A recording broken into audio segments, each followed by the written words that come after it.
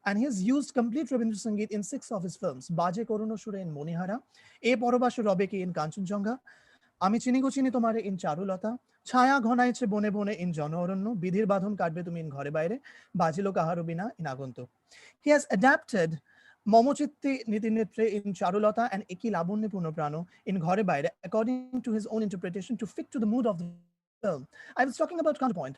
In Ghore Baire, when we hear Eki Labunne Punoprano, we can observe while the line Anondo Boshanto Shamagome. This is played in sitar.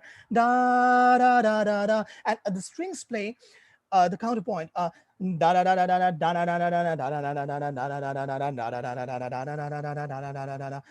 we have very little to say about his Tagore influences. He mostly drew inspiration from the Western Western music and Western composers. Now, Ray's influences from folk. The major films where we find him using folk music are Kanchanjunga, Shonar Kela, and Aguntuk, and of course, Gopika and Bhagamain and Hirak Raja Deshe. Kanchanjunga mostly deals with the local music practiced in the hilly regions. He has contrasted the music with the characters he portrayed in the film, but to connect them anyway, he uses a particular folk melody that sounds like the major pentatonic scale. Da da da da da da. This is the major pentatonic scale, which sounds like Bhupali in Indian raga music. And in Shonar Kela, we find him use the traditional music the local folks of Rajasthan practice. There is a strong notion among people, the Indian raga mand. Da, da, da, da, da, da, da, da. This is raga mand. Mand has been derived from this melody. Here is shown the instrument Ravanhatta that's played by the folks around there. Agontuk projects the folk music of Bengal through Madol and Santali dance. The character whom we see enjoy such music himself is projected by Ray as one to have had an affinity towards the raw state of human emotions, Monomohan Mitro. He has amply used dholak in Gopika and Bhagamain and Hirak Raja Deshe to accompany the songs of Gopi. Gopi's songs demand to be discussed vividly, though in some other session, not here. To be brief, I would say Gopi songs follow the primitive rhythmic patterns as well as the simplistic melodic patterns, which have helped them reach out to people beyond any boundary. He never believed in never believed in using happy music, sad music, or crash in his scenes. His background music was precise and fitted to what he projected on screen. He used less music, that too mostly on Western instruments in his film, if his film was set in the urban area, and more music, particularly on the Indian instruments, if his film was set in the rural area. So that's how I conclude my lecture. Ray's music demands even more time to be discussed, but here I tried to keep it short. I think I've covered almost all the points, and thank you all for listening. Thank you, Honorable Chairperson, Dr. Hardik Biswas, for hosting this. And thank you all of my colleagues who are present here for having patience and listening to this study. Thank you. Thank you, Subhadra Kullan. Thank you for both the points of finishing within time and also for a brilliant presentation, a very vivid illustration of how Ray has evolved and also kind of accepted and exchanged his music with the local and the global scenarios. Indeed, it shows that you are a practitioner yourself, and you have done a very good study of how the influences actually shaped his world of music, which is also an interesting part of Ray studies on an academic level and also on the general receptive level in the region and around the world. So I have nothing to say as such with your paper, because I was also learning something from you as I was listening to it. But I was also interested in asking you, as a very keen observer, as you are, of this world of music, and you were going through all the nuances of the ragas and the tunes and the melodies.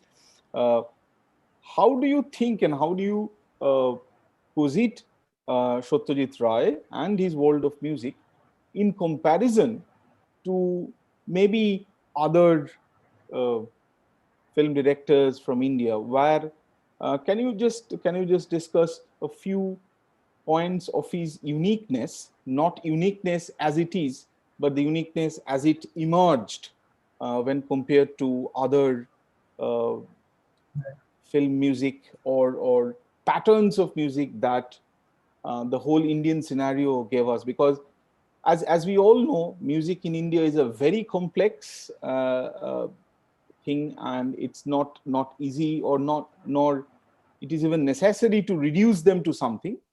But I'd like to know what you can respond. Well, to answer your question, Dr. Biswas, I would say that the only Indian film director of Ray's time who himself directed the music in his films was Tapan Sinha.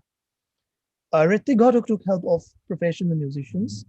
Mrinal Sen took help of Alok Nath Dey and many other professional musicians, sometimes Ravi Shankar. But Tapan Sinha, if I am asked to draw a comparison between Ray's concepts and Tapan Sinha's concepts, I would raise the point of Ray's.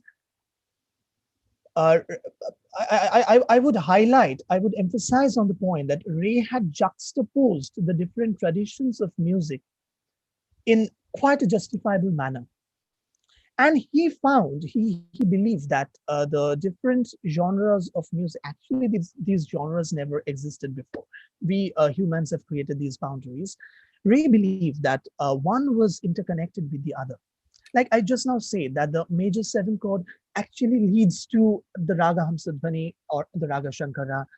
And Tapan Sinha was an entirely Indian person. He focused more on using Indian music, Indian folk melodies, like in his songs like Choti Si Panchi, or some of his films, particularly Ajabga and Ajab Kotha, where he has used a number of songs which are his own compositions. Tapan Sinha was not a blender. Shotoborshe Ray was a blender. Many of the music directors who worked during Ray's time, like Hemanta Mukhopadhyay. Hemanta Mukhopadhyay was his closest contemporary. Hemanta Mukhopadhyay, Rotu Mukhopadhyay, they never blended the different genres of music. They pursued or they focused on one particular genre and expanded it. Whereas we can find Sholil Chaudhuri or Shudhin Dasgupta, who were the contemporary music directors, who were music directors contemporary to Ray. They had been inspired and influenced by Western music, but in their music too.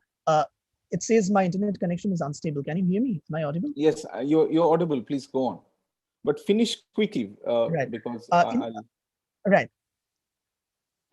Sorry. Sholil Chaudhuri would go on adapting the Western notes and translating them to Indian notes, whereas Shudhin Dasgupta would directly derive his melodies from original Western compositions. Ray would derive melodies from Western compositions. Ray would be influenced by the Western compositions and use his own thoughts of or his own knowledge of Indian music and blend them properly. Sholil Chaudhuri also blended them, but the two ways were different. Sholil Chaudhuri, in Sholil Chaudhuri's blend, we can find the Western elements to be more in number than the Indian elements. In Satyajit Ray, we can find a proper balance, a 50-50 balance of Western and Indian influences. That's how I can. Okay. If others have any questions or comments who are in the Zoom meeting, I think there is a question. Yes. Commented. You mentioned that Ray was influenced by Mozart's German inspired magic flute. Can you briefly throw some light on that? If he's adapted some of the famous parts, especially Queen of the Night area in any of his works. Very quickly, Subhadra Kollan, very quickly. Yes. Right. I too have to rush because I have a concert in the evening. Well, so to answer your question, Rhythm, I would just say that it's difficult for any of us to actually comment if he had derived any melody from an opera, because an opera, a particular piece of music of 35 to 40 minutes, gives us the space to interpret and to delve deeper into the nuances that are presented. But the opera is a larger canvas, so there might have been some influences, but the influences would mostly be scattered if Ray had drawn influences from operas like the Magic Flute, particularly the famous parts of the Queen of the Night area in his works. Like, okay. Just, might be one last question, if there are any comments. Yes, Ikshita here. Sure. Thank you for the wonderful presentation. You said Rabindra Sangeet setting the mood of the film. Right. This is in relation to. Can you explain or elaborate a little more on that? Right. I've mentioned two songs, Momo Chaitanya Nritte. In Charulata, the music was adapted in a way which is unusual. Da da da da da da da da da da da da da da da da da da da da. This is close to Momo Chaitanya Nritte, and we can all understand that this was the influence was drawn from the song. But I particularly think that Tagore's use of minor notes in a major scale, or he was not a believer in using chromatic notes, but in his use of minor notes in a major scale, or his use of accidentals or major notes in a minor scale, making a contrast. He just made a contrast of emotions. And in Charulata, I think the kinds of emotions that Charu goes through were properly presented by Ray, by the different forms of. He did not use many minor notes. He just used a minor third. So it was just it could be concluded that the minor third was a tinge of melancholy that Charu had in her mind, Charu had in her emotions. And in Ghore Baire, Eki Labono Bono Prano, the particular line that was translated to fit to the mood of the film was Ananda Bashundar Samagame. Here we can find this particular line to be quite instrumental in many of the scenes, many of the scenes of his film Ghore Baire. Many of the scenes we can see, we can hear da da da da da da da da. This is used.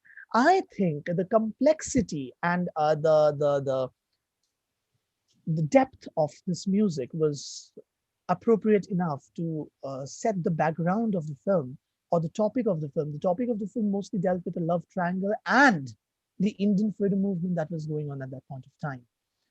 So to make a contrast between these two bold topics, he had used this kind of music, which was deep, which was complex, and which used a number of minor notes in major scale. It was not a chromatic scale, it was mostly a major scale, but he had used minor notes in his scale. I think I've been able to answer. Yeah, thank you. Yes. If there are no more questions, I think we can conclude this paper of a very different kind. Thank you, Subhodra Kollan. Thank you so much. And I'm sorry, I won't be able to stay any longer.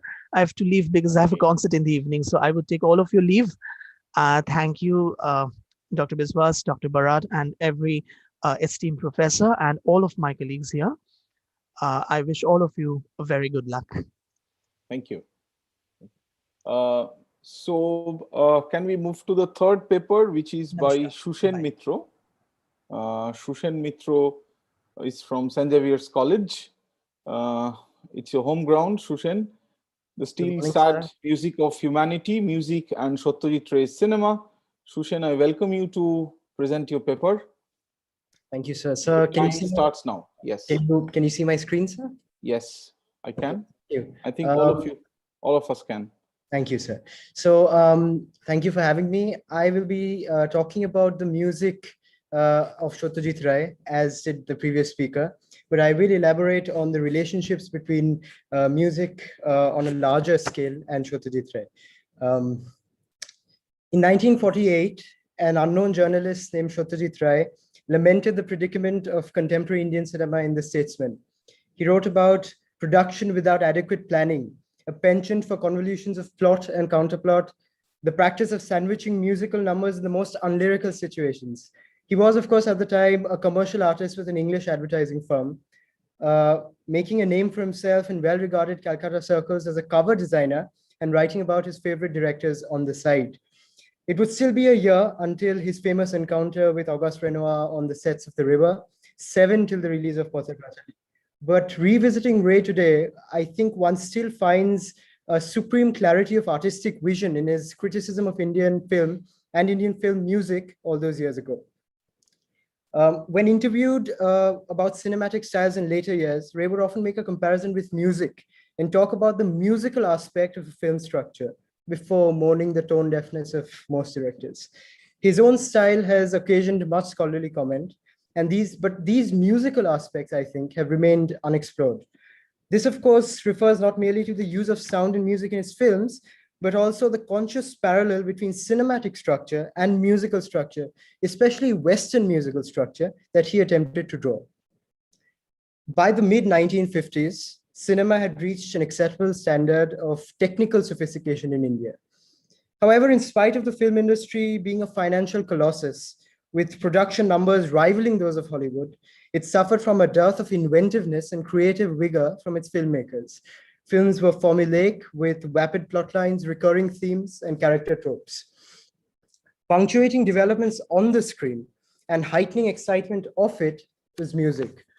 As trite song and dance sequences, melodramatic, transgressing all logic, were strewn carelessly throughout films. With the ascendancy of the star system, producers sought to conveniently replicate an ostensible guarantee for commercial success. As Barno and Krishnaswamy write, as early as 1963, big star, 8 hit songs, several dances. In its early years, the film industry in Calcutta, shepherded by the renowned new theatres, set the artistic benchmark for Indian cinema. Even so, the cultural ancestors of all Indian film lie in tradition. In the case of Bengal, these were the folk performances of the Jatra companies that drifted across the countryside, staging folk dramas where prince and pauper alike would burst into song and dance, much to the delight of audiences. Such was the synchronous tradition that Satyajit Ray inherited, a distinctly Bengali one that appreciated polished production while remaining inexpensive and accessible to the public imagination. Remarkably, he was successful in reworking these parallel strands to his tastes, refining aspects of narrative characterization and especially music without having to sacrifice the box office entirely. In time, he would come to commandeer every stage of the production process: writing, direction, photography, design, and soundtrack. And perhaps it was this complete overarching artistry that endeared him to critics and commoners alike. And yet, tradition cannot be inherited, as T.S. Eliot reminds us, but it must be obtained with great labor. It is wholly unsurprising, therefore, to learn that Ray, an artist trained at Vishwabharati and a director buttressed by years of carefully studying the Capras, the Houstons, and the Eisensteins, was also first a lover of music. Satyajit was born into an illustrious Bhadralok family, the son of the venerated Shotoborshe Ray, who wrote about the music of Rabindranath Tagore when in London, and the grandson of Upendra Kishore Ray, who was regularly seen playing the violin and the estrage for Brahmo prayer meetings at Jorashako. Shukumar did not live to see his son turn 4, but Satyajit's upbringing was typical of the scores of Bengali families who lived around him in Bokul Bagan and Beltola. Growing up surrounded by Wodehouse, Homer, and weathered copies of Sandesh, while his pygmy phone rattled with worn records of Bach and Mozart, he found himself in a world where East mixed fiercely and fruitfully with the West, in art, in philosophy, and in music. As a young man, it was Western classical music that catalyzed some of his most influential relationships, with a British RAF employee, with friends at Shantiniketan, with his cousin Bijoya, whom he would later go on to marry, and finally with the world of film. For long, he had admired the order of the classical period, of the beauty in a Haydn concerto or a Beethoven symphony, despite the rigidity of its compositional form. In particular, he revered the symmetry of the sonata form, a musical structure usually employed in the first movement of a piece with 3 broad sections: the exposition, where a leitmotif is introduced; the development, where the motif is explored, contrasted, or contradicted; and the recapitulation, which marks a return to the tonic center with the original motif now enriched and layered. His imitation of this sonata form can be seen also on two levels. The actual soundtracks of his films, certainly, but also his plots, which must have been loosely inspired by this outline. Ray consistently compared film with the tonality of Western classical music. In 1965, he contrasted the unwavering harmonic tone of a rag with the meandering tonal variations of a Beethoven symphony. Film, he concluded, must resemble Beethoven. Indeed, one may even draw parallels between the structure of a classical piece and Ray's structuring of his own work. Some of his more cerebral, character-driven stories, like Oronnet Dinratri, a comedy of manners where nothing really happens on the surface, can be viewed entirely from this perspective. Oshim, Opurna, Joya, Shonjoy, distinct musical motifs in a Mozart composition. Their relationships and interrelationships, melodic interactions among these motifs, layering, texturing, changing mode and key. Complications in plot, rising like accelerated crescendos with harmonies and disharmonies, and the final car journey homeward. A coda signaling a subdued return to the tonic center and bringing with it a harmonic and filmic conclusion. Music is functional to Ray and not decorative. To his contemporaries, songs were meant to be musical interludes between moments in the story and were rarely responsible for furthering it at all. If anything, they were deliberately placed interruptions to keep audiences entertained and bolster commercial returns. Film going was meant to be an outing, to thrill and distract, and extended sequences of singing and dancing fulfill the public craving for spectacle. Ray's films, on the other hand, are driven by characters rather than revelry in action. And yet none but two of his characters ever properly sing. Instead, his music is connective. His soundscapes complement the plot and provoke deep emotion. Kia Ganguly furthers this exploration in her analysis of Ray's films. She draws our attention to a single seemingly banal sequence from Charulata, the very first of the film, where the opening credits fade into the screen and a sitar plucks a tune of a popular song by Rabindranath Tagore, commenting on its intertextual referencing of the source of the film, which, as we know, is Noshtunir, a novella written by Tagore himself in 1901. However, at the same time, there is a deeper foreshadowing to be found. The song is about being in step, tata thoi thoi, being the beats to dancers, but placed against Charu's circumstances, her being out of step with Amol, her alienation from a glittering mansion in which she finds herself completely alone. The tune is subtle but ironic commentary. A slight detail, but one that to the conscientious viewer enhances the perception of the film.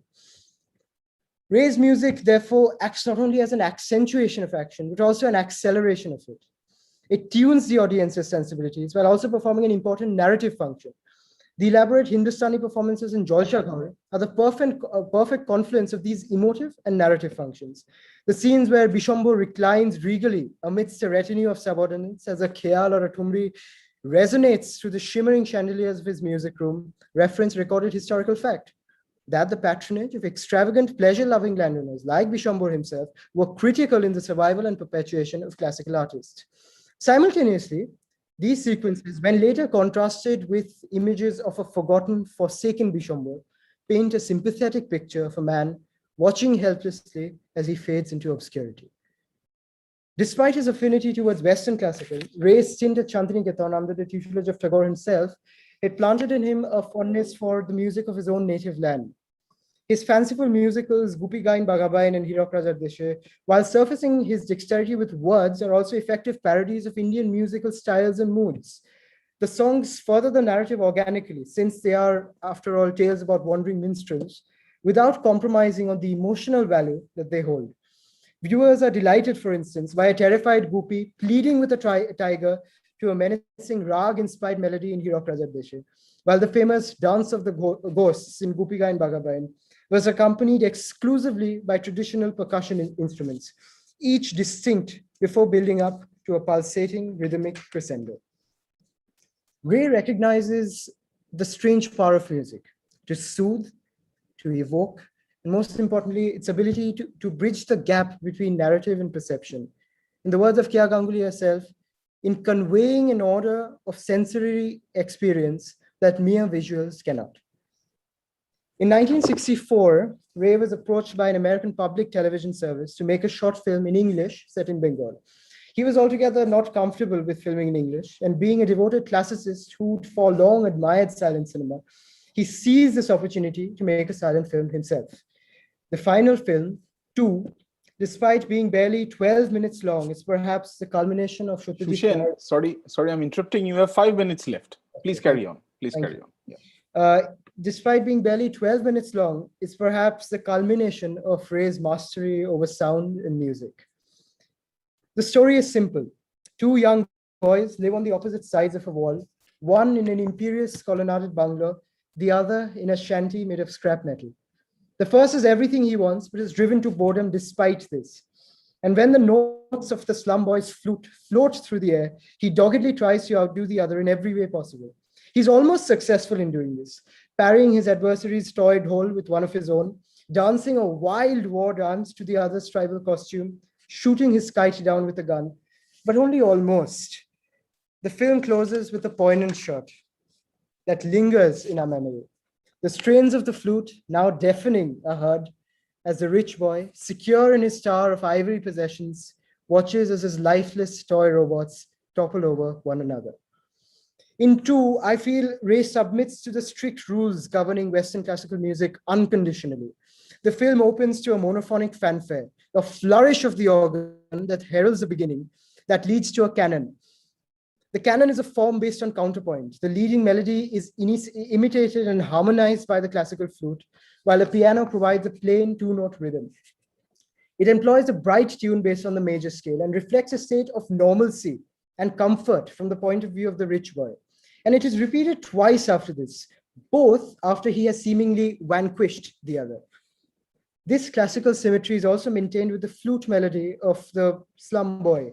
Both times, his music cuts through the noise of clattering toys, first as the introduction of a new leitmotif at the beginning of the film, and then as a moving coda. These mirror the call-response relationships common in many orchestral performances. The violins might, for instance, introduce a theme before the woodwinds respond with harmonies or counter-harmonies. Ray does the same here with his audiences, planting a subconscious idea before an unexpected repetition in order to trigger a recollection of the past moment, using it to heighten perception of the present. Musical refrains are scattered throughout too. The cadenced beat of the tabla, the hurried drum roll as they challenge each other to the war of costumes, the slum boy's own cavalier theme that sounds on a high octave while he flies his kite, the shift to a darker minor key as the sling and the gun are prepared. Ray also seems to suggest the redemptive quality of music. The slum boy's flute tune is a simple 3-note repetition that grows and pulsates with rhythm, but it sounds softer and more beautiful than the clamor of the other boys' toys. The shrieking mechanical rattle sounding so violent and harsh in contrast. There is, of course, a visual metaphor accompanying this too.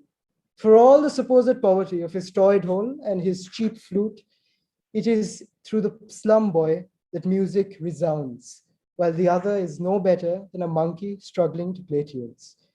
In the end, the mechanical cacophony of all the robots in the manor is overwhelmed by these 3 same notes of the slum boy's flute, now ever increasing in an overpowering crescendo.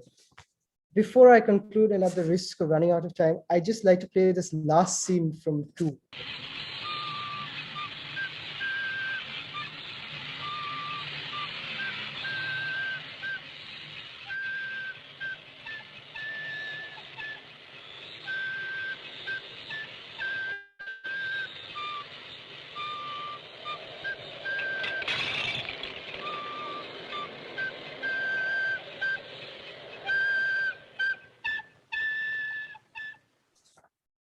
Music to Satyajit Ray deepens emotion, evokes mood, and shades character.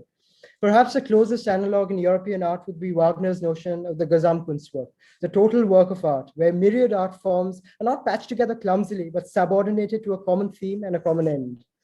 Indeed, one gets a sense in Ray, as one does in Wagner, in Shakespeare, in fact, in all of the greatest geniuses of our times, that the work has been created in a single miraculous stroke of the imagination.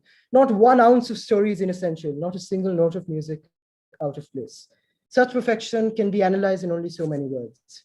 It can be admired for its technical ingenuity. It can be dissected, scrutinized, spelled out, and picked apart. But then after all is said and done, one can only fall silent and let the films speak for themselves. Thank you. Thank you. Thank you, Shushen. Thank you, sir. I'm amazed at the 2 consecutive papers on Ray's music, and it is both the papers are bringing up questions and extremely nuanced and fantastic readings of Ray's music. It is almost impossible a task that you are achieving within 15 minutes and followed by a 5-minute discussion time. I congratulate you all, and especially Shushen, you have brilliantly laid out your paper, almost very closely pointing out the associations between what is the structure of the film and his music. So before I have anything, I don't have any particular questions to, maybe I have a comment. If any others present here, you have any questions or comments for Shushen? Yes. Anindoda, you can please, Anindoda. I don't, no, this is Ipshita here. I don't have a question, but I must, it was a very, very interesting paper, Sushan, I must say. Thank you, ma'am. Yes. Over to Anindoda. Yes. Anindoda. Yeah, there Zufisha has a question. I'd like to make a comment because actually it's very exciting and heartening to witness that everything I expected from this seminar has already started. The years, fresh thinking. Because what Shushen, Shubhodra and Abhishek's paper, I'd like to make a very brief comment on it because certain points are coming up. Firstly, to Abhishek's, and each of them have, we can actually say a lot of things. I'm just few pointers, I'm making few pointers. Abhishek's paper, something which kind of surfaces is how Satyajit Ray actually found a kindred spirit in Uttam Kumar, and there is a conversation between these 2 kindred spirits actually. If we think of what Satyajit Ray was trying to do in terms of cinema, Uttam Kumar in his was trying to do the same in terms of acting, mainstream acting, one can say. What Satyajit Ray was trying to find out in alternative cinema, Uttam Kumar is doing so in the mainstream acting. There is a kind of naturalism, a kind of realism, naturalism, realism being 2 different things altogether. Given I'm thinking of Uttam Kumar's kind of what he was trying to achieve, a kind of naturalism of delivery with a content which is not kind of playing to naturalism, and there's a content which Uttam Kumar cannot actually decide upon. The content was highly over the top, melodramatic, so on and so forth, and so he was in the kind of dialectical struggle with the content he has to deliver and the way he was delivering. And Uttam Kumar found a kind of kindred spirit in terms of a brother might be. And the next paper in music, there's something, I'm sorry if I'm being clumsy, but actually the papers were so exciting to listen to. What Shushen and Shubhodra paper actually underlines is that often we kind of have this a binary which Ray himself sarcastically met in his usual caustic wry manner. Actually, in a longer essay of his, he made fun of actually this binary of the East and the West, this cultural binary of the East and the West. Actually, it's not the East and the West which we should deal upon. The kind of binary should be parochial and cosmopolitan.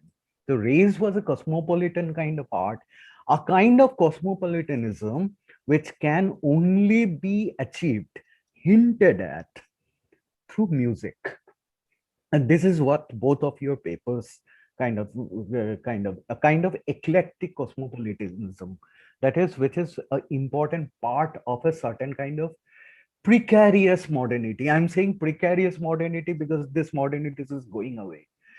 the sad music Shushan was talking about, it was also kind of precarious modernity, a modernity where this kind of cosmopolitanism is pitted against parochialism. And in that way, even an American film can be parochial. And even a film made in a hinterland like Pather Pacheli can be cosmopolitanism. So music was always what he actually achieved through music, a perfect melange or an articulation in utter abstraction of a cosmopolitan spirit, one can say, which is expressive, articulate, a kind of spirit, and abstract, is something which the films were always aspired to, as if what the films are not attempting, the music has almost reached, or music has almost reached. So I am trying to underline this point, this kindred spirit between Uttam Kumar and Satyajit Ray as modern artists, and a certain kind of modernism and also modernity in music, which Shushan and Subhadra Kullan has so thoroughly underlined. Thank you for these papers, both of you. I think Subhadra Kullan has left by now, and please others question. Mine was just a comment, and I'm eager for the other questions. Actually. Thank you, Anindada, for your comments. There's a question from Zufisha. Shushan, if you very quickly would like to respond to this, what would you like to comment on the difference of tone and mood in two's music? One a robotic staccato and another a flowing natural. So if you watch two, I think it's very funny in a way, because what I see as a robotic staccato is actually the music of the slum boy, that is the flute music, while the theme that accompanies the rich boy is this, it's a grander piece with more instruments and with more instrumentalization, more layering. So I think this is again Ray trying to draw a contrast between what the theme of the film is. That is, on the one hand, there's this boy living in this rich bungalow with everything that he wants, and so the music accompanying him is fittingly grand in that sense of the term, in that sense of the word.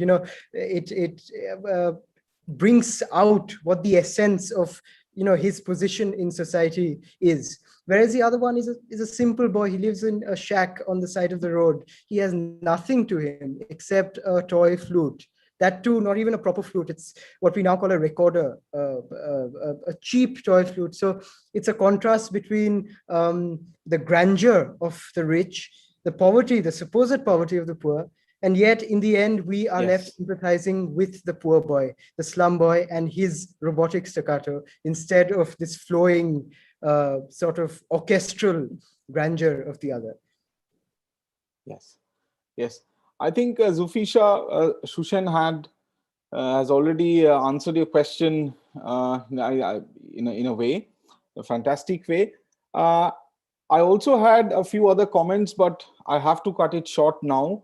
But I must say that all the three papers have great scopes, and all three of you, Shushan, Subhadra Kullan, and Abhishek, should carry on some more work with this paper, or get it published, or do something with it. Don't leave it at this, because these are so in a way potential papers and fantastic papers, and your viewpoints are also some learning things for us. I congratulate all three of you, Abhishek, Subhadra Kullan, and Shushan. I also thank Professor Borat from the Department of Film Studies, Ritom, and St. Xavier's College for inviting me to chair this session. It has been a learning session for me also, and a very exciting session. I would leave it at that. And anything else, Professor Borat or Ritom might come in and... Yes, sir, I agree that all the three papers have been extremely insightful, and it has put forward some very nuanced ideas of what race cinema is in terms of music and in terms of performance. I agree and I concur with you that they have been very instrumental in explaining what music and performance means in the cinema. Also, And- so thank you, Professor Hardik. Yes, sir. For your Thank you. comments and your moderation is very Thank you. interesting. Thank you. Thank you. Thank you so much, Hardik sir, for chairing this session. It was a lovely one where we spoke about race cinema and performance. After this enriching discussion, we would like to move on with the second panel of our events for today. Our second panel is titled The Literary Universe of Satyajit Ray. And from music and performance, we now move on to his literature. The panel is chaired by Dr. Shruti Goswami. Shruti ma'am teaches in the Department of Bangla at St. Xavier's College, Kolkata. She is also a vocalist, a writer, and a film enthusiast. She has profound interest in musicology, Indian poetics, and gender studies. The participants of this panel are Camellia Chaudhuri, Shagni Bhattacharya, and Shouraja Chakraborty. Shruti ma'am, if you're here. Yes. Yes. Am I audible? Yes, ma'am, you are. So thank you, Ritong, for your kind introduction. First, I'd like to thank the Department of Film Studies and Xaverian Film Academy for inviting me here to chair this session. What I am getting from the list of participants that this session is going to be a tiny, a micro virtual union of 3 presidentians, including me. 2 of the participants are from Presidency University and the 3rd participant is from Xavier's. So let's not waste one more minute. We can go on. Ma'am, before we go on, I'd like to... If you don't mind, let me interrupt. That is, the students will get 15 minutes to speak. Just to remind you again, they'll get 15 minutes to speak and 5 minutes for discussion. Now it's up to you whether you want to take all the papers together and then take the questions separately, together, or you want to take this question separately, after each paper. And let me also request the people who are watching in YouTube and also on Zoom, if you have any questions after the sessions, once our chair invites the questions, please do type in the questions, and Zufisha and other moderators will pass on the questions to Shruti. Thank you, Shruti. Yeah. So we have Camellia Chaudhuri from Department of English, St. Xavier's College. Camellia, are you here?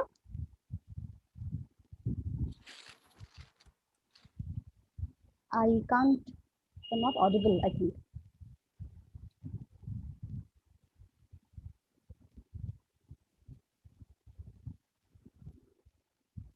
Okay, let me remind you, as Professor Satyajit Ray said, that each of you have 15 minutes. Please try to finish within time. And after your paper, each of the paper, if I have any query or question or some observations, I will drop that. And after all 3 papers, I will invite questions both from Zoom, this meeting, and from YouTube. Okay. So Camellia, can you start now?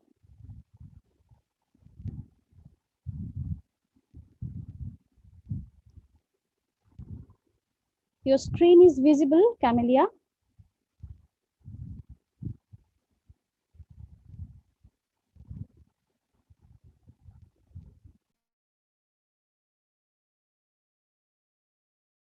Ma'am, I think she's having some audio issues.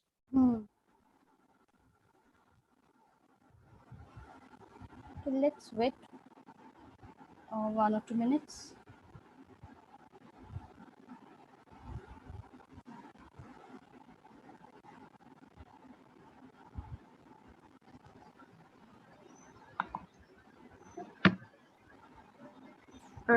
Excuse me, am I audible? Yes, you are. Thank you. I'm sorry for the inconvenience. There was a slight technical glitch on my part.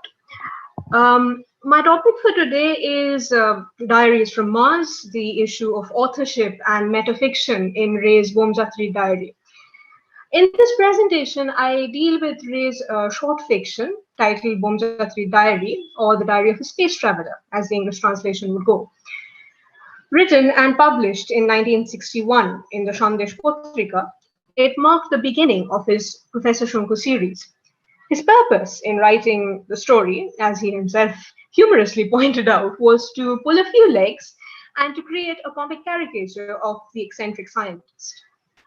The Shunku that we see here is rather different from the serious, sage-like old man that we find later on. This perhaps is why this particular story has been critically neglected, to the extent of it being seen as an anomaly among its companions. Furthermore, studies involving Ray's science fiction have primarily focused upon his subversion of generic tropes, such as space travel, invention, unsolved historical mysteries, and fantasy world building. Along with that, there have been several inquiries into Ray's status as a post-colonial writer and as a Bengali author of sci-fi or Kalpabigyan. However, my proposition does not deal with either of these ideas. I believe that little attention has been paid to Ray's experiments with narratology in these stories. The Professor Shunku stories are all narrated in the journalistic form as diary entries made by the scientist figure. The author's mediating role in them is only implied. Bomjatri Diary is different. It acts as a frame narrative which explains how the implied narrator is acquainted with Professor Shunku.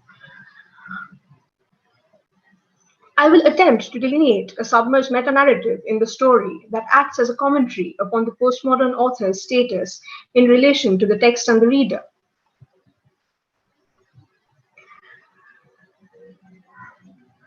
But first, I will go on and shortly summarize the plot to facilitate a further analysis. In the story, we have an unnamed narrator, an editor of a publishing house, who acquires this mysterious diary from an acquaintance named Taruk Chatterjee. The diary's contents describe the experiences of a certain Professor Trilokeshwar Shunku through his preparation for a voyage to Mars with his servant Prahlad, his cat Newton, and his sentient robot Vidushekhar.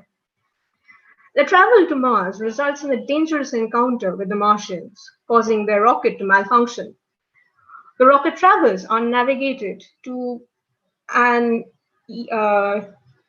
undiscovered planet named Tafa, where Shunku contemplates how to send his diary, full of information, back to Earth. More interesting, however, I find, are the narrator's description of the potentially indestructible diary, which neither burns nor tears, whose ink constantly changes in color from blue to red to yellow to green. It never ceases to surprise. Before launching into the analysis, it would be imperative for me to define certain theoretical contexts.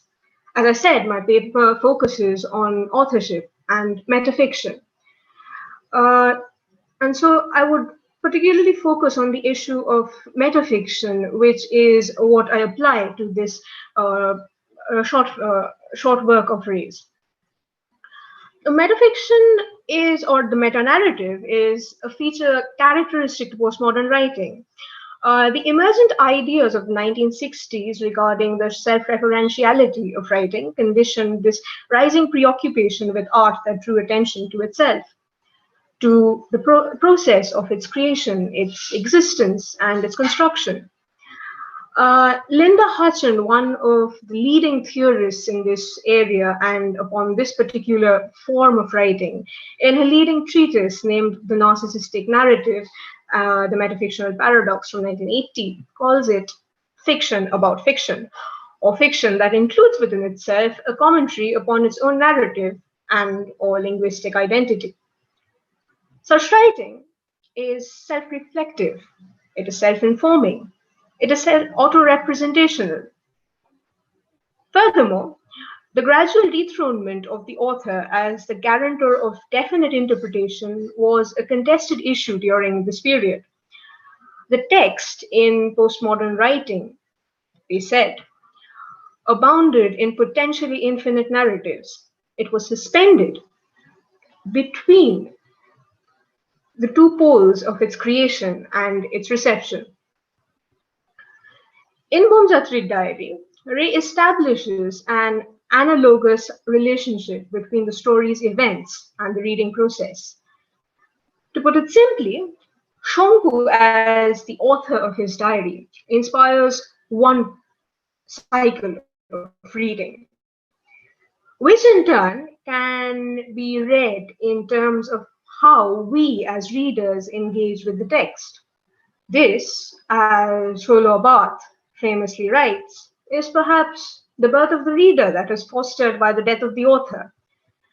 Perhaps it might be more appropriate for me to use Michel Foucault's more nuanced understanding of the author's disappearance from the text. In the story, the author, Shonku, has truly disappeared from the earth, and the peculiar materiality of his text, that is, the diary, is subject to multiple readings. The narrator offers the readers the diary's contents with a short preamble.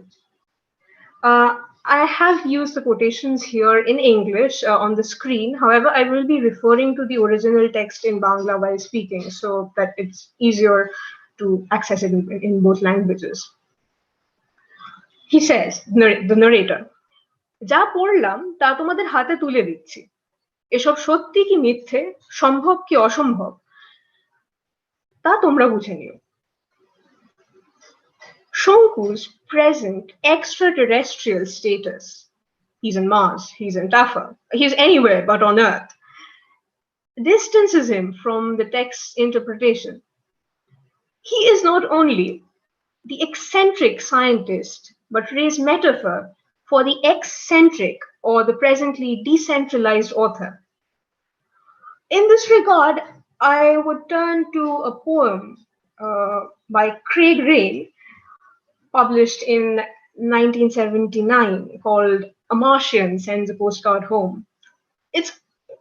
It's a lovely poem which succinctly addresses a second issue connected to this issue of Shonku's extraterrestriality. In the poem, we have an alien speaker, a Martian, who describes the processes of planet Earth as thus. He says, mist is when the sky is tired of flight and rests its soft machine on the ground.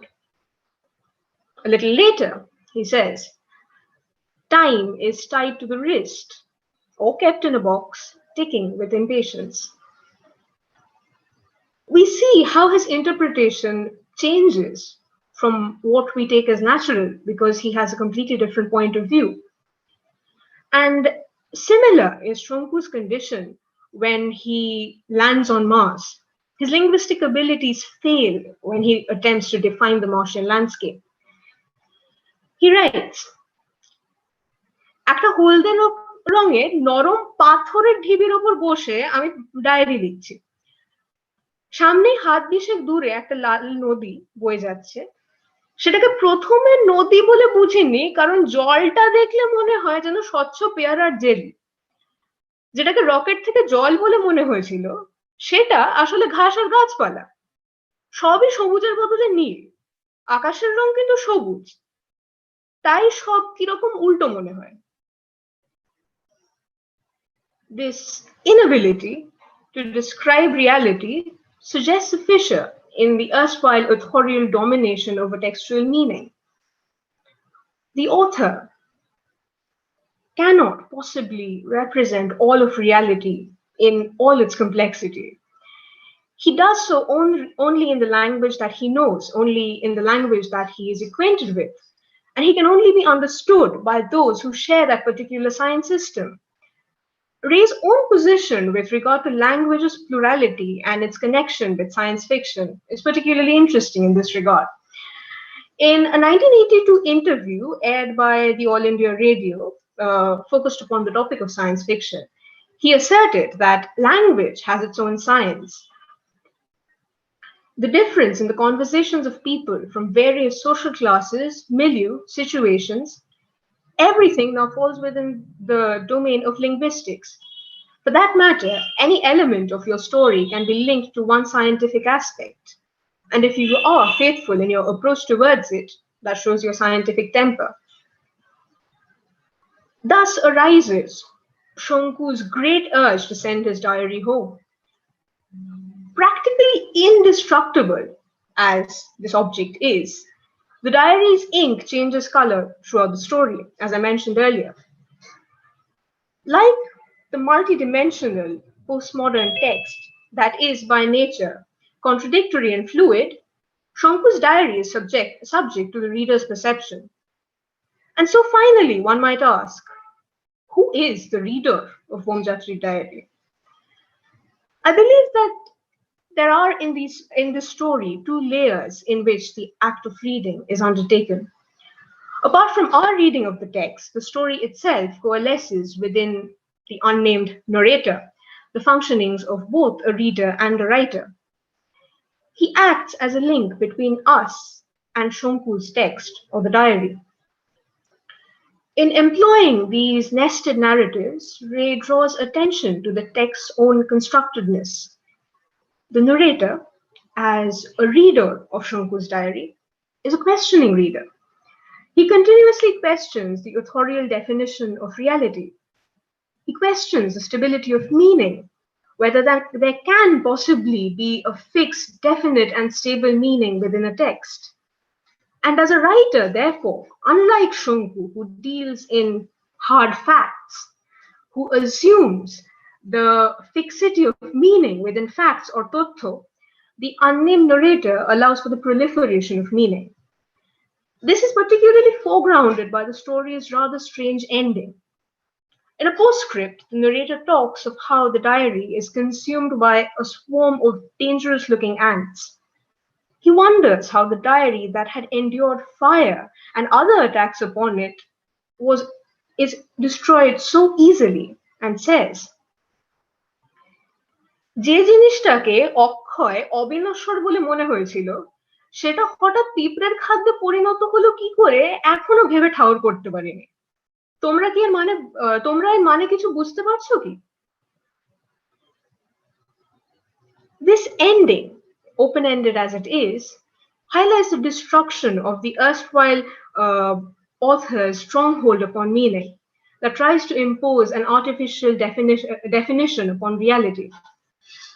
However, in reading and simultaneously writing a text of his own, the narrator highlights the functioning of the postmodern reader, whose reading constructs a personalized structure of meaning from a text that is independent of authorial intent. In doing so, he creates not only a version of the text, but also of the self. He constructs his own position as an author who surrenders his text willingly to the reader's own interpretation, who encourages the generation of multiple resonances from the text. Remediates this impulse through a narratological contrivance, something that is embedded under various other layers of the text, something that might just escape the blind eye that is so fascinated by the flights of fiction, flights of fantasy that this story affords. And yet, I would argue that even this falls into the ambit of his vision of science fiction. Thus, I would like to conclude with an excerpt from one of Ray's articles titled SF, which he said was a rather unknown term for science fiction, and wanted to popularize as something that was mainstream and something that was a household term. The article was published in Now magazine in 1966, just 5 years after the publication of Vomjatri diary. In this article, he attempted to define the science fiction genre, its origins, its elements, and its functions. Ray suggested that the science fiction tale should make the reader feel small in the face of the expanding universe and let him share in the triumph and the futility of men probing into spheres of darkness, in space, on Earth, on an alien planet, or even in his own mind and body. So, while Shonku's space travel, his fantastic encounters with aliens, and his other spine-chilling adventures widen our imaginative boundaries, it is needless to say that Ray's commentary in the story goes far beyond a simple fictionalization of scientific fact and discovery. It also goes beyond the mere intention of pulling a few legs and creating a caricature out of the eccentric artist. Through his commentary upon authorship, he expands the understanding of our own cultural literary evolution. And in that, I believe that the text constantly grows more infinite and more expansive, creating a universe of its own. Thank you. Thank you very much, Camille. The paper was very nice, and it's really nice to see someone is talking about Professor Shonku and not talking about only the sci-fi. So thank you for that. It really reflects your involvement with the ideas. I have some observations here. While talking about this unique kind of narrative, one must look back to the history of Bangla literature, because this every technique what you have mentioned in your abstract and here also, like the appointed narrator, who is very much doubtful about what he or she is narrating, the ambiguous truth, and the role of active reader. Every single thing is very much present in the history of oral literature, folk literature, and very much present in the medieval Bangla literature, because the medieval Bangla literature depends on the active narrator and the listener relationship, because the author is not present there. The text is supposed to be narrated by a narrator in front of the audience. So you should think about that. And one more thing, in the written literary world of the modern Bangla literature, I must mention, and you should, I am sure you have read Bankim Chandra Chatterjee's Kamala Kanter Doctor. I think you should mention, because I found a very strong resemblance between Bankim Chandra's presentation of Kamala Kanto and Satyajit's presentation of Shonku in the introductory part. The entire Kamalakanto series, Kamalakanter Doctor series, the main narrator is Kamalakanto. But in the introduction, the editor of Bongo Darshan, not even Bankim Chandra, the editor of Bongo Darshan is introducing us to Kamalakanto via Bhishwadev Khoshnobish, another character. And he is very doubtful. He is actually questioning কমলাকান্তর দপ্তরের সমস্ত লেখাগুলিকে তিনি প্রশ্ন করছেন এবং সন্দেহ করছেন যে এগুলো ঘুম পাড়ানোর একেবারে মহৌষ, like that. So I think you must mention Bankim Chandra and specifically Kamalakanter Doctor once in your paper. And one more thing, you have mentioned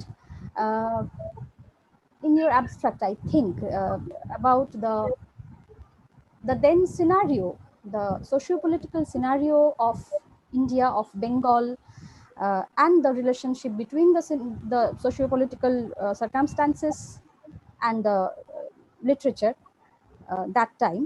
So you can think about like the literary movements which were going on in Bengal that time. I can mention the two names here. One is Shastro Birodhi Andolan and one is Shruti Andolan.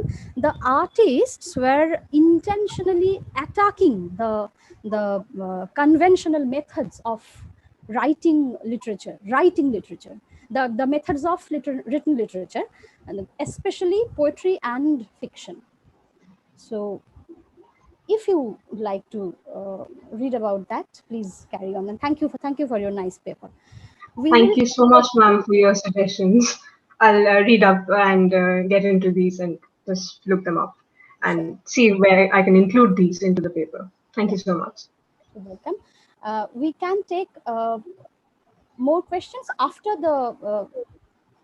the three papers, after the three participants conclude their presentations. So now we have our second participant, who is Shagnik Bhattacharya. I think the second participant is Shagnik Bhattacharya, who is from Department of History, Presidency University. Shagnik, yes, you have 15 yes, ma'am. minutes. Please start. Am I audible? Yes, you are. Thank you, ma'am. At first, I would like to thank Professor Goswami and the Zaverian Film Institute, as well as St. Xavier's College, Kolkata, for organizing this wonderful seminar and for the opportunity to speak here. At the onset, I would like to also mention that since it's a paper on literature, my paper contains quotations in Bangla. I will be following them up with English translations done by myself. My paper is titled The Nonsense of Hybridity, which invokes on the one hand Homi Bhabha's notion of colonial and post-colonial hybridities, but also at the same time demands an understanding of the concept of hybridity as understood by people who participated in hybrid societies on a daily basis. This is rather interesting, and this paper attempts to undertake through a study of the use of Sukumar Ray's characters in Satyajit Ray's literature. For the sake of convenience, I will be using their first names because both Rays, otherwise it will be confusing.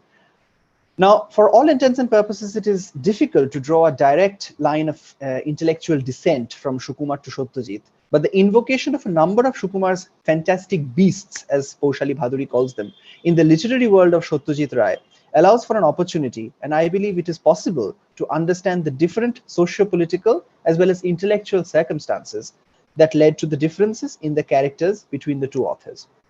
On a number of occasions, Satyajit's literature makes passing references to characters in Sukumar's multiverse, usually in metaphors such as Kimbhut Ki Makar or Ramguru Re Chhana.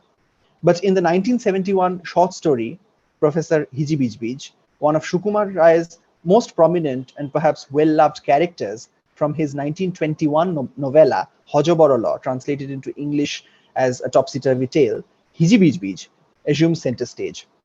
Not only a caricature of Hiji Bij Bij, but several of the fantastic beasts from Abul Tabul also make an appearance in the short story published in Sandesh. Now, in order to understand Satyajit's use of Hiji Bij Bij, the utility of Hiji Bij Bij in Sukumar's work must be understood. Hiji Bij Bij represents a sort of impossibility of knowledge that both exposes the limitations as well as fallacies of colonial knowledge systems that were increasingly being adopted by the Indian Bhadralok in the 19th and more so in the 20th centuries.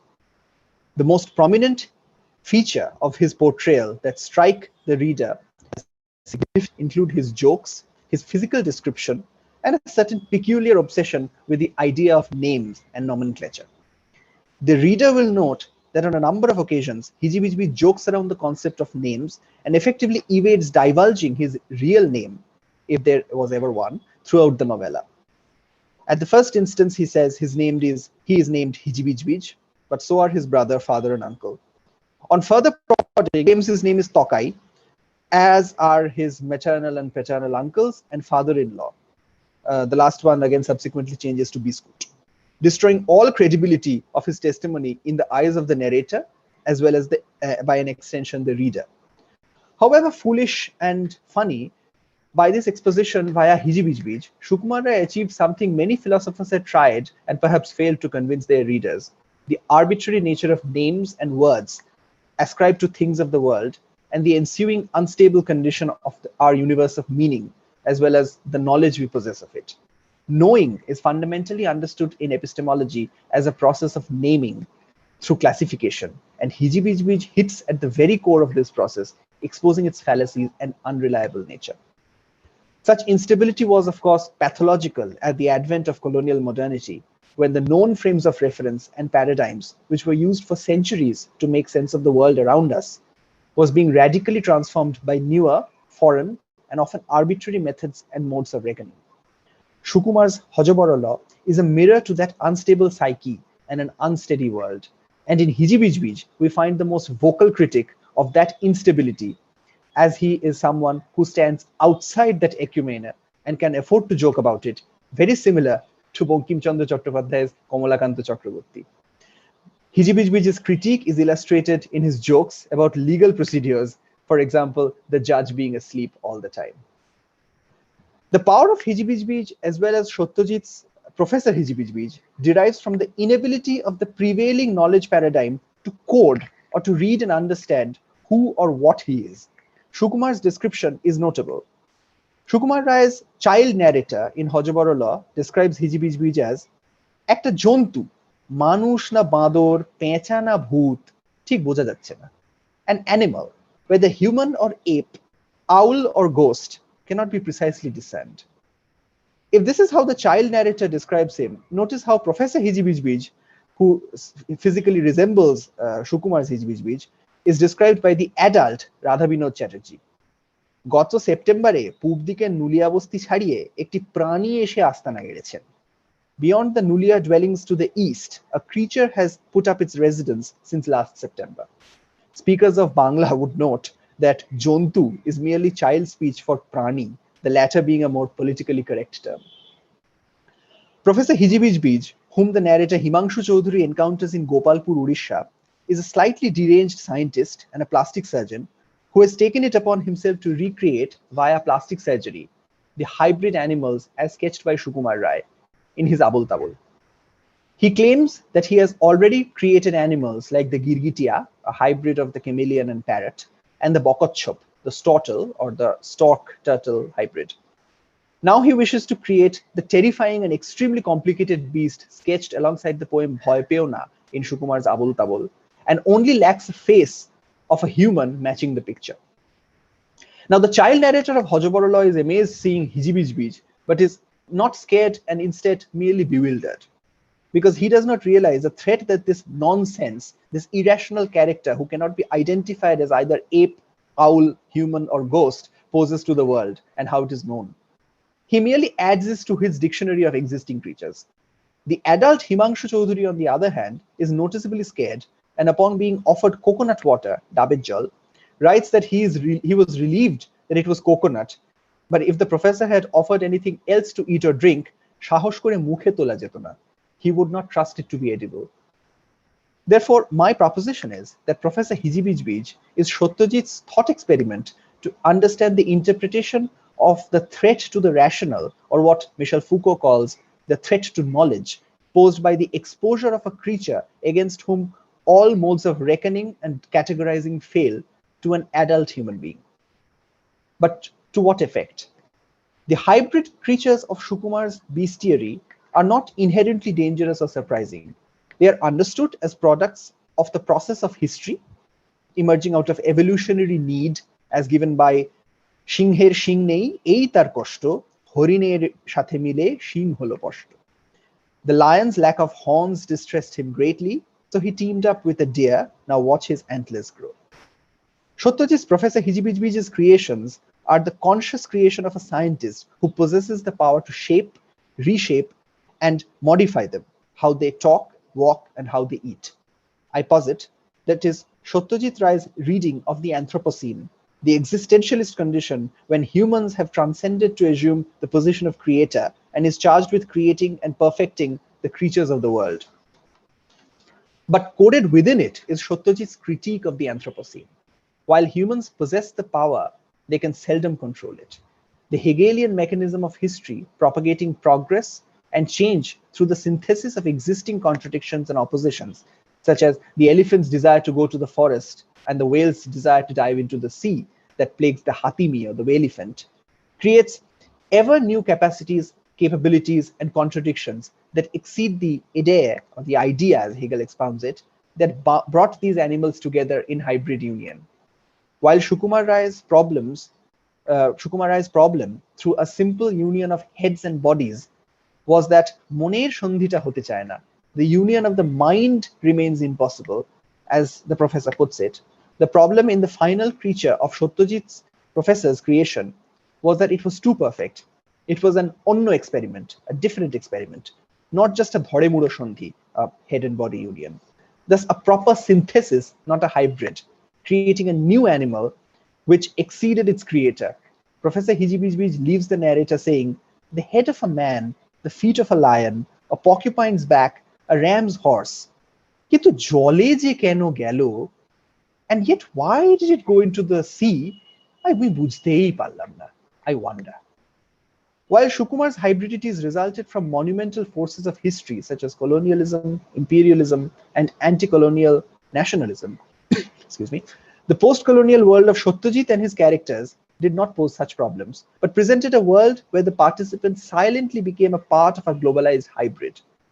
The character whose head was incorporated into the Professor Hijibij's beast, Ghanshyam Babu, is in fact an entirely silent character who is never heard throughout the story. Some animals remain hybrids, while some, like the final Bhoypeona animal, emerges as proper syntheses and continue the process of history understood in a dialectical idealist sense. Satyajit's Professor Hijibij therefore becomes a metaphor of the overwhelming power of the world order and the forces of cultural globalization and cultural change. His short story becomes an exposition of the process of postmodern synthetic cultural development. But it must be noted that it is also that post-colonial world that attempts to weed out hybridities, rallies and romanticizes cultural purity, and forces of deglobalization run rife.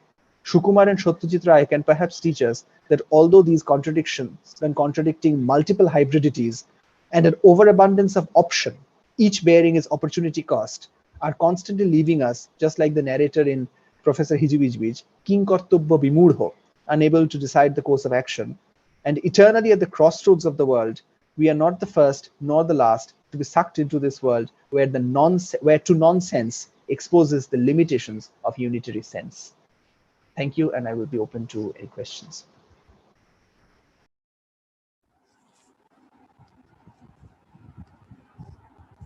Thank you, Shagnik, for concluding it in time. I'm just curious. I love the way you quoted the Bangla texts and translated into the English. Thank you, ma'am. Who translated it? You? Mostly myself. Only the poem from the Shingher Shingnei, that one is from Shukanta Chaudhary's translation. It was very good. But I must admit, it's not a perfect translation. I'm not Professor Shukanta Chaudhary. No translation is perfect. It can never be. Okay, I have one small question for you. Have you read Professor Shonkur Shesh Diary by Professor Bishwajit Ray? No, ma'am, I have not been able to read it so far. I think it will help. What I get from your paper, I think it will help. Okay, one more thing, that don't you think that while questioning, or as you say, threatening, while questioning or threatening the so-called rationality, sensibility, the intentional nonsense, like not the malapropism, the intentional nonsense always tries to break the myth of grammatical correctness, the grammar, which is the so-called Yes, ma'am. scientific skeleton of a language, and standardizing a language, it always blocks the immense possibility of a language. While questioning it, simultaneously, the intentional nonsense, I think so that it breaks the myth of grammar.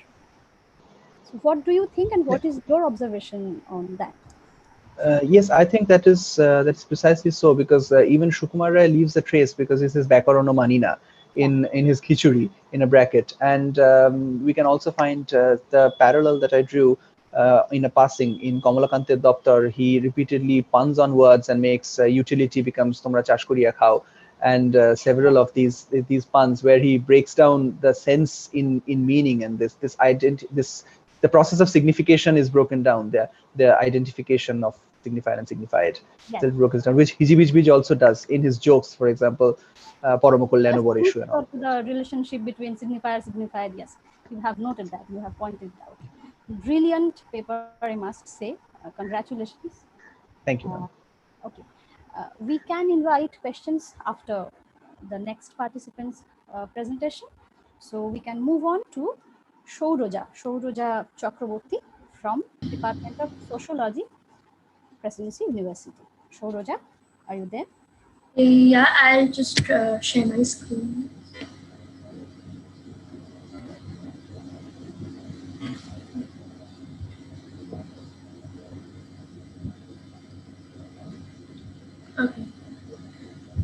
Um,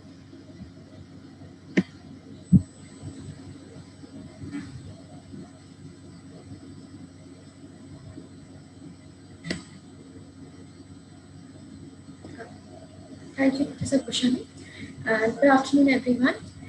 I would like to start the presentation with a popular interview by Ray by Pierre Andre Butang in 1989. This interview was taken in Kolkata a few days before the release of his film Ganashotru, and this had him talking about his take on religion and God.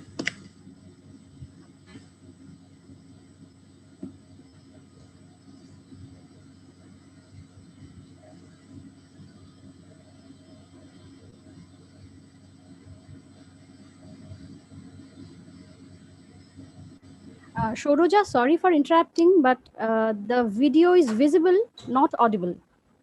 Okay, I just try without my headphones. Is it audible now? Yes, yes, it is. Thank you.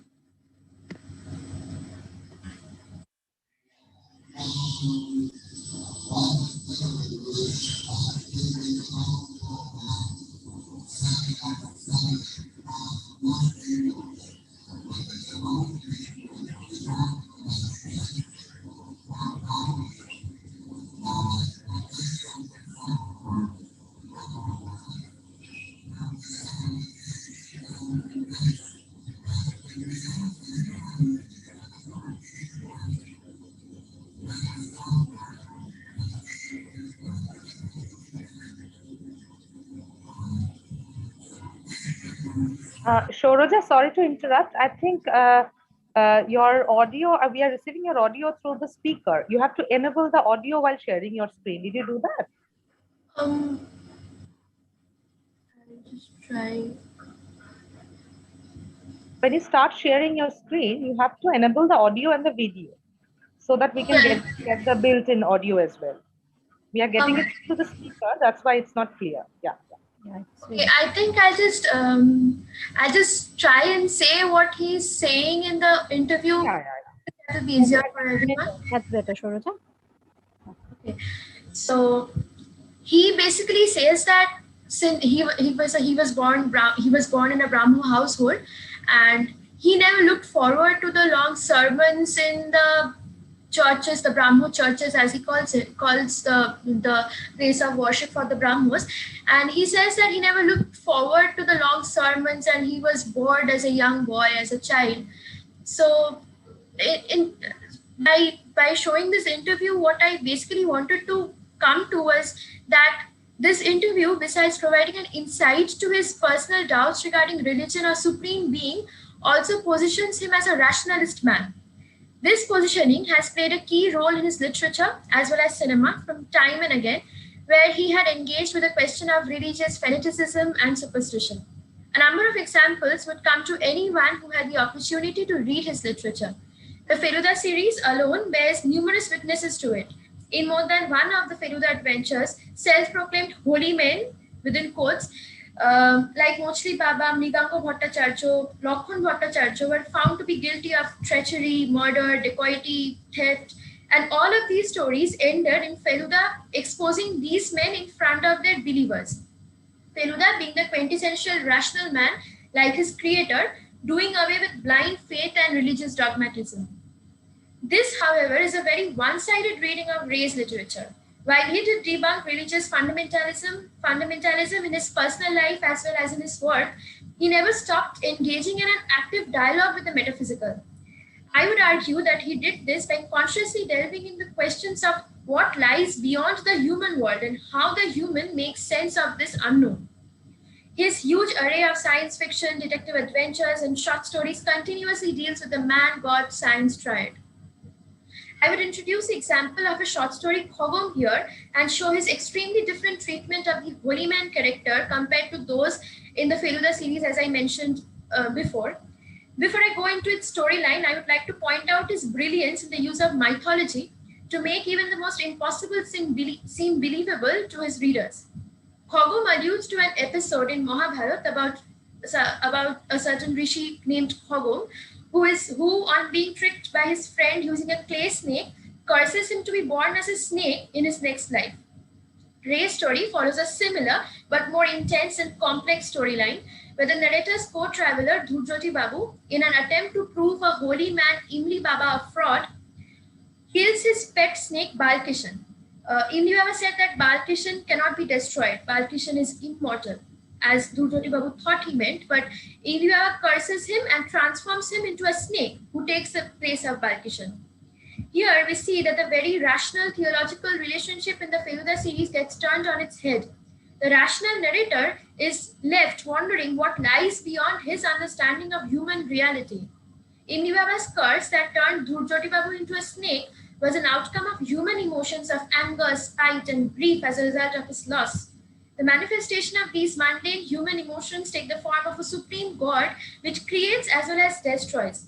In Dhurjoti Babu's destruction lies the creation of Balkishan, and Balkishan did remain indestructible.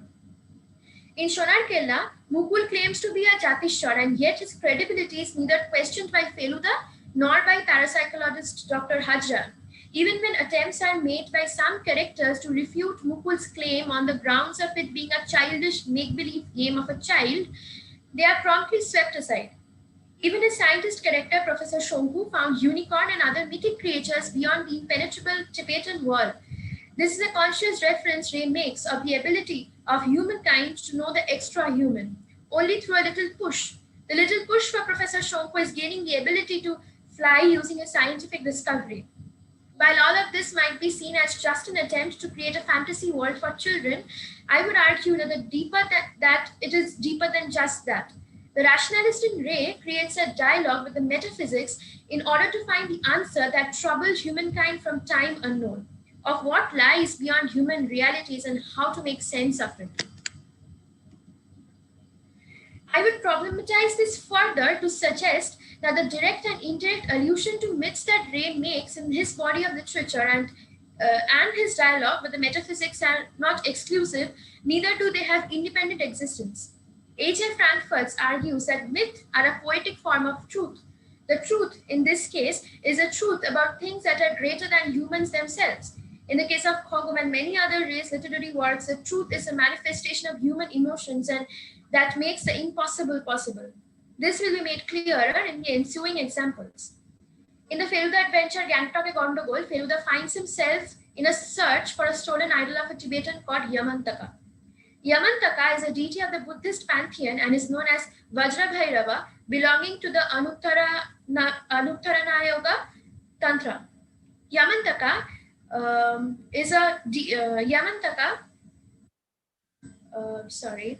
with 9 heads and 34 hands, had conquered Yama, the god of death, breaking the cycle of rebirth.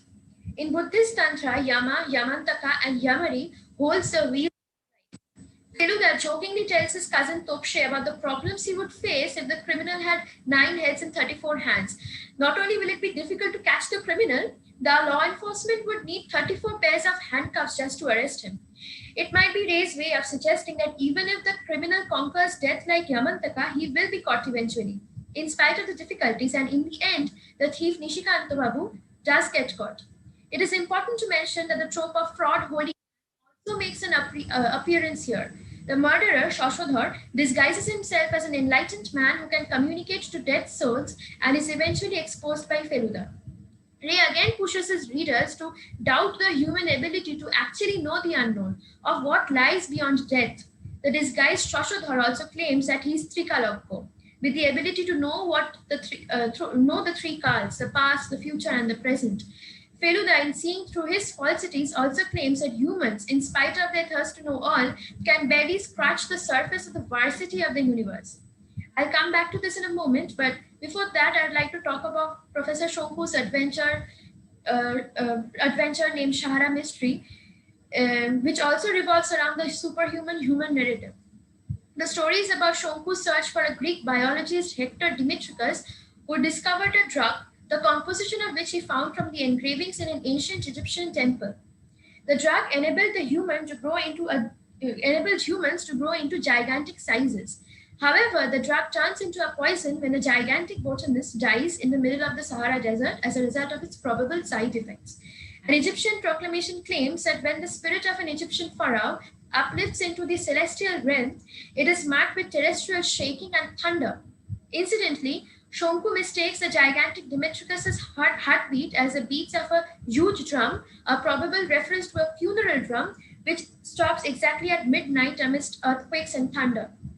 Anirban Ray, in his paper Satyajit Ray's The Sahara Mystery, a case study of human monster god transition, argued that this description is an echo to the Egyptian proclamation and that it evokes Geb, the Egyptian god of earth.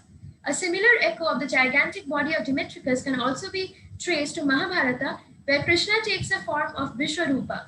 Krishna's Vishwarupa is also described as Virat or gigantic. The transition of human to deity, according to Rig Veda, occurs through sacrifice, and Demetrius did sacrifice himself through the experimentation of the drug and by administering it to himself. Hence, he moved from human to a superhuman form. Allusion to Hindu concepts of karma is made in a number of literary works by Satyajit Ray, especially in Feluda Adventures, where men found themselves troubled due to the wrongdoings they did in the past. A classic example is Chinnamasta Robisha, where Mohitosh Babu finds himself troubled by his past wrongdoings. In his youth, he took to drinking and was also troubled with the inability to control his temper. In his diary, he refers to himself as a victim of Ripu. Kam, Krodh, Lobh, Madh, Moho, and Matsharjo, or desire, anger, greed, arrogance, delusion, and jealousy, forms the 6 enemies of the mind, or Shororipu, that prevents man from the attainment of moksha in Hindu imagination.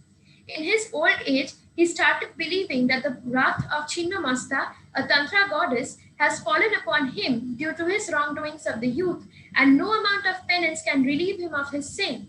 He is indeed troubled in his old age as he loses his favorite son. His eldest son takes to horse riding, and he is eventually, indirectly, killed by his eldest son. While Gangtokya Gandhar does away with the claims that human can learn the future, Ray sways from this claim in his story Bomjatri Diary. In this story, Professor Shonku builds a robot named Bidushekhar who can do jobs that humans cannot, like tell the future.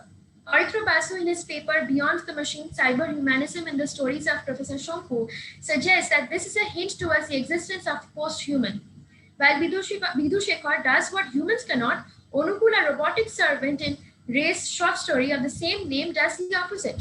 The post-human-human interaction leads to Onukul learning the humane differentiation of good and evil. He is overcome by love and loyalty for his owner that leads him to kill another human to save his owner. Hence, the interaction between the human and the superhuman is two-way. There is a constant exchange of knowledge between the human reality and the beyond. Another instance of this interaction occurs in Bonku Babur Bondhu. Here, Bonku Babu finds himself in a chance encounter with an extraterrestrial creature who provides him with the extra confidence boost he needed to stand up for himself against the constant bullying he is subjected to at Shripati Babu's Adda. Ray uses science as a vehicle of communication. Roja, I'm sorry for interrupting. You have 4 minutes left. Yeah, I'll conclude my paper. Ray uses science in Shonku's story Kompu. Kompu is an android like Bidushekhar, but unlike him, he's not belched to tell the future. But as the story went on, Kompu started pondering on issues that troubled humans for centuries, that led to the creation of religion, mythologies, worldviews, and even scientific invention. The issue of what happens after death. Kompu even comes up with the knowledge of what lies beyond death. However, he does not give away the answer to his fellow humans because he knows we are not ready for it. Satyajit Ray's brilliance lies in simplifying the multitude of philosophical questions of the universe, of what lies beyond, of death, revenge, darkness, and of futuristic societies, and packaging it into stories suitable for children. He uses mythology as a vehicle to propagate the human emotions, vices, and virtues. He consciously embarks on a journey to imagine a communication between rationality and metaphysics, and aims, through his stories, to build a bridge between the human world and the beyond, sometimes through mythical and theological entities, and sometimes through cyborgs, androids, aliens, and other futuristic creatures. In the completion of this paper, I remain indebted to Arthur Basu. His work on Ray and my conversation with him provided me with invaluable inputs and enriched my knowledge to a great extent. Thank you. Thank you, Shoroja. Yeah, it was very informative and lovely to hear you. As you were talking about mythology and God-human dichotomy, I was very much expecting your reading about Professor Shonku Egyptio Atonko or Nefrudeter Samadhi or Professor Shonku Baghdad's Baksho. Yeah, I am sure you have read all those stories. Yeah, I have, but I had to. In the beginning, I thought I'll stick to Professor Shonku, Professor Shonku and a little on Feluda, but I think it wouldn't. I thought that it wouldn't do justice to a huge array of short stories that Satyajit Ray had created that also dealt with the concepts of human existence and even questions existence as we know it. So I kind of wanted to. Representations. Yeah. Yeah. Okay. I was wondering just why did you just avoid ghosts? This wasn't a conscious attempt, but in fact, yesterday I read Ami Booth, the short story Ami Booth, and also Abhiram, and I wanted to see if the Booths in Satyajit Ray's story did come up with an answer or did provide an answer to the readers about what lies beyond death. But Satyajit Ray's Booth still comes back to the living creatures and not to haunt them or anything, but even in Ami Booth, the Booth claims that he likes the presence of living beings in his home, in the home that he resides in. So there is always this desire for the Booths or the ghosts to come back to the life that the Booth left behind. And he does not come up with, none of the Booths come up with a plausible answer of what lies beyond death, and there is always a nostalgia for the time when the Booths were alive. So it wasn't a conscious attempt to leave out ghosts as such, but there when the characters who are alive, they always have this want or desire to know what lies beyond human world and what lies beyond death, but that desire is missing from the Booths because probably they know what lies beyond death, and now it is instead of it is replaced by this desire or nostalgia for the life that the Booths left behind. And therefore these Booths always wants to be in the presence of other people, or like in Abhiram Babu, the Abhiram Babu's servant's Booth comes back to his master again to meet him after he dies in cholera back in his village. Abhiram, not Abhiram Babu. Abhiram was the servant. Abhiram Babu was the servant's name. I'm sorry. And he comes back to his master even after he dies. So there's this nostalgia about the past life which they left behind, and probably because the answers to the deaths are given, and like Kompu said, that maybe the living creatures are not yet ready to receive the answer of what lies beyond death. So I thought you had a short time to present this time your paper this time, but I think you should include the world of ghosts in Ray's short stories. Not so horrific and not so comic ghosts. And as you were referring Professor Shonku as a scientist who is constantly questioning the area of science and who is always conscious about the limitation of science, the relation between ghost and artificial intelligence, if you read Professor Shonku Robu and of course Kompu you have mentioned, I just forgot the name of the story. Anyway, this kind of parts you can include next time in your paper when you go beyond this presentation and this seminar. So thank you. Your paper is very nice, lovely.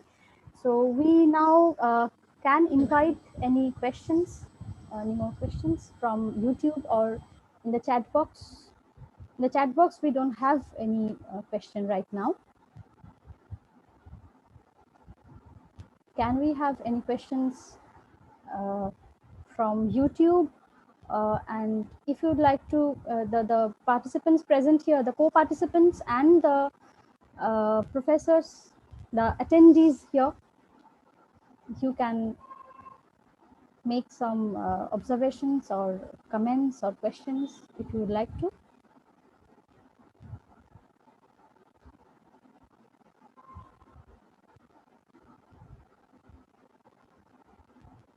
Professor Dotto, Professor Borat, Ritom, Zufisha, anyone?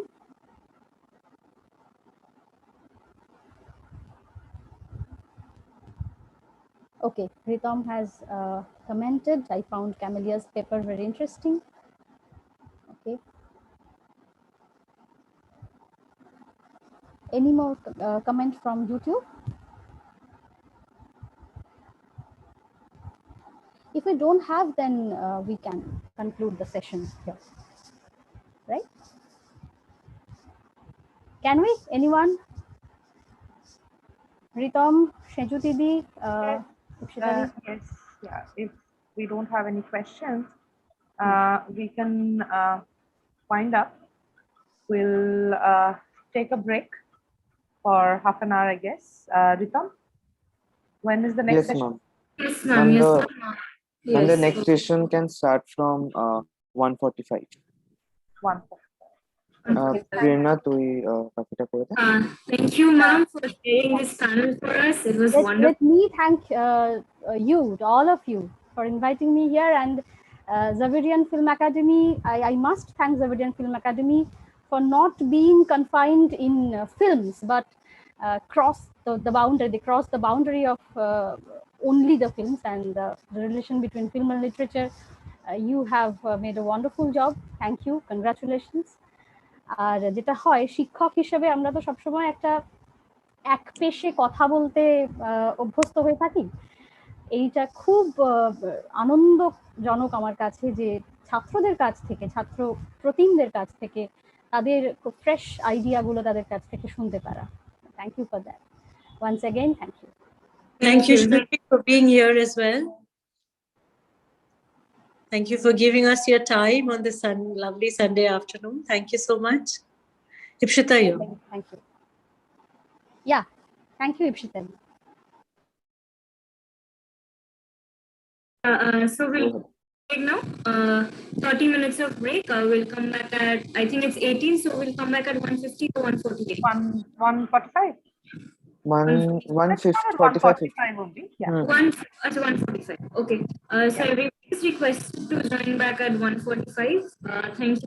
We'll leave the meeting open so the members can, the participants can leave and then again join. The link will be open, and if somebody could also type it out on YouTube that we are taking a half an hour break, and we'll the session will start from 1:45 again. Thank you, Shruti ma'am, and thank Everybody you. please be there on time. That's one request. Thank you, Shruti ma'am, and thank you for all the panel. Thank you to all the panelists for your papers. We'll meet back at 1:45, and we have 2 more sessions lined up. Very interesting sessions by Ipshita ma'am and Shejuti ma'am. We can start them. So we'll see you all at 1:45. Please stay tuned. Yes, please stay with us. Thank you.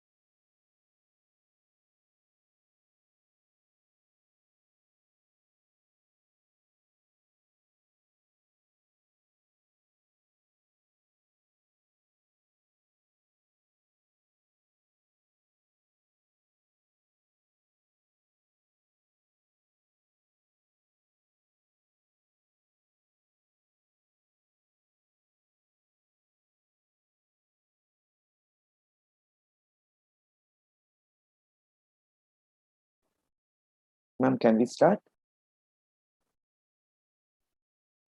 Yes, yes.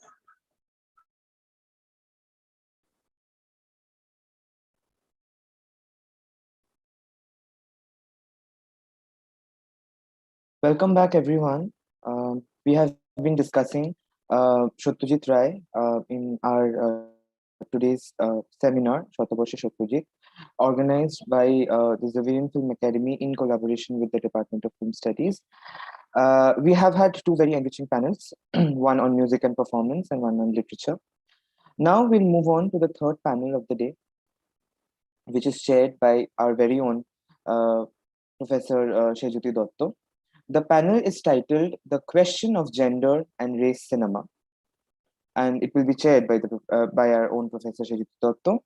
Satyajit ma'am teaches in the Department of Film Studies, St. Xavier's College, Kolkata. She has completed her MPhil from the School of Women's Studies, Jadavpur University, and has recently submitted her doctoral thesis titled Her Face, Close-Up, Affection Image, and Alterity. The participants of this panel are Kritika Bhattacharya, Priyanka Dash, Shomili Kundu, and Deepshikha Dashgupta. Over to you, ma'am.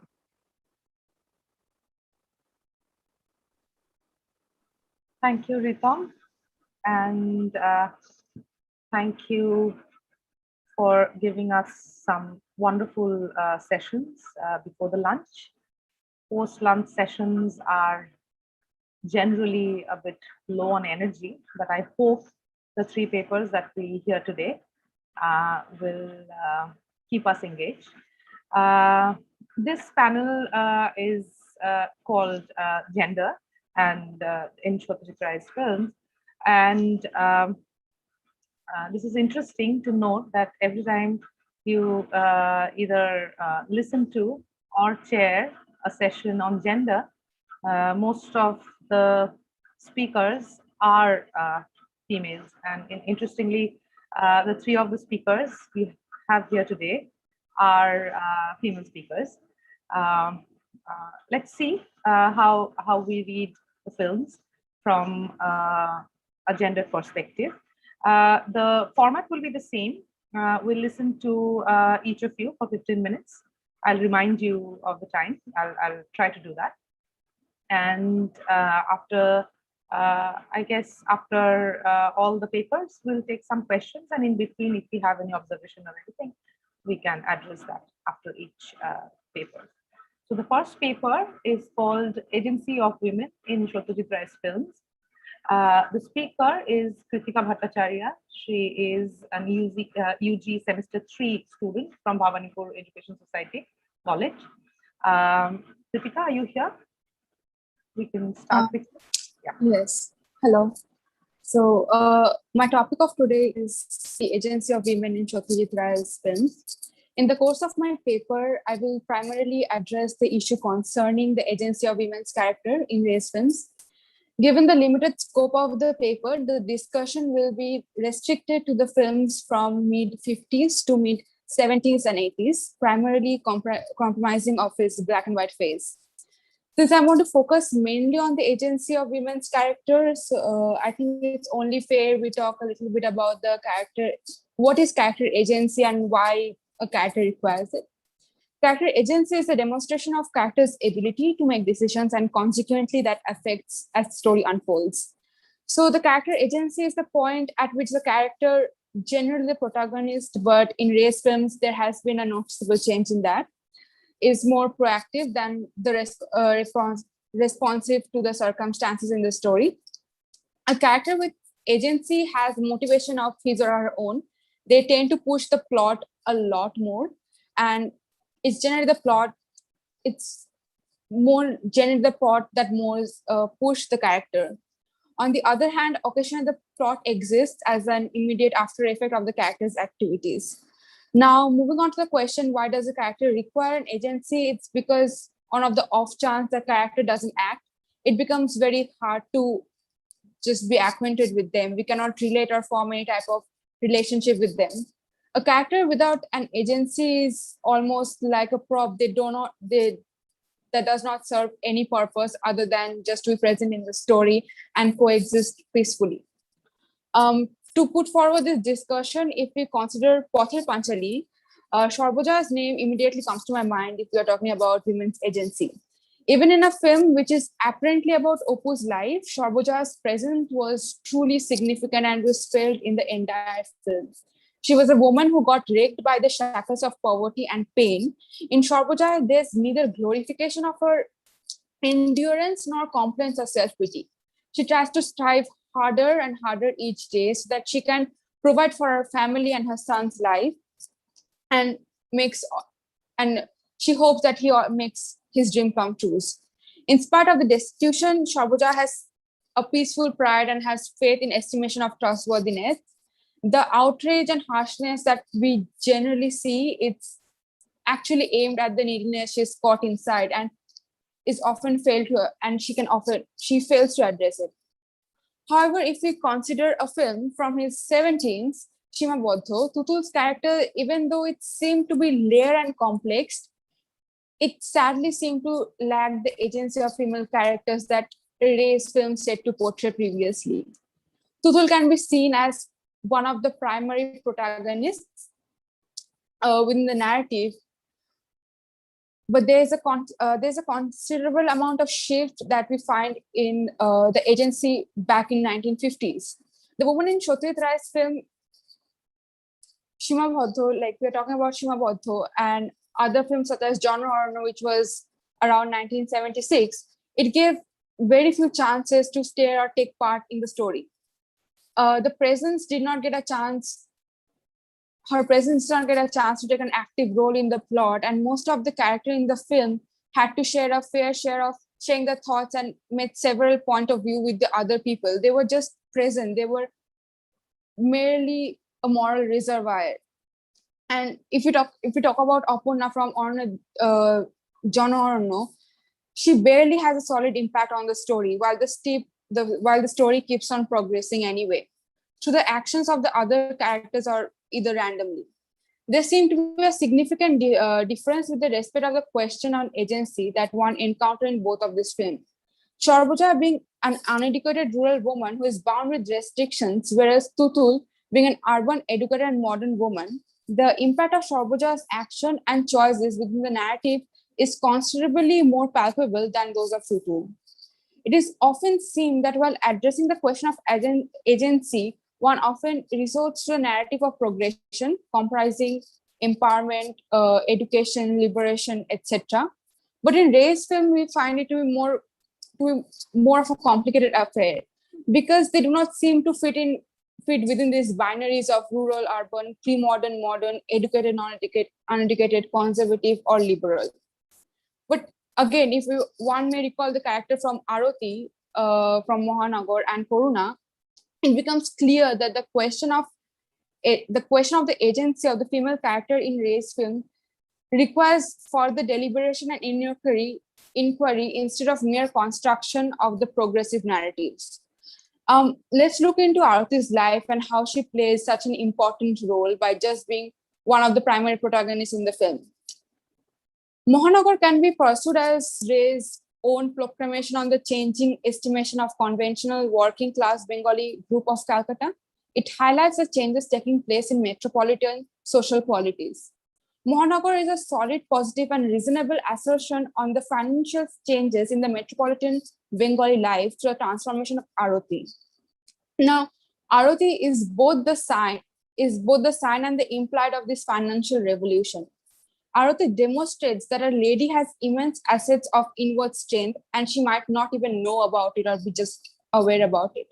She draws upon these assets when all is good and well, and when she finds the male-controlled society, which characterizes the general public, overwhelmed by men, has neglected to take care of arising financial issues that have been heading on the family, on the economy, and on the way of their life. And on the other hand, let's just look into Koruna's life. She is also a well-educated urban woman.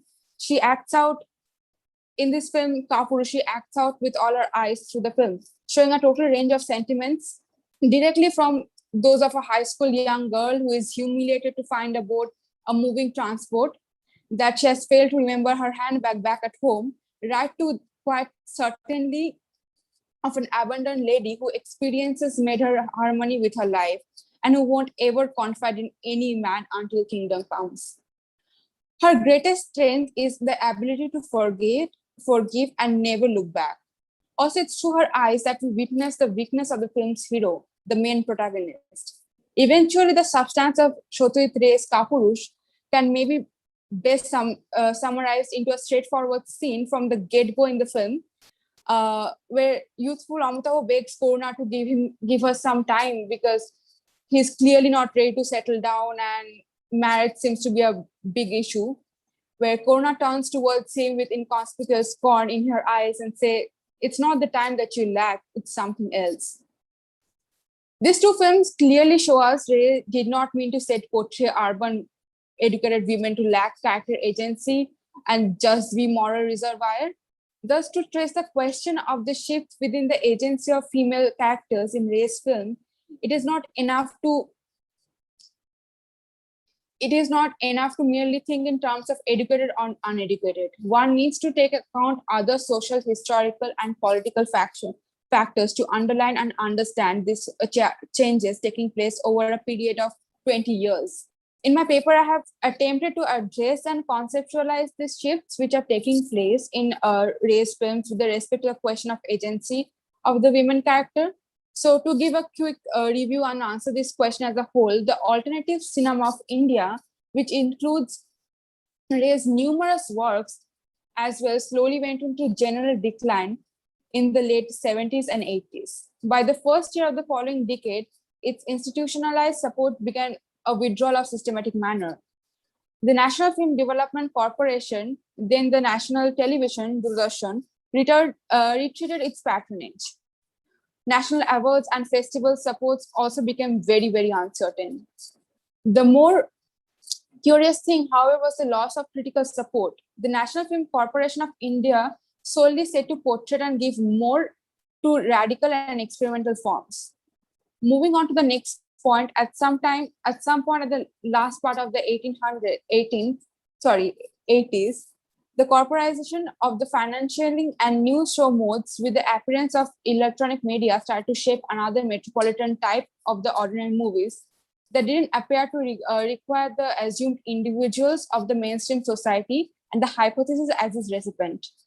The large modern industrial film turned into elite film in India, transformed into the world-class film in India, partaking significantly in the plan of post-progression inhabitant. This is the explanation it as of now possible to accept mode retro, both in film and in fundamental work.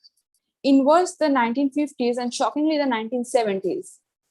To wrap things up, there were various other reasons which led to decay and the decline in the film, like on-screen and off-screen realities, time picture film and social emergencies, and the re-examination of the political movies.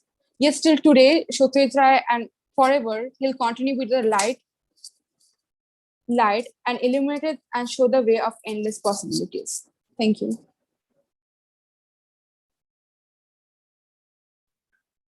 Thank you, Kritika. We'll take the questions later. But at this moment, I would just like to share some observations in the sense that your paper is titled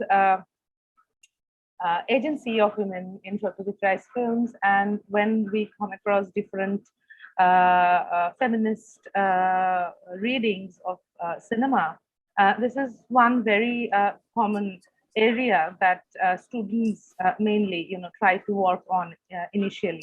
That is the question of agency and everything. Here, I will not respond as a scholar of cinema only. I would also want you, because these are the two different disciplinary thoughts, trying to interact with each other. One is definitely feminism, which again, we cannot say it is a discipline in itself, which itself has a very multidisciplinary feel about it. And of course, our understandings of cinema through film studies approaches. Now, when we are trying to do that, agency, the question of agency is something that we see every time, we get tempted to work on that. And that way, as an initial or a beginner or a young scholar, this is definitely a very good attempt. So perhaps, if my comment does help you, that when we talk about, agency and agency in terms of, characters in a film, one or two things that perhaps we should always keep in mind is the fact that whose agency are we talking about? When we talk about an agency of a character, definitely that character is not a real human being, quote unquote, real human being who is located in a socially real, environment around us. So not necessary. It is also not necessary that even if a film is located in a given time, say in 1960s, 70s, 30s, whenever, it is not necessary that the character has to be representative of that time. Sometimes they are, sometimes they are not. So when we talk about agency, we also have to keep in mind that, we are talking about, in a multi dimensional way, as in who this character is, whether this character is a direct representation of the reality that we can think about in the context of the cinema. Also, at the same time, who's making this character? If we are talking about the agency, is it the agency that is given by the writer, the maker, the filmmaker, or also, you have definitely addressed that the question of the performance as well. That how do I perform, and being agentive in my own life is also a matter of performance. As a real, quote unquote, real social human being, even that is a matter of performance. And when I'm doing it for as a performance for a film, how do I understand that agency as well? Because why I'm saying is saying you this is, if you pay a bit attention, you will find a lot of literatures, a lot of feminist work that has happened around agency, the word and the notion of agency. So if you could just also connect to that, this might give you a bit more, it might help you to give a bit more nuanced reading on the question of agency plus performance, because agency can be understood in a very financial way through economics, can be understood, through social science, political science, through these disciplines. At the same time, agency could also be understood in terms of representation, in terms of literature, cinema, etc. So just to be a bit more clear on what I mean by agency and the agency of a character. But thank you, because definitely you are referring to some characters which needs to be. If one has to present a paper on agency of Satyajit Ray's female characters, definitely these are the characters at least the canonical ones that immediately comes to our mind, and we definitely talk about them. So my comment is just to help you, perhaps, Yes. In near future, if you would like to elaborate on that, like to work more on that. So, along with cinema, you might also want to read agency and try to see how you can use that concept in cinema when it is about not only about the filmmaker, also about the performer as well, also about the performance. Yes, thank you very much. If you have any question, I would request you to leave your questions on the chat box. We have a moderators who will send us the questions. I think we already have a question. Let us take the question and then continue. Kritika, if you can read it. Ritam has a question. He says that you talked about instances where we do see or not see agency in certain female characters. You spoke about Shotoborshe and Karuna. I am curious of why did you wish to not include characters such as Dayamoyi from Devi or Charulata from Charulata when you address muted agencies of these characters? That is one question. And the second question is, you spoke about the difference of agency in terms of socio-demographic plot settings. I would also like to ask you, how do you think agency in Mahanagar is different from the agency, if there is, in Pather Panchali and Devi? Would you like to comment? Yes, sure. This wasn't exactly a conscious attempt. Of course, I do agree that definitely, if you're talking about Devi, the point of agency, I cannot even begin with, I cannot even put it in few minutes how strong that character was. And if you go to Charulata again, the point I made about urban women not being, or having that strong agent's power or whatever. That's not how it works, because truly Charlotta was an educated woman as well.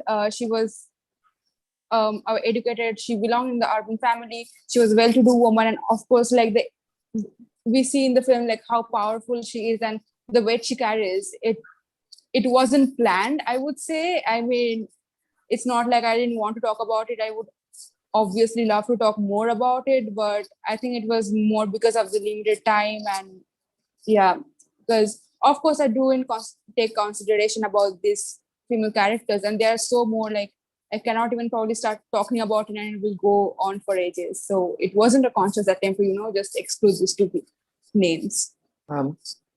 Yes. Ma'am, can I just counter what she spoke through my I mean, if you have a question or something, any yeah, ma'am. You can type it out.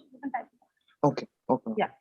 And just one thing, again, because it is about agency you are talking about in your paper, that, when we talk about Charulata, perhaps again, I mean, if you have to mention, I guess we also have to keep in mind that her agency, perhaps we cannot understand in terms of urban woman or anything like, because she has access to education and everything, because her agency also comes from the fact that she's the first generation learner of the women of Bengal, because almost the first generation learner, because this would be the generation which will start with women's education and everything. And if you follow the history of women's education in Bengal, this would be the generation that will prepare for the future. So this is exactly, I mean, only in terms of, an urban woman and etc. I think that will not help us in terms of, seeing her as an agentic character. And similarly with Doyamoy, I think just at the same time, we cannot just simply also say that she's a very strong character, because the vulnerability of that character is also important, that, the lack of agency from there to being agentive at a moment which is we don't know, could be fatal for her, or a decisive moment when one tries to when one loses her sanity, when one tries to leave away everything behind, whatever the suggestions one may read from there. So for her, I don't think that strongness of the character that we're talking about, it would be that aspect of agency that we're talking about. The agency is more towards, I mean, for Doyamoy, the agency is more like, from being non-agentive to becoming agentive in her own, that domestic space, and etc. If I could just interrupt, yeah. So I think when I started writing the paper, I was mostly concentrating on the urban-rural pattern, because when I started writing the paper, I naturally started with Pothai Panchali, because like I mentioned, I began with the mid-50s.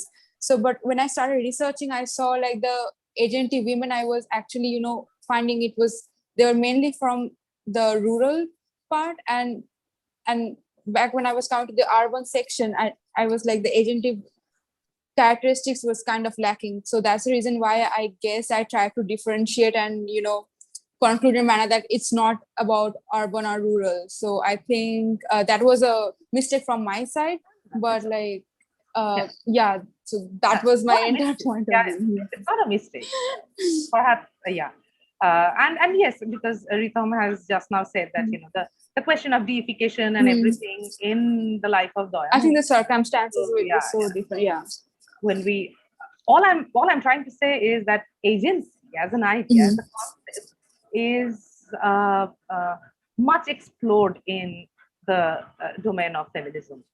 So different perspectives, so different, disciplines, and that is why we always have to keep that in mind, because what we are trying to do here is we are trying to see agency in terms of cinema, in terms of and through cinema we are also trying to see in terms of performance, the life of a performer, at the same time the filmmaker himself. Just to keep that in mind. Yeah, thank you very much. So yeah, I think if we have any more question for Kritika, we can take it at the end. And now we move on to the next speaker, who is Priyanka Dash, UG Semester 4, Presidency University. Her paper is titled Domestic Imagery in Satyajit Ray's The Chess Player, Understanding Non-Conforming Masculinity in Colonial India. Priyanka, you are here? Yes, I'm here. Do I have sharing rights? Yeah, you can share. If you have, just to remind you, if you have a clip to show, please make sure while before beginning your share, just enable the sound and the video as well so that you can hear. No, I have no clips. Thank you. Just to confirm if people can see my screen. Yes, we can see yours. All right. So my paper is about domestic imagery in Satyajit Ray's The Chess Players, Understanding Non-Conforming Masculinity in Colonial India.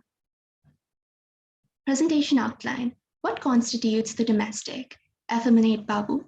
The Orientalist approach, annexation of Awadh, the Treaty of 1837, the theme of impotence, the lousy divorce cherries, the cake eaters, hands of the generals, competing within the domestic, outside the domestic, Gandhi's reshaping of masculinity and his assassination. What constitutes the domestic? The domestic is not limited to the forms and structures of spaces or objects used within the film, but extends to the behavior executed by characters. It comprises the household where interior and feminine spaces like the bedroom intervenes in the masculine space of the living room, i.e. Hiriya bearing messages of Begum from the inner quarters to Mirza Sajid Ali, and the Begum tossing chess pieces into the living room. The betel leaf case and hookah carried by Maqbul is symbolic of the slothful lives of Mirza Sajid Ali and Mir Sahib and power structure within the domestic household. Maqbul is confined to servitude that demands of him to be the bearer of these objects and provide them to his masters. Betel leaves and hookah are objects shared with the women in the household. However, women are not seen to use them in masculine spaces. The men during the time consciously or unconsciously domesticated themselves to remain confined within the household. Classification of spaces into masculine and feminine does not become ambiguous only because of interjections, but the behavior men executed within these spaces. The behavior could add to the ambiguity of classification of traditionally masculine spaces as royal courts.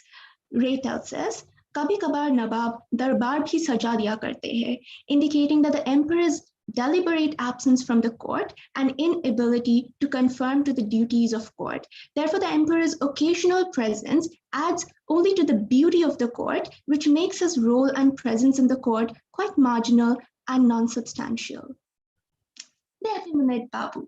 Mirza Sajid Ali and Mir Sahib used lemon, tomatoes, and chili to play chess when the pieces were hidden by the Begum. Mir flourishes Mirza with praises about his intellect. However, their use of vegetables as chess pieces makes the living room analogous to the kitchen. Although the film is set in Lucknow, the incident initiates commentary on effeminization of the average intelligent colonial Bengali man that eventually led to effeminization of Indian men in general. Thomas Babington Macaulay writes, "The Castilians have a proverb that in Valencia, the earth is water and the men women, and the description is at least equally applicable to the vast plain of lower Ganges. Whatever the Bengali does, he does languidly." Janku Eschen writes, "According to Mrinalini Sinha, Macaulay's description influenced British thinking into the late 19th century. Sinha accurately observes that casting the Indian people as effeminate corresponding to time to the creation of a new British imperialist government and arrival of racial politics in India. The concept of Indian effeminacy immediately caught on in Britain, and it was routinely evoked in the context of Victorian sexual politics and racial theory. The Orientalist approach. The Orientalist approach meant that the company officials would either willfully adopt or agree to the lifestyle of the Oriental rulers without objections and use their shared Oriental preferences to advance ulterior political motives. addition of the missionary clause during the renewal of the company charter in 1833 due to the influence of the Second Great Awakening between 1790 and 1840 generated the drive towards social cleansing and reformation, as well as officiated evangelical and Anglican missionary activities that led to decline in the Orientalist approach. The morality of an Englishman was then transplanted in India as the expected morality of an Indian man. That established a moral and social yardstick to be followed in order to be masculine, according to the imperial notion of masculinity. You can see the British official here, and he's like quite relaxed and quite comfortable with Oriental elements such as the hookah. Annexation of Awadh. General Utram uses the same yardstick and identifies Nawab Wajid Ali Shah as a man full of contradictions and too effeminate to rule. A devout Muslim who prays 5 times a day but maintains a harem the size of an army with 400 concubines and 29 muta wives. Muta is an Arabic word that translates as enjoyment or pleasure, and ties bells round his ankle to dance with the Notch girls. The company annexed Awadh in 1856, citing misrule in presence of an effeminate ruler.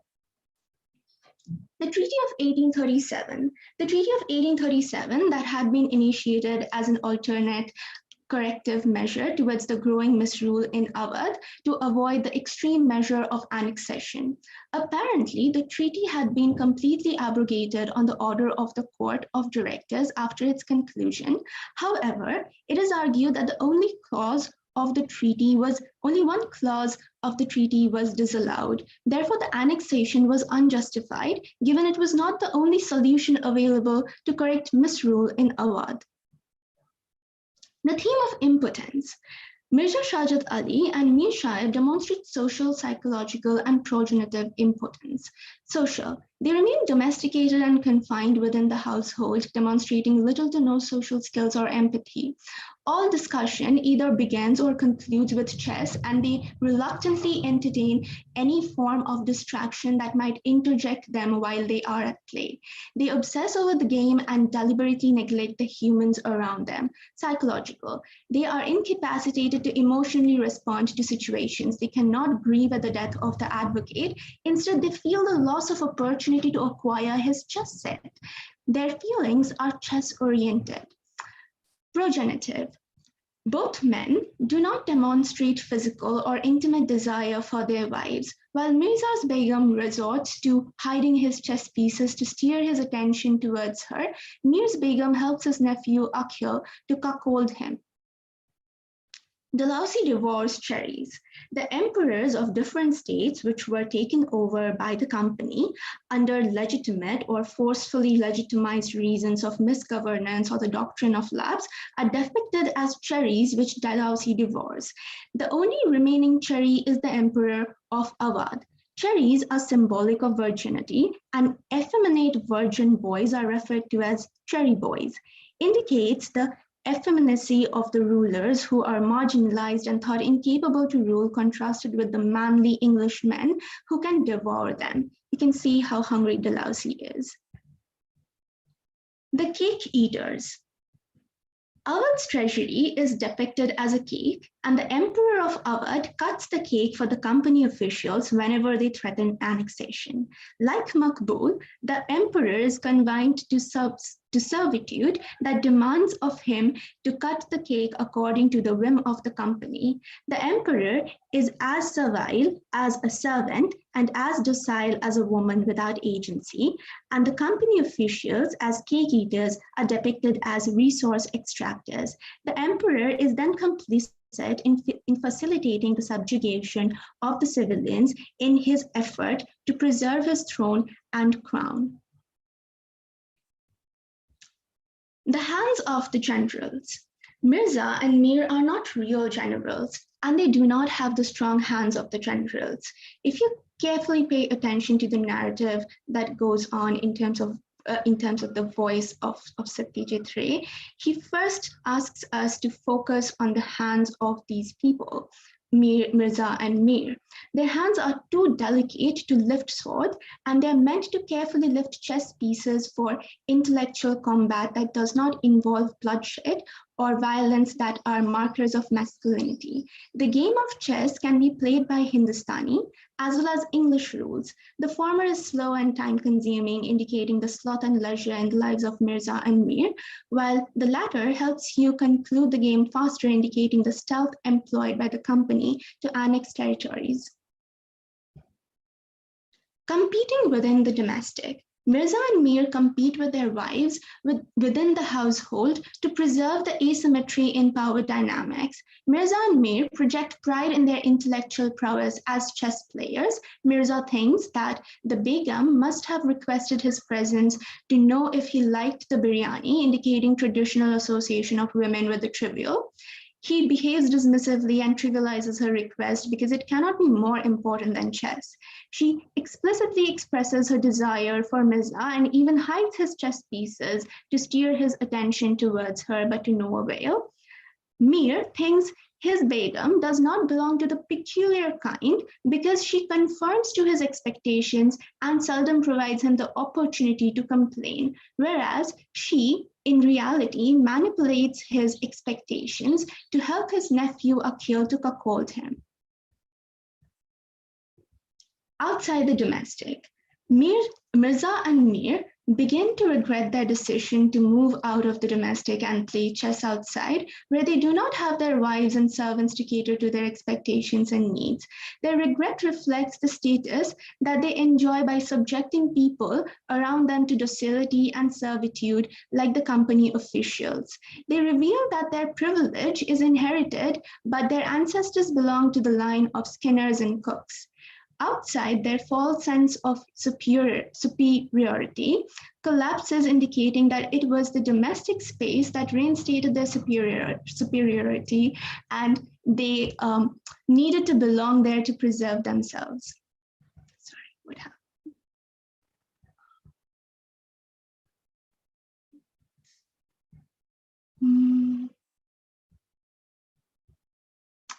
Gandhi's reshaping of masculinity and his assassination.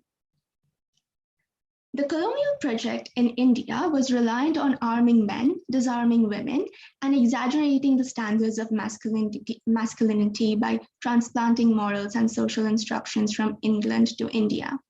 Until 1893, Gandhi didn't question this imperial imposition, but tried to imitate the Victorian masculinity. After which, from 1893 to 1919, he transitioned from the Victorian notion of masculinity in search of self-identity. Throughout this time, he had been developing the model of masculinity in the background, but didn't actively pursue it. In 1919, after the Jallianwala Bagh massacre, he declared his complete loss of faith in the British and started self-implementing the model. The components of the model included celibacy, dietary habits, practice of nonviolence, etc. What's then the focus is the interaction between the hybrid of racism with this model. Shen writes, this hybrid of racism and sexism may have influenced and been internalized by Nathuram Godse, who declared that he had assassinated Gandhi out of the fear of that the latter nonviolent resistance would ultimately result in the emasculation of the entire Hindu community. To conclude,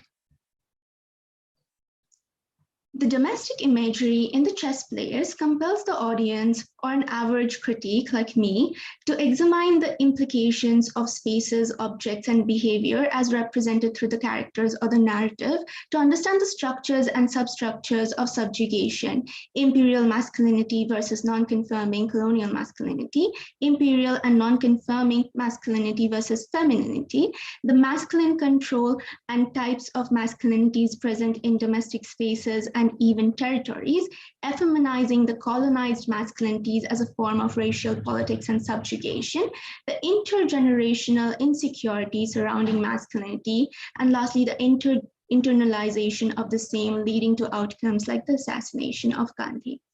Thank you so much for listening to me. Thank you, Priyanka. That was a very good paper and a very well structured paper. must say. Thank you. I think we have a question from Shagnik Bhattacharya. If you would like to answer that. He says, thank you for the amazing paper, Priyanka. Could you elaborate how you would read the same ideas of non-conforming masculinities and Bhadralok effeminacy in Ray's film Mahapurush? All of Nitai Das' problems seem to emerge from women. ঝি বেটি পালিয়েছে, বাড়িতে বউ খিটখিট করছে, আপিসে এক বেটা নতুন সাহেব ধ্যাত, equating the dominant Shaheb with the domestic women. In fact, this appears to be a continuous joke in the Bengali public sphere. Would you like to address that? Yeah, I would like some time to address that. I mean, I don't want to say something which doesn't directly address the question.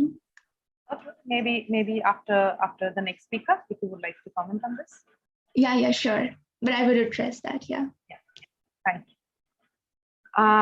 The next paper is by, we have four writers here, Shoumili Kundu and Deepshikha Dasgupta, UG Semester 5, Presidency University. Their paper is titled, What Raised Women Wear, Lodja of the Bhadra Mohila in the Nationalist Discourse. Shoumili and Deepshikha. Yes, I'll be, am I audible? Yes. Yes, I'll be sharing my screen. Could you, just a moment.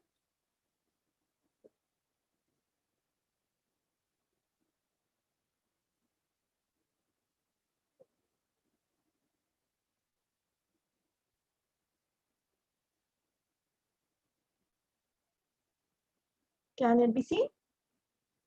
Yes. All right.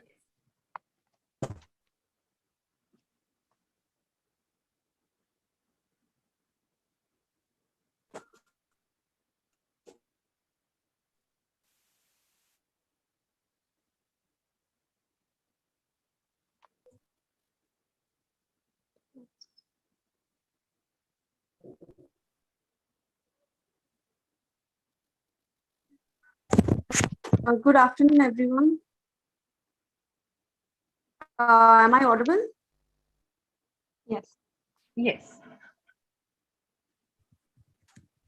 Yeah, okay. Shoumili and I, my co-author, will be going back and forth in our presentations.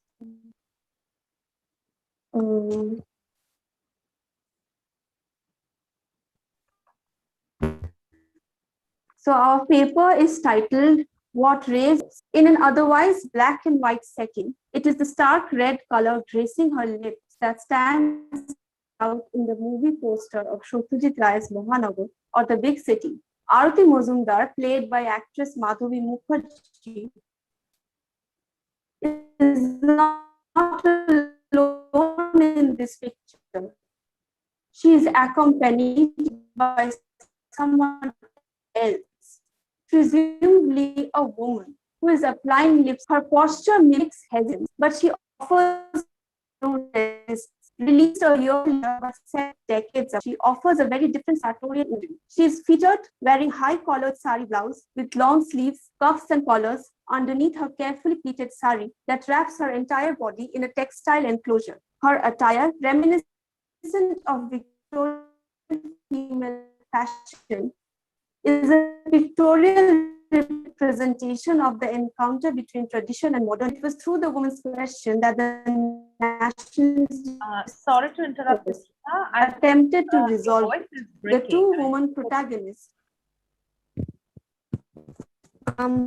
Hello, is it audible now?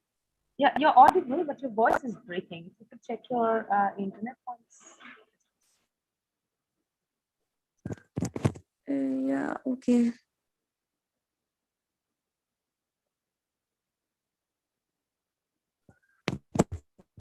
Just a second. Really sorry for the inconvenience.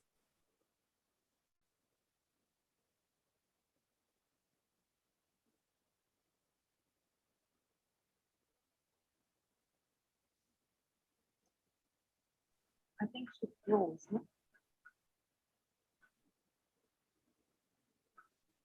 Hello, will I continue right now? Yeah, you can. You can. We can't hear Okay. you. Should we start from the beginning? Will that be better? I think that would be better because Yeah, it was really all right. Yeah. Please. Okay, so I'm reading it out from the beginning. So our paper is titled What Race Women Wear, Lodja of the Bhadra Mohila in the Nationalist Discourse. In an otherwise black and white setting, it is the stark red color gracing her lips that stands out in the movie poster of Satyajit Ray's Mohanagar or The Big City. Arati Mojumdar, played by actress Madhavi Mukherjee, is not alone in this picture. She is accompanied by someone else, presumably a woman, who is applying the lipstick. Her posture mimics hesitance, but she offers no resistance. Released a year later, but set decades apart, Ray's Charulata, brought to life also by Madhavi Mukherjee, offers a very different sartorial imagery. She is featured wearing a high-collared sari blouse with long sleeves, cuffs and collars underneath her carefully pleated sari that wraps her entire body in a textile enclosure. Her attire, reminiscent of Victorian female fashion, is a pictorial representation of the encounter between tradition and modernity that the era of colonialism was grappling with, and it was through the woman's question that the nationalist discourse attempted to resolve it. The two women protagonists, Arati and Charu, navigate the home and the world, morality and desire, virtue and vice in Ray's cinematic universe. The maestro himself proclaimed Charu as the archetypal Ray woman who is emblematic of the Nobina caught in the nationalist discourse. Arati, on the other hand, situated in the post-colonial context, represents the immigrant lower middle class woman's experience. She is compelled to step out to the Bahir to seek work in order to support her family. Hence, while the story unfolds within the confines of the domestic space in Charulata, Mohanagar, as suggested by the title, has the public space of Kolkata anchoring the film. It is within the walls of her home that Charu negotiates a transgressive sexual awakening as she finds herself in a progressive 19th century marriage. But in 1960s Calcutta, it is with the outer material world that Arati engages while being bound to the expectations of upholding the purity and the sanctity of the inner spiritual domain of the home. The common thread that we shall follow to analyze these two films is the interweaving of modesty, shame, or lodja with the ideas of nationalism, femininity, and the woman's body. Cinema as social discourse captures and serves as a commentary on the socio-cultural, political, and economic circumstances that people find themselves in. Ray's cinema, inspired by the works of Italian neorealists, provides an exemplary account of this phenomenon. He expanded the meaning of cinema from mere aesthetic pleasure to laying bare of the surfaces that construct the everyday existing realities. This paper focuses on the reimagined sartorial project of the Bhadra Mohila as it appears in the quotidian of Ray's Charulata and Mohanagar. It articulates the centrality of moral regulation in the performativity of the body as presented in the colonial and post-colonial context, led by modernization and change. Clothes in their dual act of enclosing and exposing demarcates both modesty and sexual explicitness of the female body. Ray's sartorial choices serve as a conduit to examine the manner in which the conduct of the body of the Bhadra Mohila becomes the crucial determinant of the nation's fraternal order. The attire thus becomes an important site of inquiry into the homogenization and abstraction of the female body in the fantasy of the nation. The process of colonization, which had subsequently also become a civilizing mission, brought with it the cultivation of a sense of shame or lodja. This moral concept was to be embodied by the woman, especially the Bhadra Mohila, whose very name denotes the necessity to inculcate modesty or shame. Bhudev Mukhopadhyay, in his essay on modesty, titled Lodja Shilota, further justifies this aforementioned stance. Since women are protected to a certain extent from the pressures of pursuing a livelihood in the external world, he claims that their behavior and appearance thus take on the spiritual qualities that serve as a beacon of refined human society. Ray's Charulata epitomizes this Bhadra Mohila, whose very appearance and body became the site for mapping the problem of Indian tradition. Chasing the hustle and bustle of the streets that she only has access through her opera glasses from the private quarters of her ghar, Charulata is a meticulously crafted tale of conflicting desires created in the milieu of the Bengal Renaissance.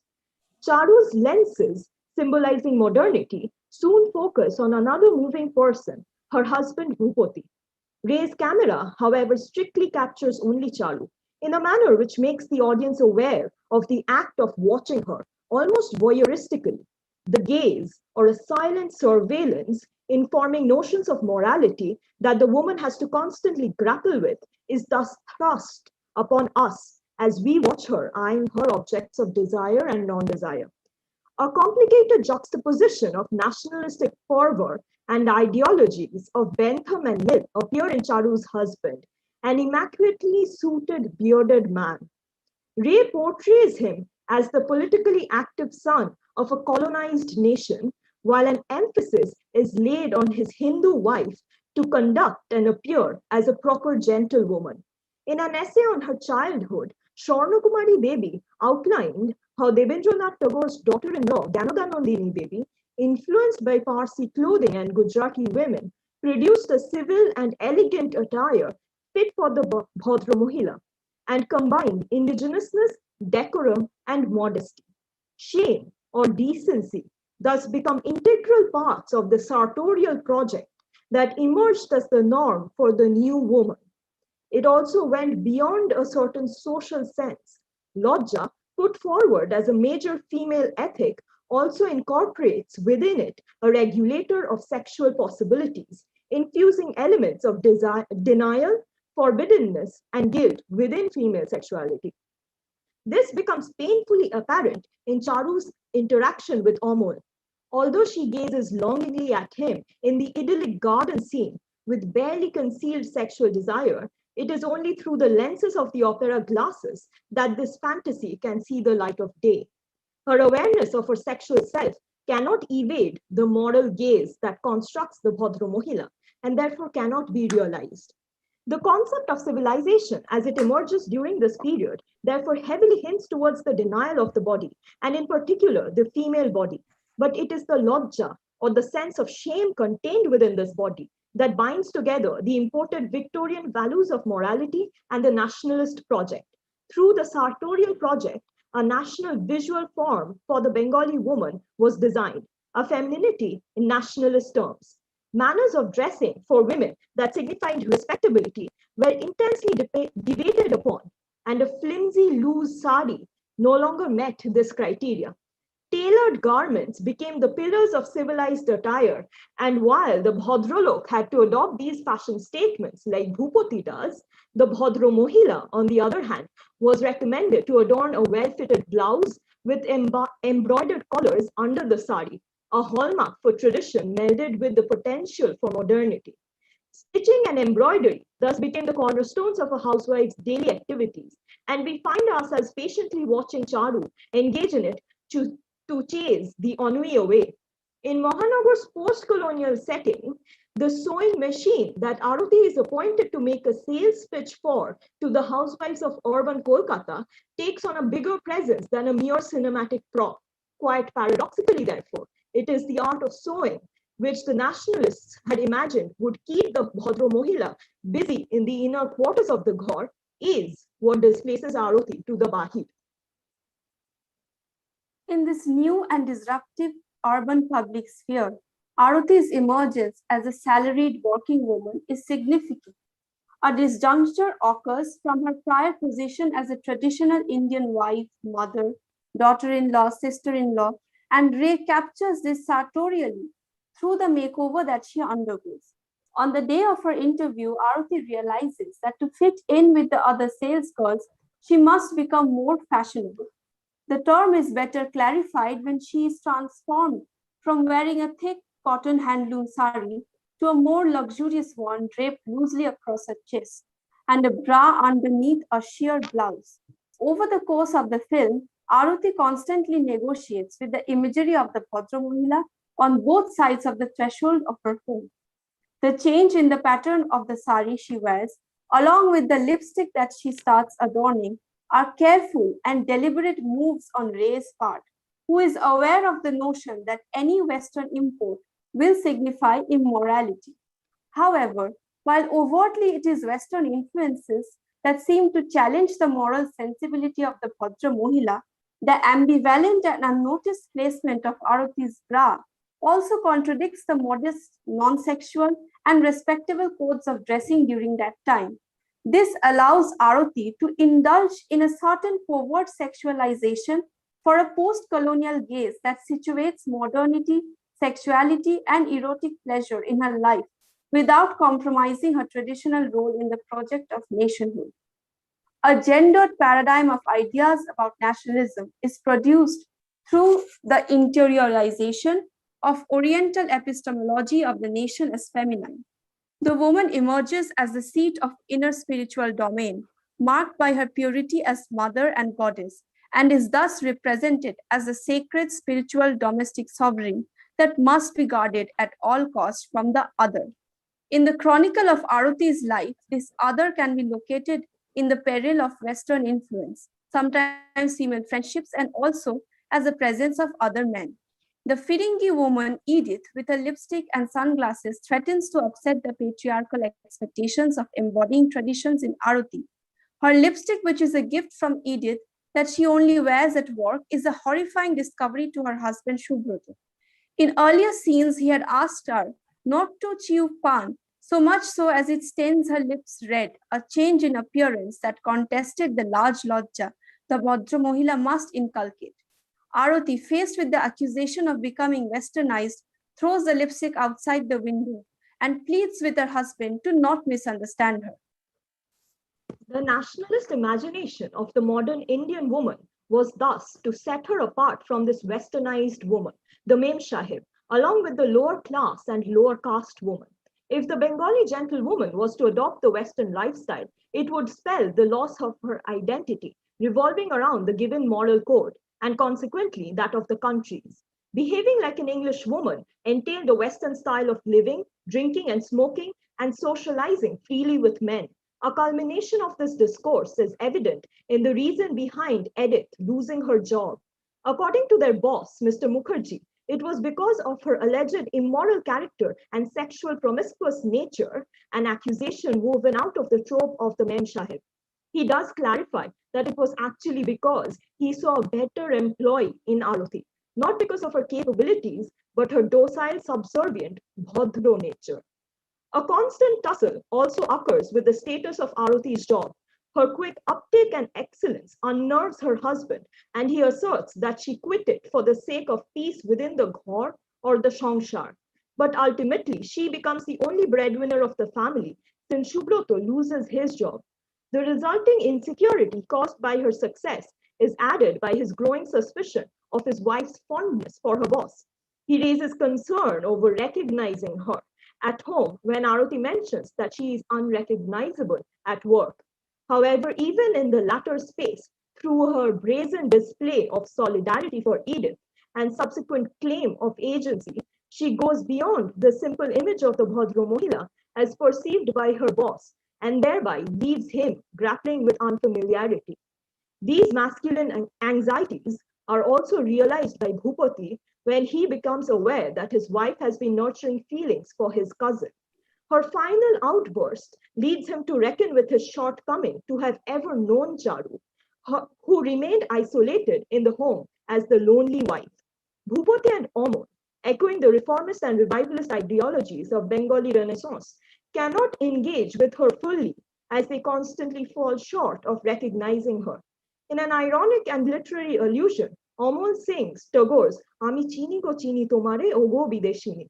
The usage of the song interestingly makes us wonder how much did the men in Charu's life attempt to know her. Although we look at it through a personal relational lens, could this argument be taken to the larger socio-political context of women's question? At the heart of the Hindu nationalist discourse lies the fear of emasculation suffered through the loss of the woman and therefore the nation. The woman as an agent is veiled, but her moral conduct and her body continue to determine the folds of the fraternal order of this imagined nation.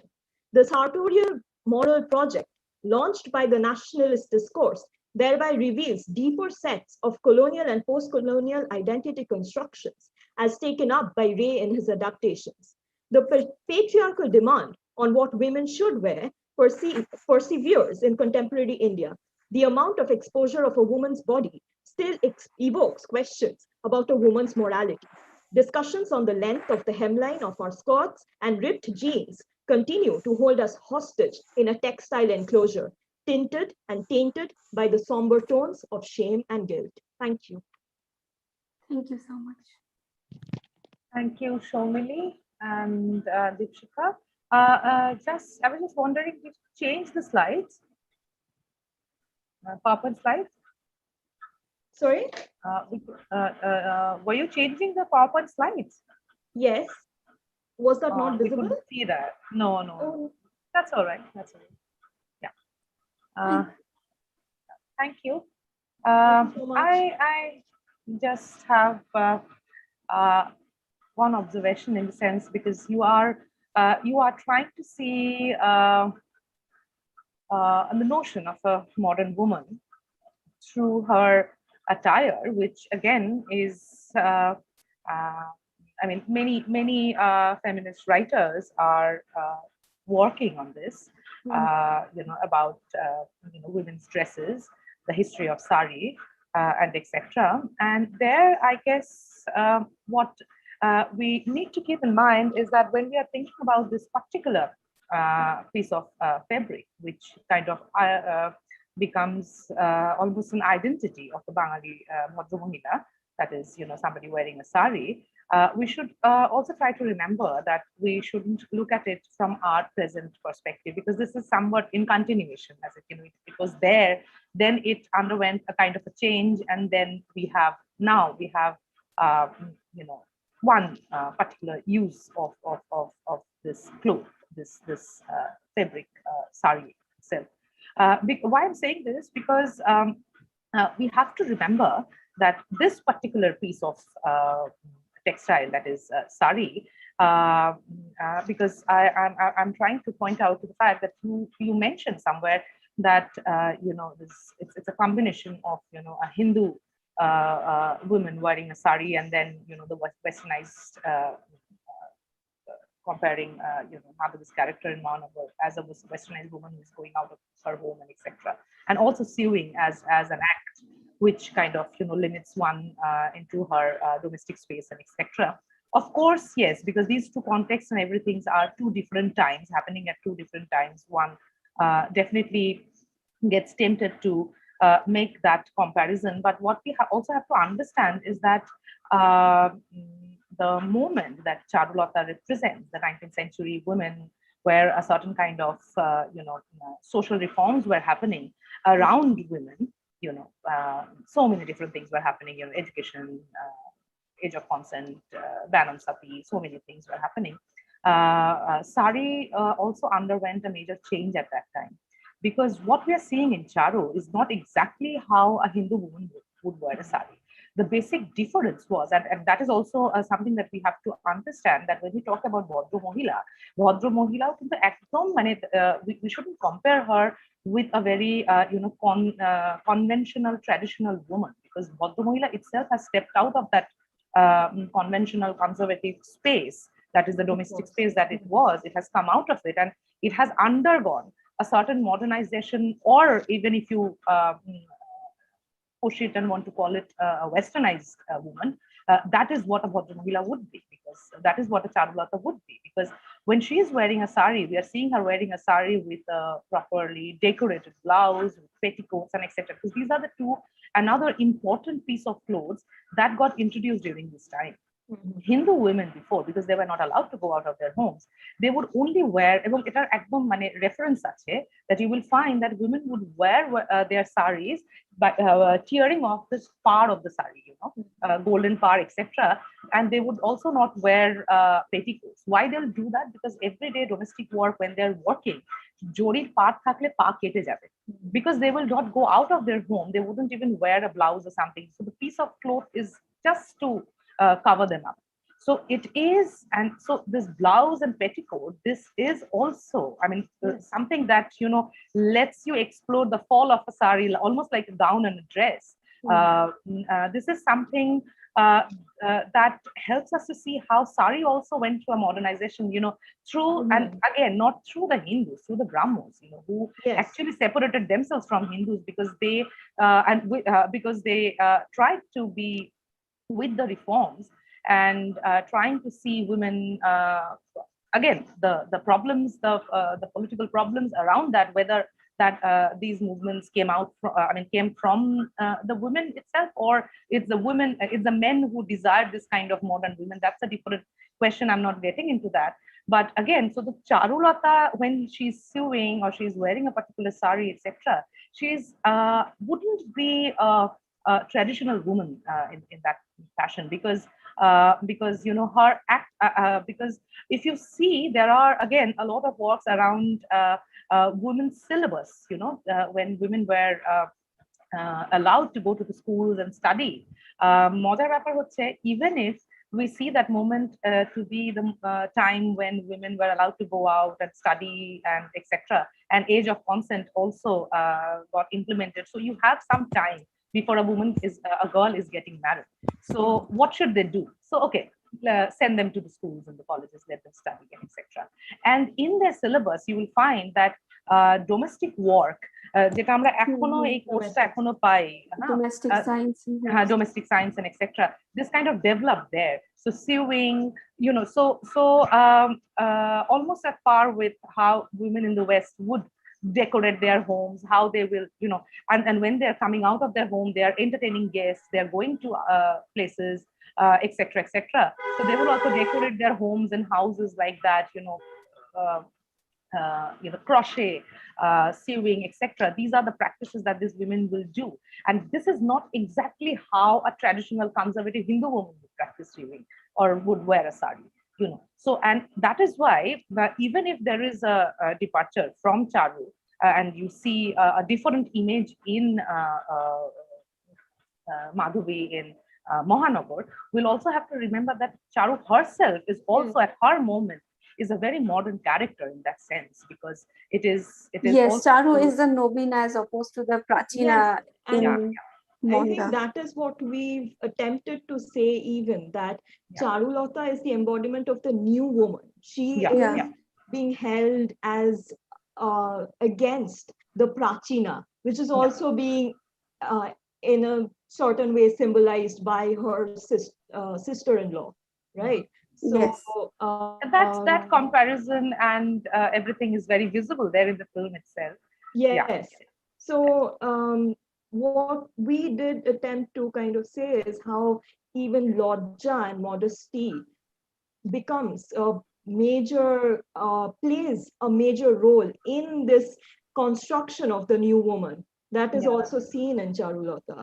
At the same time, if you see, or if you check the Bortola and the different satires that were published around that time, সেখানে কিন্তু আবার এই নবীনাকে ভীষণ ভাবে target করা হচ্ছে as somebody যার লজ্জা নেই, এরা খটাং খটাং করে চটি পরে জুতো পরে বাইরে বেরোয়, হাত and if you see their there's a certain illustration by ওই যেন ছাতা নিয়ে বেরোচ্ছে, about the Mem Sahib dancing, Mem Sahib, ফলে ওটাই এখন if we see the history of this cloth from now, it might seem that there is a continuation, but again ওই হিন্দু ব্রাহ্ম জায়গাটা হয়তো একটু ভাবতে হবে, because similarly there were Hindu women যারা তখনও এই social reforms গুলোকে, যে পরিবারগুলো accept করছে না, Hindu women were still continuing in a particular type of wearing sarees, যেখানে ধরো ঠাকুর বাড়ি থেকে and from different other Brahmo families, different types of different methods wearing a sari,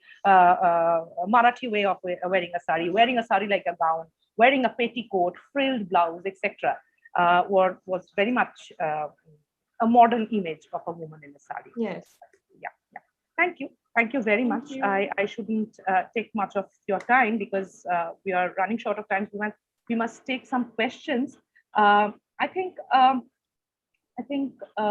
Ritam already had a question from Priyanka. Priyanka had a question earlier from Shagnik. Again, Ritam left a question. He says that Priyanka, your presentation threw light on the binary that the film creates in terms of intellectual prowess, chess playing, and physical aggression, going to war and fighting. Do you think the film can only be read or interpreted in terms of this othering? Would you like to answer these two questions, Priyanka, now? Yeah, I'll start with Shagnik's question. So firstly, I think that in terms of interpreting Mahapurush, you could actually do it with the form of passive masculinity.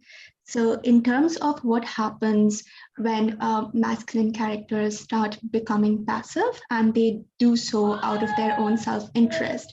So what I could gather from the question is that like the kind of themes that I could gather from the question itself is that there has to be a predominant idea of masculinity to confirm. And there also has to be an idea of effeminate masculinity at the same time, which is prevalent throughout the film itself.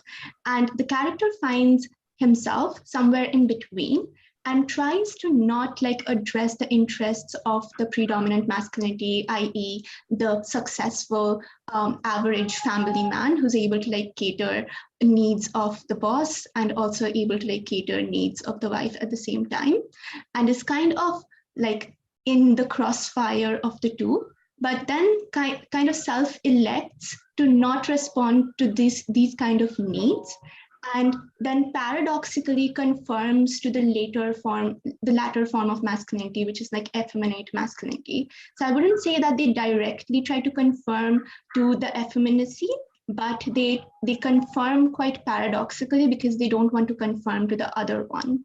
So that is one way that you can read non-conformity within the film. I mean, the way it's been framed within the question. And secondly, on to Ritam's question, yes, you can read it through the only frame of chess playing and then going to war, other intellectual prowess or physical aggression. However, I think that would be like too limiting a framework to like just base it like onto that framework, because then that would mean that you will inevitably prefer the aggression versus the intellectual prowess demonstrated within the film.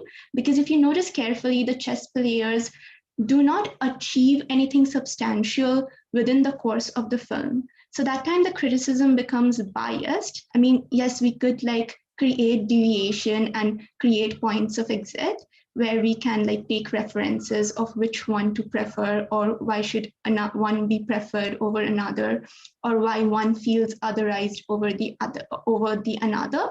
But I guess the larger connotations would remain that being aggressive or conforming to the larger embodiment of masculinity is something which still achieves you some substantial outcome than rather something which is as limiting to just the intellectual prowess of chess playing, because intellectual prowess has been extremely limited within the framework of the film itself, which is that it's only limited to chess playing. It doesn't demonstrate itself to the other aspects of intellectual prowess which men might demonstrate. And it is then kind of like limiting your framework as an evaluator of the film between the war or between the real war and the war on the chessboard, and then what are the substantial outcomes from each. Yeah, I mean, I hope that answers your question. Ma'am, you're on mute. Sorry. We can take one last question, and let me tell you, people who are watching it on YouTube are also leaving some comments. They're not asking questions. They're really enjoying your papers. Shruti Goswami, who was our chair in the last session, leaves a comment, an observation on the last paper. she says that Bhadramahila Shari is closer to Brahmika style of wearing, which was introduced by Ganadhananda. And from there, we have one last question from Prernan to the last speakers. She says that you spoke about Ganadhanandini's Brahmoshari and its influence in clothing women in race cinema. What is your take on a particular way of sari wearing as a motif of class and caste privilege? Because Arati's way of draping a sari is different from Charulata's Atkove way, and that stems from their ethno-social, political and gender positions. Would you like to comment on that? Yes. So about the gender position, I don't think that's different, but about the ethnic, social, and political situations, of course. I mean, we see Arati also wearing the Atkore style in her ghor. We do notice that. So given the difference in context, Charulata being set in the 19th century and Arati's story being set in the 1960s Calcutta, of course, there is a difference between that as well. More than the caste and class and caste privilege, for us, which stood out was the home and the world and the negotiations, the different negotiations that Arati has to grapple with as compared to Charulata.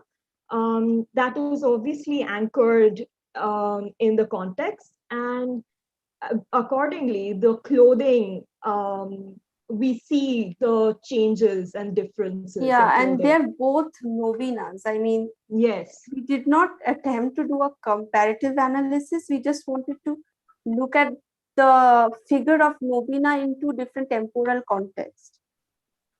Yeah.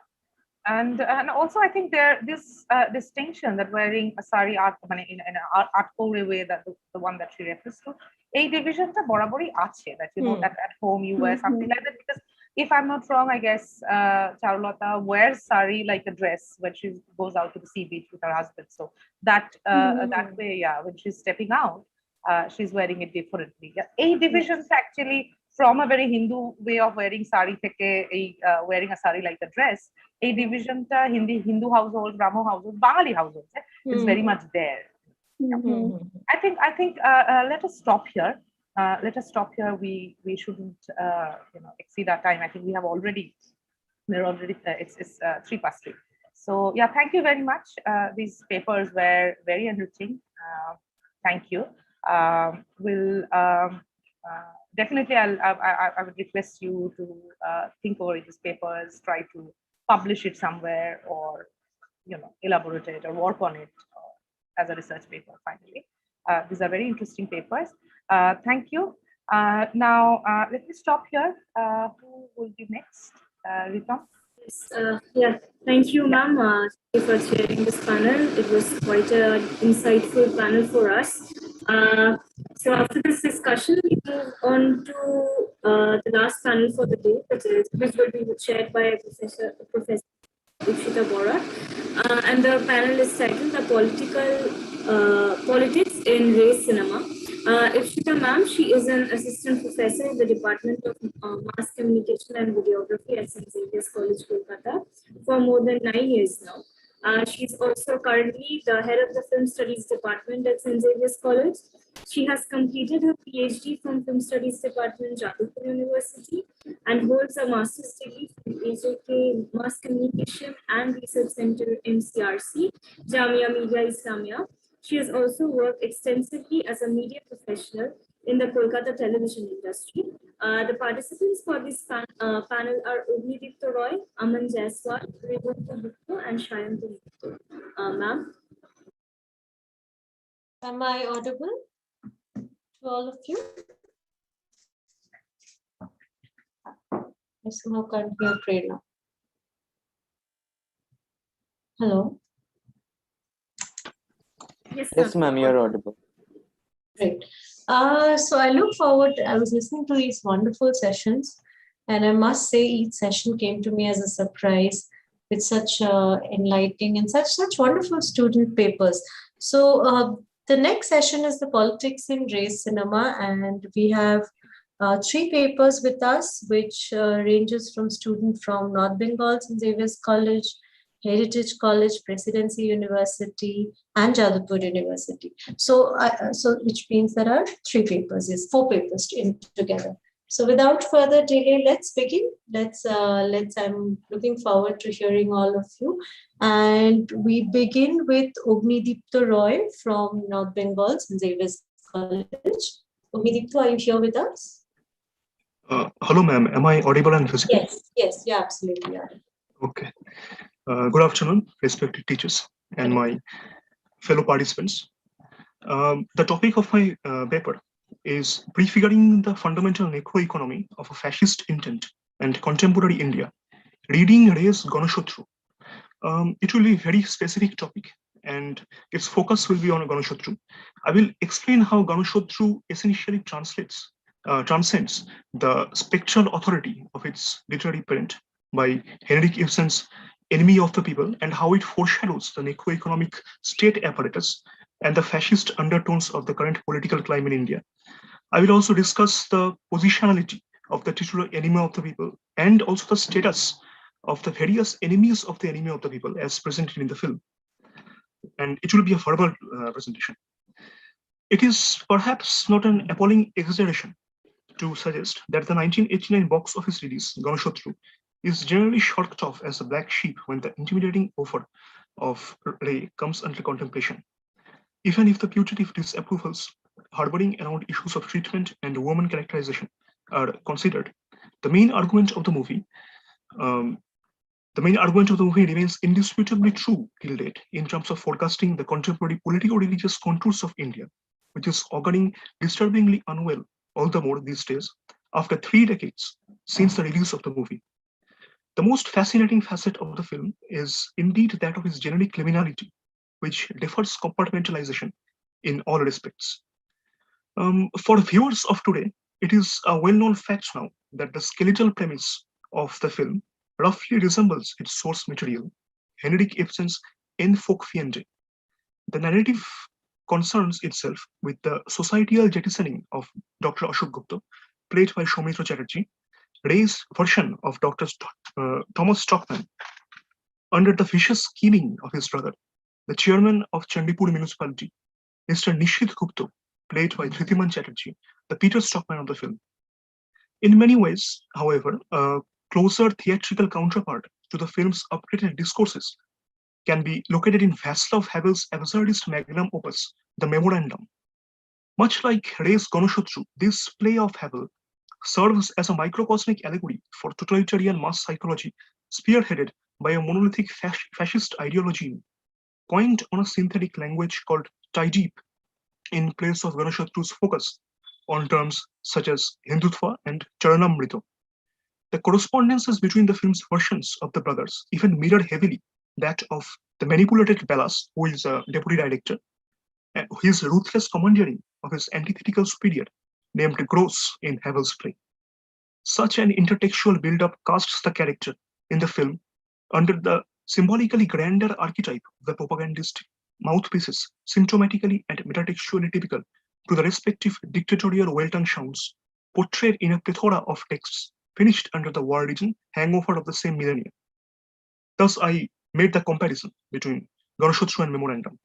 Finally, the uncanny similarity between Havel's literary and Ray's cinematic texts lies in the ultimate predicament of forced muteness of the protagonists, which is indeed a far cry from Ibsen's vision, where their forced silences become political, individual, existentially crucial at once. The rationale Dr. Stockman manages to at least cement himself through his histrionic harangue of rationality in the climax of Ibsen's play, but the fates of Ashok and Gross's individual revolt, despite being led to an exaggerated point of referral, ultimately remain unavowed and unregistered. Being reduced to a tree falling in an empty forest, on the face of a politically utilized and fomented mass religious hysteria, which are usually easily worked up in social spaces like that of the Indian post-colony, Ashok embodies the positionality of living death. It is a status which is readily induced on him by the exclusionist state apparatus known as necroeconomy. Viewed from this perspective, the narrative no longer remains bogged down within the play's platitudinal and Eurocentric tussle between the binaries of science and religion. The sinews behind the titular epithet of the enemies of the people thrust upon Dr. Ashok Gupta might be understood through the lens of what Achille Mbembe calls the terrifying object in his book Necropolitics, a term which can be easily metonymized with that of the film's catchier title. In this context, the chosen individual is constructed by the opposing populace as an anxiogenic and bewitching zone to cathartically discharge their accumulated frenzy of elimination. This state of mass fabricated antagonism does not signify mere bare life, only to be exiled and forgotten after being discarded within the micropolitical levels of a society. Rather, it entails a process of continuous invention and confession to assail itself as a larger-than-life figure to be eventually maintained as a state of exception consciously by the hegemonic ideology to use the same as a backdrop of taboo. Nishith manages to ignite such master desire of hatred in the film, even before Ashok's article is allowed to be publicly ascertained as a controversial one. In the typical imagerial fashion of Ray, the face-off between divided caste is replete with irony. An audience with the preliminary reading of En Folkfiend would textually expect the emphatic rebuttal of the idealistic Chandipurian Dr. Stockman, which is only to be negated by the headless Baron Durga, juxtaposed with the fidgety and censored protagonist as a symbol of fractured poetic justice. In another instance, Adhir Mukherjee, the printer and publisher of the daily named Janavarta, mentions rather innocuously, "Ami asha korbo ajke shobhaye jeno shrinkhola bajaye thake." This statement can be superficially shrugged off as an expression for the man's well-known paranoia against crossing the line. Upon close inspection, however, it might well be realized as a double entendre, foreshadowing the debate's outcome, where the shrinkhola or order metaphorically signifying the discursive norm of Charanamrita being transcendentally beyond biological fallibility remains stable and unaltered. The biggest layer of irony of the events in the film lies within Nishith's infamous intervention itself. With his ironic Lenin-like get-up and mannerisms, he espouses the supremacy of Hindutva over medical skepticism by curiously disposing the onus of Ashok's judgment upon the people. In this way, he falsely but popularly assumes an egalitarian stance while feeding the ideologically antithetical fascist narrative. The scene also stands out as a precocious boatment of the Hindu revivalist political machinery of the following millennia, and a metaphorical commentary on the paradoxical myth of Indian liberal democracy built on the fallacy of majoritarianism championed under such political machinery. In the film, the various enemies of the enemy of the people operate both within the latter's private and the politico-public spheres. Nishith's introduction initially affixes his relationship with Ashok along the lines of hostis polemios, or political enemy, hinting at a passive aggression but not vaulting beyond the border of ideological differences.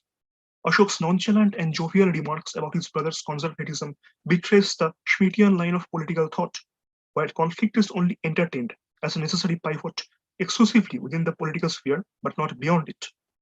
Matters turn awry when this aforementioned dichotomy between the domains begin to falter in the movie.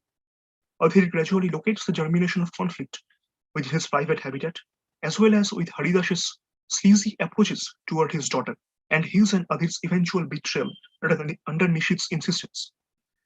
The completion of this pattern is met with Indrani's mention of Nishith's personal rivalry with Ashok and the spectator's eventual exposure to Nishith's tacitly repeated blackmails. As a credible outcome of this necessary exposure, Ashok undergoes metanoia, claiming "koto kom chini oke," as his understanding of the family-enemy binary is rendered topsy-turvy. The contradistinctions between the dichotomy of hostis polemios, or political enemy, and ekthros, private enemy, these are Greek terms, is a bloody one, clouded by much indeterminacy, craftily played out by Ray's character signifiers in Ganashutru. Further on, if the origins of the terms are traced back from Carl Schmitt's original employment of them to Forcellini's derivation of them from Cicero's De Officiis, then the usage of hostis, this particular word, seems to refer to both hostile stranger and guest. This double signification encapsulates the shared duality of the three enemies stacked against the enemy of the people, Nishith, Adhir, and Haridas, along with their gradual devolution from their initial inclusion within others' domestic domain of hospitality. Such a portrayal of post-coloniality of the respective enemies serves as the filmic statement of Ray's scalpel-sharp yet understated political clairvoyance in Ganashotru. Contemporary technocratic zeitgeist of the global space, heavily dictated by the neoliberal ethos of market capitalism, showcases more often than not that the hyper-panopticism offered by authoritarian spies, clandestine within the private spheres, does not have to be exclusively in the guise of a close or familial individual. Instead, this can be well substituted by the most unassuming devices like smartphones, coupled with the ready encouragement of democratic free speech by social media platforms, which function under the telos of unmitigated surveillance, data harvesting, and devaluation in hopes of smoking out and neutralizing potential incentives thinking, anti-establishment alignments, and marginalized communal practices. The language of ostracization under market capitalism and the institutionalized mythological schema of Hindutva, dominating and asphyxiating the contemporary social life of India almost on a daily basis, have surpassed from the affixing only the level of a Ganashotru on a true speak in this third decade of the 20th century to a far more aggravatingly complex denomination of Deshodrohi. It is the historiography of such appropriations, ongoing in the recent past of India, implicating dissident voices with such denominations, which the character, time, and space of the town of Chandipur in Ray's film microcosmically foreshadow. The film's denouement, depicting Adhir denying to be recuperated by Nishit and joining hands with Lawrence Theatre Group, coupled with the affirming leitmotif, adheres to the commercial optimism of Ray's later directorial arc.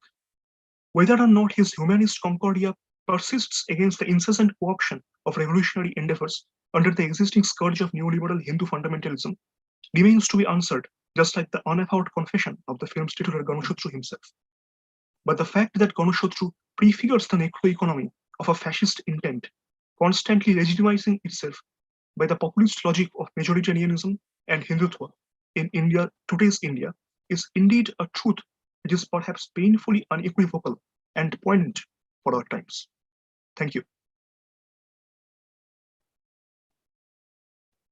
Much. Yes. Thank you so much, Ognidipto, for this wonderful presentation. I think we will take up the questions at the end of the session. However, before, as in the questions from YouTube and the other participants, so if you could just talk about one thing that, you're posing Ganashotru as a political film, and Ganashotru genre is posited as political films. However, what is your take on, can Ganashotru be also posited as something which is a reflection of the human condition rather than, a core political film? Yes. Can you talk a little bit on those lines? Thanks. Yes. I think, and this issue arises when the original text is brought into comparison with Ganashotru, that is in Folkfiende. That text is essentially about the human condition, and it is also extremely solipsistic, because the oft-quoted line, which is that man is alone, man is most powerful when he is alone, and when he's juxtaposed with the majority. I'm actually paraphrasing the statement. I cannot quote it directly right now, which means that it is almost anti-egalitarian in its sense. And Ganashotru is kind of a contradiction to that it is very much pro-egalitarian. But yes, man, if I am to come to that condition of human existence, existential condition of human, as we mentioned, in order to substantiate that point, I roped in the comparison with Václav Havel's memorandum, which is an existential and an absurdist text. How the protagonist is silenced and how, in the end, his agency is denied. I think Ganashotru is a close comparison, a close alternative to that. An Indian alternative, we can call it. Very interesting, Ognidipto.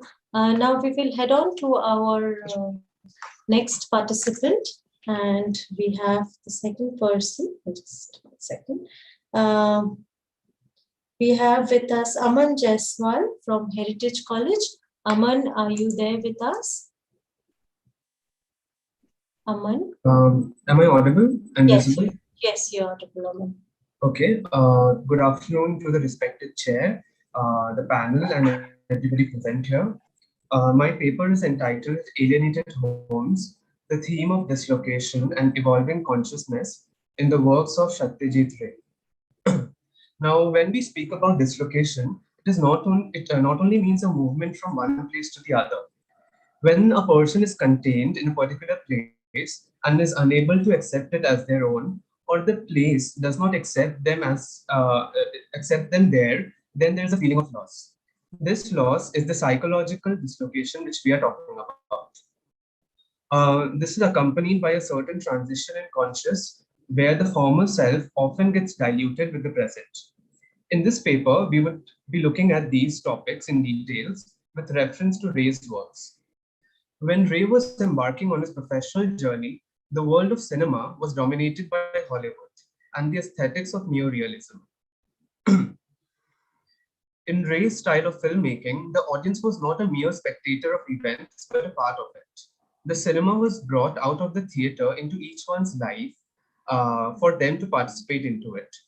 Even though his characters were autonomous and individualistic, yet they corresponded or carried some historical social trend. The linear development of character and the dynamic nature of emotions gave rise to an overreaching narrative, presenting a saga of human emotions simultaneously. According to the British critic David Robinson, Ray's unequal gift is to give a total sense of way of life, which is strange and remote and contained, yet to discover in it the qualities that are universal. He represented the India of the middle class and the common man. Now, coming back to the topic of home, the way home is represented in his films brings with itself a number of intricacies to be looked into. Among the myriad connotations of home, the most potent are the notions of belonging, the right to lay claim to a place as one's own, the freedom to be oneself, secure that emanate feelings of inclusiveness. The quest for home as a manifestation of the existential aspirations of man is often accompanied by a tussle between nature and culture. Leonard Luttwak observes about the earth, it is a hostile alien place and yet also man's true home. When there is a deliberate movement away from the home in search of new opportunities and a new dimension, it brings with itself a host of nostalgia, longing, and desire, as the feelings it evokes for diasporic people. Home may be transported from a territorial plane to a psychological and abstract one as the memory of the lost home, as in Salman Rushdie's Imaginary Homelands or Jhumpa Lahiri's The Interpreter of Maladies or Unaccustomed Earth. For After Ray, home becomes a mythic place of desire in the diasporic imagination, in the sense it is a place of no return, even if it is possible to visit the geographical territory that is seen as the place of origin. On the other hand, home is also a lived experience of locality. The Opu trilogy takes a transition of symbolic economy, social industrial changes, and the development in temporality with character growth. In the first film, Pothe Pachali, which is an adaptation of a novel by Vibhuti Bhushan Bandyopadhyay, the poverty of the setting evokes the traumatic moments of the Bengal famine. In front of all the misery of the setting, human relationships, particularly between Durga and Indira and Opu and his mother, feel like an oasis in the world of suffering, from which, however, Opu's innocent perspective remains detached. In this suffocating world, the appearance of the train in Opu's life is also the means to escape from it. The train is used as a carrier of internal and external changes, both on a personal level for Ray's characters and the Bengali society respectively. Sarvojja's inanimate outlook on Aunt Indir compels her to be expelled from the house and embark on a journey where she would reach the destination of her final rest. She leaves for the house for it to be engulfed by a wave of poverty and decay. It is as if she not only carries the home with herself, but it also becomes a part of her and meets the same fate. The cyclic repetition is echoed in the movement of the story with Durga's death. She unleashes the spirit in her to sync with the harmony of monsoon as if to become one with it. Durga, owing her fascination to the rain, dances on the melody of nature. Opu watches her whirl madly around a rainstorm. However, the same melody proves to be fatal. We see that how one life is the axis of coexistence for the other, and how the collapse of one takes away its meaning from it. On coming to know of his daughter's death, the father gets too overwhelmed to survive through it. Opu's strongest emotional ties are to his mother, who is presented to us in all her complexity. Whereas Durga represents the wild spirit of adventure and the connection to the outside world. Her departure from Opu's life feels like something magical has left it. Uh, in the next film, Aparajito, released the following year, the focus is on Opu's yearning for the faraway lands and to an atmosphere which would facilitate his growth. After his father's death, he and his mother shift to Banaras, where he takes training for priesthood like his father. The generational pattern, which was expected to be continued and passed on, uh, had been challenged by Opu. Refusing to become a replica of his father, he decided to make a distinctive and individualistic identity for himself. Even after resistance from his mother, Opu decides to follow his heart. Sharbatja is pulled between her selfish needs of an intimacy with her child and the rationale to support his growth. When Opu returns home for a festival, the restlessness in him clearly depicts his yearning to return to Calcutta. His mother, now growing old and ailing, yearns for him to stay by her side. Ray, with his gift for revealing multiple layers of meaning, makes an unexpected turn in the sequence when Sharbatja wakes Opu to catch his train back to Calcutta. She accepts that Opu's spirit cannot be contained within that space. The depth of loneliness of his mother's character is eventually made clearer when she grows ill and yet doesn't inform Opu about it. Opu at the end renounces the priest profession being conferred upon him as a legacy. He continues on his journey for his zeal of education, an actual legacy he inherited from his father, and to explore the world, a spirit inherited by the wilderness of his sister. The frame functions in the fashion of an Misinabime, a structurally precise and recurrently deployed unit of aesthetic composition. Ray's usage of this space as a counterpoint to Opu's evolving, expanding world functions not so much as a counterpoint of stasis or movement, but as governed by an asymmetry of desire, where the mother's desire to recover her son can never really be fulfilled. Opu's Shongshar, released in 1959, depicts the homesickness and reversal in temperament. Opu, once willing to leave his home for the sake of the world, now seems to be missing it. He is now a university graduate, but his scholarship is inadequate to fill his life. When he accompanies his neighbor Pulu to a cousin's wedding, his life changes drastically. Aparna's marriage is broken, and a family asks Opu to marry her to save them from embarrassment. What's ironic is that under normal circumstances, a man from a poor background would never have been acceptable for the daughter of a rich family. It is only an unfortunate or maybe fortunate catastrophe which could make it possible. He doesn't marry out of love, but to fulfill the social demands and his personal social security. Initially, the couple stays distant to one another. However, a few scenes later, it is seen that when Aparna gets up from her bed, she finds her sari tied to it. The contractual imperative transforms into a privatized romance. The bed has now become a source of joy for Opu, which he doesn't want to lose. The making present of an ideal form is transient and is abruptly brought to a close with Aparna's death in childbirth. The bed, which was a site for the contentment arising out of consummation, is now filled with solace. Though initially rejected, he eventually reconciles the fruit of it, that is, his son, which becomes his only medium to recover it. In the scene on a hilltop, he scatters the pages of the novel he had been working on as if he realized its futility. The last scene where Opu walks with Kajal on his shoulders clearly shows how the son is growing out of his father's. The generational cycle again continues as for Opu, the home becomes his world. In Oguntuk, 1991, released in 1991, the protagonist is a middle-aged man who returns to his family in Kolkata after a gap of 35 years. His arrival is taken with astonishment and suspicion. The family constitutes of differently tempered people. The child Shatuki filled with fascination to learn about the outside world, quickly grows akin to this stranger. It seems as if he vicariously wants to live through the experiences of this old man. It is a way for him to transgress the boundaries of his home and know the unknown lands. The yearning for the unexplored is quite in parallel with the curiosity of a child in the younger years. This old man becomes his ticket to the world. Then we have Anila and her husband Shudhindro, who act as figures filled with suspicion and disbelief.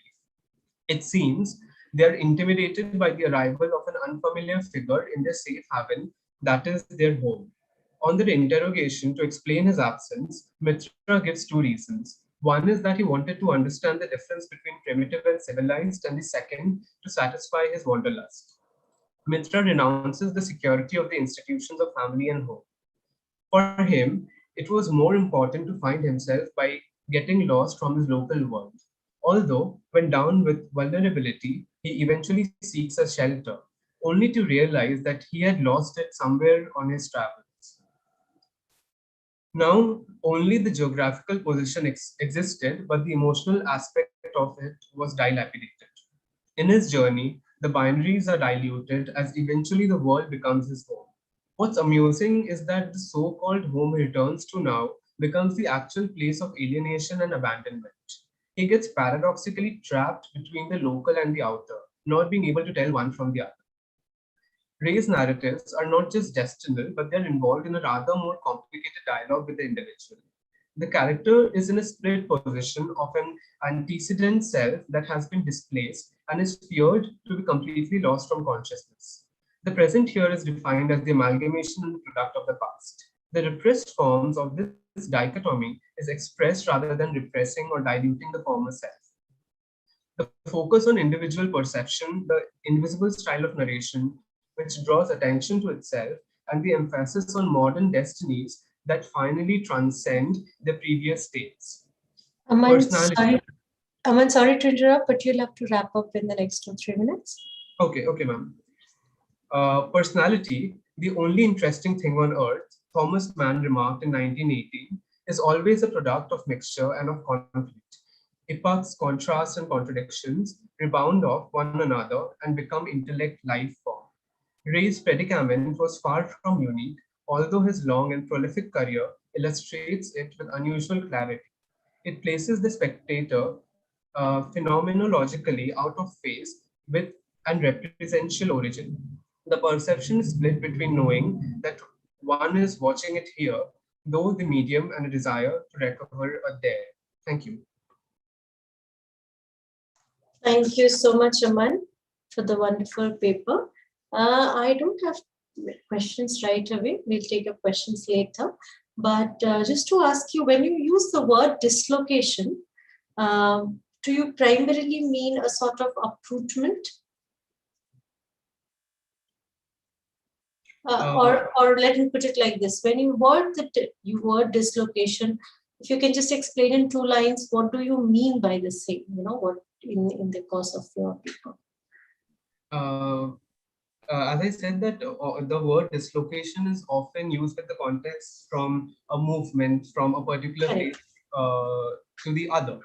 But what I wanted to establish here is that even without a physical movement, when the person is in the same place but suddenly cannot relate to it, feels unaccepted over there, then there is a certain psychological and emotional dislocation because he feels outcasted and abandoned in the very space which he was contained in. Okay. Because in Ray's films, there's also a continuous, there are many tropes being used also. There's a constant uprootment, people kind of traverse from one class to another. Then there's the trope of train, railways, which is kind of, yes. So yeah, you can touch upon that aspect too. So very good presentation, Aman. And we'll head to the next presentation now. Just 1 second.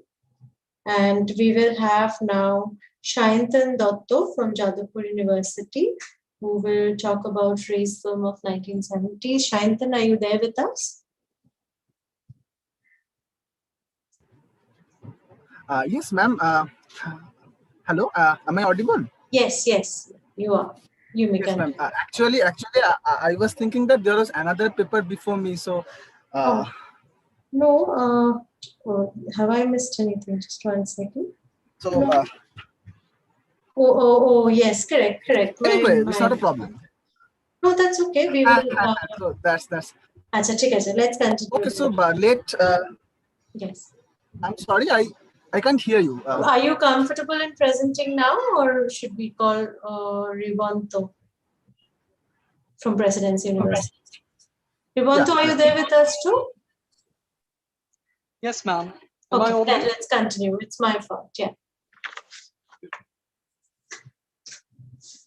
Am I audible? Yes, you are. Okay. Thank you, Dr. Borat, and good afternoon, everyone. The title of my paper is Isolation and Estrangement, the Melancholic Face of Shotoborshe Ray's Cinematic Universe. So I want to talk about the themes of isolation, alienation, and solitude, which are present, which have been discussed in the discourse of the films of Satyajit Ray. The Hungarian Marxist philosopher George Lukács coined the term transcendental homelessness in his essay, The Theory of the Novel, to describe the element of homesickness that is prevalent in the discourse of modern philosophy and literature. The world of epic was governed by the cosmic laws of fate. The transcendental signified, or the god, was present to protect humanity, and the human soul found a metaphorical home in that cosmic destiny. Edward Said, in his essay, Reflections on Exile, writes, classical epics emanate from settled cultures in which the values are clear, identity stable, and life unchanging. But Lukács regards the novel, the literary offspring of modernity, as the site of this transcendental homelessness. The European novel is a product of a society in flux, where the omnipotent figure of God has been replaced with the strains of skepticism, rationality, and morbidity. The novel is born out of a society, Said writes, in which an itinerant and disinterested middle-class hero or heroine seeks to construct a new world that somewhat resembles an old world left behind forever. So a sense of retrogression, a desire to return to that home, to that old world, lingers in the arena of modernity. This sense of homelessness and estrangement also haunts cinema, which bears structural resemblances to the novel. Cinema, it can be said, is like a novel printed on celluloid, though it would be outrageous to conclude that cinema and novel are the same thing. I'm not telling that, but they share structural resemblances, which is written by a director with his camera stylus. The characters of Satyajit Ray's films suffer from a sense of perpetual homelessness. Pangs of isolation and estrangement haunt their sinews and nerves in the midst of a kaleidoscopic world. I would like to talk about two films by the legendary master, Kanchanjunga and Charulata, and try to describe the elements present in these films which create an atmosphere of isolation and estrangement. And I would like to decode these elements with the colors of hermeneutics. Kanchanjunga, released in 1962, narrates the story of a wealthy aristocratic family during the final lap of their vacation at Darjeeling. The peak of Mount Kanchanjunga remains shrouded in mist throughout the film, and the parallel mist of confusion, contradiction, unrequited desire, and unspoken words has enveloped the characters. The film describes the primacy of the father figure in the family ecosystem through the character of Indranath, played by Chobi Vishwas, who is a snooty, pompous, and authoritarian figure who wants his daughter Monisha to marry a wealthy man whom he has handpicked for her. But she seems to be reluctant to accept this decision. Now, William Wordsworth, the celebrated English romantic poet, in the poem, Lines composed a few miles above Tintern Bay, had told his sister Dorothy to believe in the ways of nature, which fills the mind with quietness and beauty and lofty thoughts, so that neither evil tongues, I'm quoting Wordsworth, neither evil tongues, rash judgments, nor the sneers of selfish men can demotivate her. But Indranath stands vertically opposite to this arena of Wordsworthian exaltation. He's completely alienated from nature. His materialistic drive has effaced his capacity to appreciate the beauteous aspects of nature. When Jagadesh's brother-in-law talks about his search for a bird, Indranath nonchalantly asks, roast why? Can it be roasted? He is marooned in his personal island of materialism, and his desire to catch a glimpse of Kanchenjunga is basically a desire to acquire a coveted product. It's a market-like desire. Real love of nature is not associated with it. He has high opinions about Banerjee, the potential groom for Monisha, chiefly because he has a starting salary of rupees 1200. So he is completely alienated from nature, which is the real home of human beings. His wife Labunno is a subjugated woman who has a feeble presence before the domineering existence of her husband, and the subjectivity finds no outlet. She, therefore, sits on a bench by their bees, and at the hour of descending fog, sings the song E Parobashe Robe Kihai, set in the rag Kafi. Kafi, which uses the notes Komol Gandhar and Komol Nishad, creates a melancholic mood as the song touches upon the somberness of Gandhar and the solitary bohemianism of Nishad, which is, by the way, used widely in the melancholic Bengali folk music, in Kirtan or in the Baul music, which creates what we call in Bengali the Mon Kamon Kora bhav, which is triggered by the Komol Nishad. And it reflects the alienated state of a woman who has not had her share of love from her husband. Fog dilutes the outlines of the horizon as her hopes slowly get extinguished and desperation reigns supreme. And the last line of the song, Kamono apono kehunahi e prantare haire, mingles with the fog to create an atmosphere of perennial loneliness. Jagadesh's comment, "You have sung after such a long time," indicates that Lavunno's daily hectic life and Indranath's iron feast have isolated her from her artistic persona. Rabindranath Tagore talked about the importance of aesthetics in his Japan Jatri. If humans become too much obsessed with the utilitarian domain, they become machine-like entities, whereas the domain of aesthetics is the area where they can truly realize the real nature, the true nature of their existence, leading to the realization of what Edmund Husserl calls Lebenswelt, or life world. The song not only translates Lavunno's melancholia into musical notes, but it also signifies her urge to rediscover her real self, as she expresses concern over the smothering of Monisha's artistic qualities after the marriage. The golden Kanchenjunga, which appears in the last few frames of the film, signifies that cosmic home, that abode of hope, which has hitherto remained elusive to the characters. It is a symbol of the culmination of collective desires. But ironically, in this journey to the cosmic abode, the rogue Indranath is left behind. He frantically searches for his compatriots as a terrifying wave of isolation hits him, along with a mocking, derisive tune of a hilly song. Charulata, 1964, is widely regarded as one of the premier achievements of Ray. The film, which is based on the short story Nostoni by Rabindranath Tagore, narrates the heart-wrenching saga of the eponymous heroine who walks down the solitary passages of an aristocratic home like a spectre.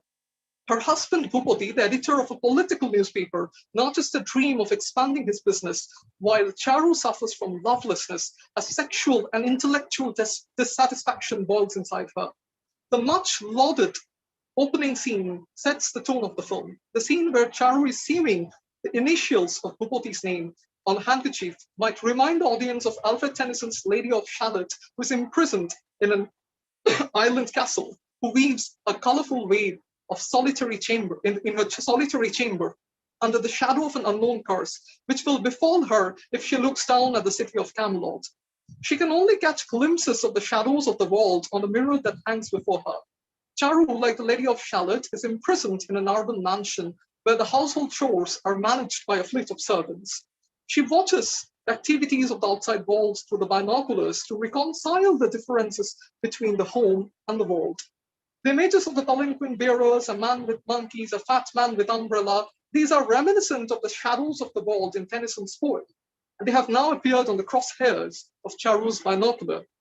But the Lady of Shalott had to pay the price for abandoning her loom and for looking down at the blooming water lilies and at the helmet and the plume of the gallant knight. As Tennyson writes, "Out flew the wave and floated wide, the mirror cracked from side to side. The curse is come upon me," cried the Lady of Shalott. Similarly, the curse of infidelity and adultery hits Charu And with the arrival of Amol, his attractive brother-in-law, who enters her life in a tempestuous manner, just like the knight's entry into the lady's life.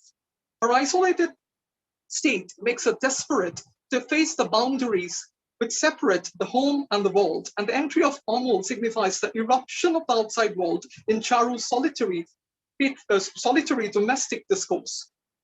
As a result, she becomes an excess, quote unquote, who can't be contained within the patriarchal discourse. Her sexuality, her inexorable sexuality, transgresses the patriarchal parameters. Ray describes the psychological gulf between Bhupati and Charu by making Charu stare at the fleeting image of her husband through the binocular. He is engrossed in his world of political journalism with no time to accompany his wife, and the latter tries to find solace in literature, music, and other artistic works. But the binocular episode underscores the irreconcilable differences between them. The camera then unprecedentedly backtracks as she lowers the binocular and stares at her husband with a note of derision in her eyes. But it would be better to say that that backtracking episode actually creates this note of derision. And this derision anticipates the arrival of Amol, who will occupy the void left by Bhupati, who will emerge as Bhupati's sexual and intellectual rival in the eyes of Charu. The last scene, which incorporates the freeze frame technique, is reminiscent of the final scene of François Truffaut's The 400 Blows, where the teenage protagonist Antoine stares at the audience by rupturing the fourth wall, the projection screen, and the camera zooms in on his face and time is refrigerated, and the signs of anguish are visible on his face. Charu and Bhupati face each other, and the latter is shocked because of his wife's supposed infidelity. Though a note of reconciliation is hinted at when Charu invites Bhupati to step inside, the frame freezes and the music halts, underlining the impossibility of their conjugal bond. Antoine's discontentment and anguish, along with a sense of guilt, now appears on the couple's faces as the word noshtonir, or broken nest, appears on the screen. Tagore had celebrated the grandeur of a peaceful abode when he wrote the song Ohe Sundaro Mamo Grihe Aji Paramot Shaborati Dekhechi Konoko Mondire Kamala Shamapati. But ironically, Charu and Bhupati fail to construct that resplendent home described by Tagore, since they are separated by circumstances. They will be inhabiting the same house, but with an abysmal gulf separating them. They will be suffering from a sense of metaphorical homelessness. In this regard, Charu, Bhupati, and Amol anticipate the menage a trois, the tripartite sexual struggle that existed between Vimola, Nikhilesh, and Shondip in Ray's Ghore Baire. Vimola also became a victim of the broken nest syndrome when her nationalistic aspirations and conjugal fidelity towards Nikhilesh stood at loggerheads. They could not be reconciled. In an address to the young people, Andrei Tarkovsky, the celebrated Russian filmmaker, had said, "Learn to love solitude. To be more alone with yourselves, the individual must learn to be on his own as a child. For this does not mean to be alone. Solitude is an artist's prerogative, which helps in the exploration of the deepest recesses of his artistic mind. But isolation, on the contrary, is not tinged with the colors of bliss and creativity. It is characterized by its emptiness. Perhaps we can see an intersection of solitude and isolation in the episode of Labung when she's singing E Porobashe Robeke Hai, when she's exploring her artistic persona from within the discourse of isolation. Satyajit Ray's films have tried to explore the interplay between solitude and loneliness. The melancholic characters of his films have tried to unite themselves with that cosmic abode described by Lukács, because they have not, but they have not always succeeded. However, they have embarked on a journey to reach that transcendental home, like the character Christian, who made his journey, who embarked on a journey to the heavenly city in John Bunyan's The Pilgrim's Progress. Ray became the mouthpiece for his character's ambitious as well as disgruntled utterances. Thank you. Thank you so much, Rebanta. Is that the correct pronunciation? Rebanta, yes. Rebanta. Okay. So, very interesting study of Ray's character through the prism of solitude and loneliness. I don't have any particular question here. If anybody else from the audience have any question, please come forward. Anyone? Okay. Yes. Ma'am, I'm writing a question. Can you give me a few minutes? Yes, sure. Ritam, you can also say it out loud. Oh, okay. Yeah. So, Ribonto, can you please explain the analogy that you drew between the Lady of Shalott and Charlotta? Yeah, certainly. Ritam, can you hear me? Yes, I can. Yes, I can. Lady of Shalott, if you see that, it's a story of a woman who suffers from the shadow of a curse. Now, she's in a castle, a solitary castle, in a solitary chamber of a castle, and she's weaving colorful patterns, colorful web. And with the entrance of the night in her life, though that's not a direct entrance, but he remains in the background, the curse hits her.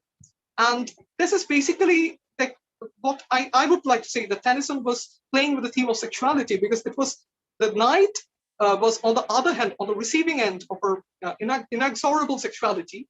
And and even if you look at the weaving, I mean, there's a conception, I do not know how far is this true, that weaving actually, it indicates the explosion of sexual tension. It actually, she was translating her sexual tension into weaving patterns. So I would also like to say that Charu, just like Lady of Shalott, was also imprisoned in a castle. Not imprisoned would be a very bad term. She was also, she was living in an solitary mansion. She had no one to talk to, no one to have intellectual conversation with. So she was translating her sexual desire into weaving patterns. And if you look at the character of Amol, he's similar to the character of Night in The Lady of Shalott. And when Amol enters, Charu's repressed sexuality explodes. And she tries to channelize her sexuality towards Amol. Though I'm using the term sexuality, I'm not referring to sexual intercourse, I'm using the term sexuality. Because her sexual desire had not been satisfied by her husband Bhupati, who was very much engrossed in his own political works, in his newspaper, in his journalistic activities. So there, Amol emerges as the second person who will perhaps satisfy her intellectual and sexual desire. So this is how I would like to draw the analogy between the Lady of Shalott and Charlotta. Understood. Thank you.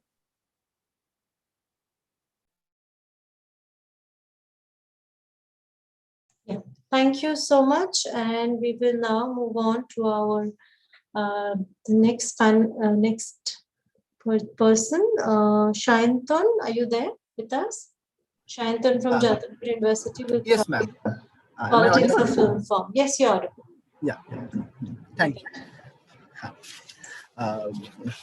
Thank you, Zaverian Film Academy and Department of Film Studies, St. Xavier's College, for inviting me to this seminar. So I'll be talking about Satyajit Ray's engagement with political cinema in a certain way. So I'm just sharing my screen.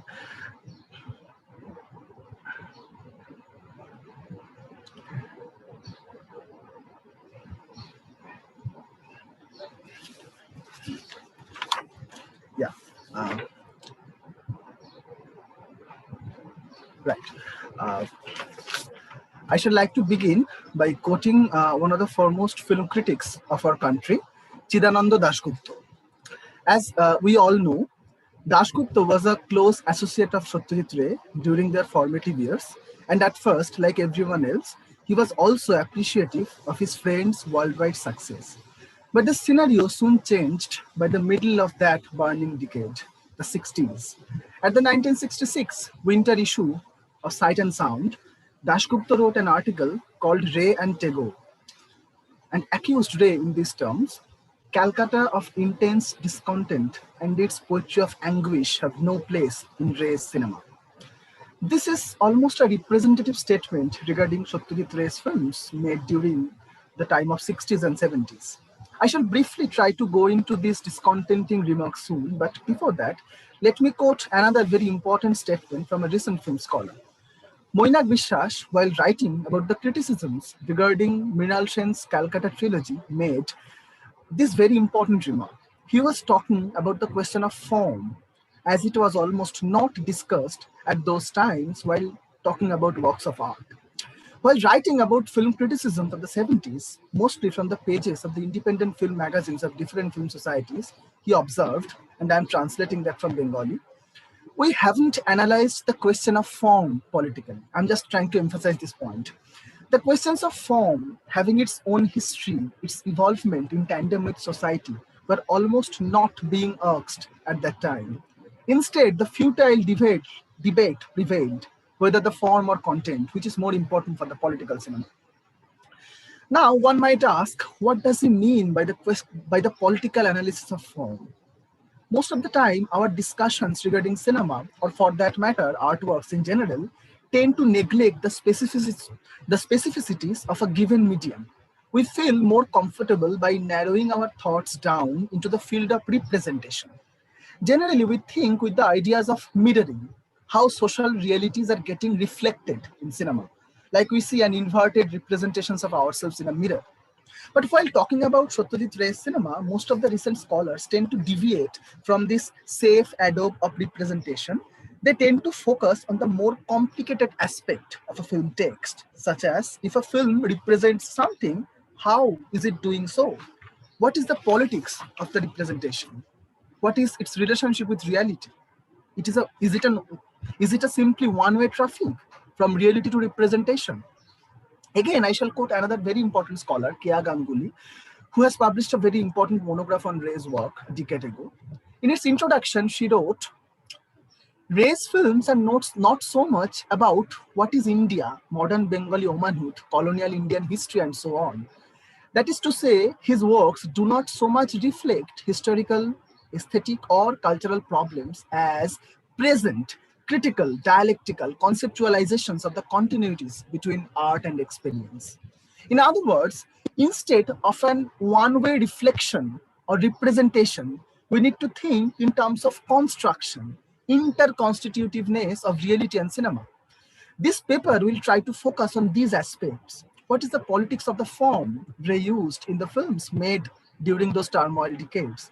How can we conceptualize the fragmentary form used in a film like Pratidwandi, for instance? But before that, let me say a few words regarding the criticisms of those times, because that will help us understand not only the zeitgeist of the time, but also a very important aspect. At that time, what was the popular/critical demand made from cinema in general? What was the concept of politics regarding works of art? If at a time removed from a gap of almost half a century, those criticisms seem to us a little naive, it is also important to understand the why and the question of why those were being naive. So let me go back to the primary statement I have quoted from Chidananda Dasgupta. You can see that in the screen. This was being written at 1966. One might remember the year by the famous food movement, where Satyajit Ray, incidentally, for the first time, joined the protest march in the streets of Calcutta. But what were the films he was busy making at that time? Let us remember the films. 1966, the year of food movement, he made Nayok, a sophisticated drama around a famous matinee idol and his several layers of crisis. Politics was there, but the hero refused to join it actively, tried to bribe his childhood friend. Then comes Chidiyakhana in 1967, the year when police opened fire at Naxalbari, therefore the starting of India's simmering revolution. But the film is merely a thriller based on the famous sleuth from the Bengali literature, you all know, the character of Bomkesh, apparently far removed from the world of politics. Then, 1969, Gopika in Bagabain, a fable mostly targeted on the children. But one might remember certain sequences where politics was getting evoked, as noted by Amitabh Chatterjee, one of the very diligent critics of Ray's work from that time. Chatterjee was a fervent critic of Ray's latter films, mainly Aranya Dindratri, Jana Aranyo, or Ashoni Sanket. But he started his article of Gopika in Bagabain by mentioning 1966 food movement, and then went on mentioning this image where the starving watchman of the prison house started eating like a famished, hunger-bitten man. According to Chatterjee, here the intense turmoil of the food movement is obliquely evoked. However, Ray became much more oblique with his next film. As a result, torrents of criticisms were flooded against Aranya Dinratri. Contemporary critics found no political engagement in a film concerning 6 bourgeois youth spending their vacation in a remote Santhal village in Bengal. One editor from a journal blamed the film as, in the film, youths are playing memory game, the famous scene of memory game, in a forest retreat. Therefore, the film is not topical enough. When Ray's youth started walking in the burning city, the following 3 films, which is famously called now Calcutta Trilogy, Pratidwandi, Simabadha and Jana Aranya, these were again attacked as bourgeois humanist, not political enough. In the sense that Ray failed to take sides. He didn't clearly say that which side he is on, like his colleague Mrinal Sen did announce in films like Interview or Calcutta 71, which was also made at the same time. I do not have time to reflect on individual cases, but most of the times, these criticisms were targeted circling around some basic issues. Moinak Bishwas, in a recent article, summed up 2 basic tendencies of these criticisms. One was the question of topicality, timeliness. If the films were topical enough, judging by the burning external reality. The other was regarding the question of representation, which I was talking throughout the paper. An elimination of artistic mediation, a complete elimination of form was being proposed. While film society journals called Satyajit Ray a bourgeois filmmaker who makes reactionary art for art's sake, even Mrinal Sen, who was unanimously accepted as a political filmmaker, was not out of controversy too. Calcutta 71 was judged as not being topical enough because in reality, the year 71 was beyond the political processions. That was the time of armed struggle. Why a film of 71 would lag behind and miss the direct representation of the armed struggle? These were the questions being asked at that time. In other words, no gap between reality and representation was tolerated. A complete negation of artistic distance was demanded. In that article, Moinak Bishwas again noted that topicality became a primary standard for measuring political worth. A revolutionary ethic was being proposed at that as the ideal aesthetic attitude. To be topical was to erase the distance between art and a burning reality, to obviate indeterminacy or delay, remove all mediations. In another occasion, Abhitava Chatterjee, about whom I was talking about, attacked Jana Aranya as being a hopeless film without any motivation for the better days. Indeed, the film was bleak. So was the time. One should remember the time, 1975. That was the starting of emergency. Ray's vision was filled with bleak nothingness. But to Chatterjee, nothingness was a signifier of failure. What was the alternative according to him? He went on to suggest and wrote some imaginary dialogues that why Kona, the character of the prostitute, is not announcing that the protagonist is not explicitly working in favor of the liberation of the oppressed classes. Why the dialogue is there that everything has to be accepted. Shab mene nite hobe. All of Chatterjee's criticisms were symptomatic in this sense. Why the problems were not represented properly. Why it is not announcing the hope at the last instance. Why the film is so dark. In other words, again, the question of form, artistic mediation comes to forefront. Chatterjee's concerns are primarily targeted towards a quantitative aspect of political honesty. These criticisms are not concerned about the constitutive aspect of the artworks, as following Kia Ganguly, we have discussed earlier. This one-way traffic is trying to eliminate the question of form altogether. Again, this impatience is understandable and is a telling index of a climate where it was possible to seek total assimilation of aesthetics into politics. But the question of form remained a vexed one. Largely escaping critical reflection, it blocked access to some of the most complex and productive aspects of the art practices of the period. So now, one should ask, how can we, removed from the time by a distance comprising half a century, can approach these works with the question of form, especially when the contemporary responses were so disconcerting? Supriya Chaudhuri in her article named In the City, gave us some valuable insights which can address the passing time as well as the changed experience of those films. She noted the haunted quality of the films, where more than representation, the question of artistic construction comes into forefront. To her, those are driven, haunted films, films recording the spectrality of the modern city, a place of memories, desires, ghosts. But how can a film represent spectrality? What is the representative marker of memories? One has to take into consideration the question of artistic construction here. Let us briefly remember the classically poised aesthetics Ray used in his early films. Jalshaghar, Charulata, for instance, one can find a rounded character inhabiting a space which Ray's cinematic world is constructing in its totality. The palace of Vishwambhar, the bourgeois habitation of Bhupati, space was constructed having the classical rules in mind. Compare it with the title sequence of Pratibdandi. I have collated some of the shots.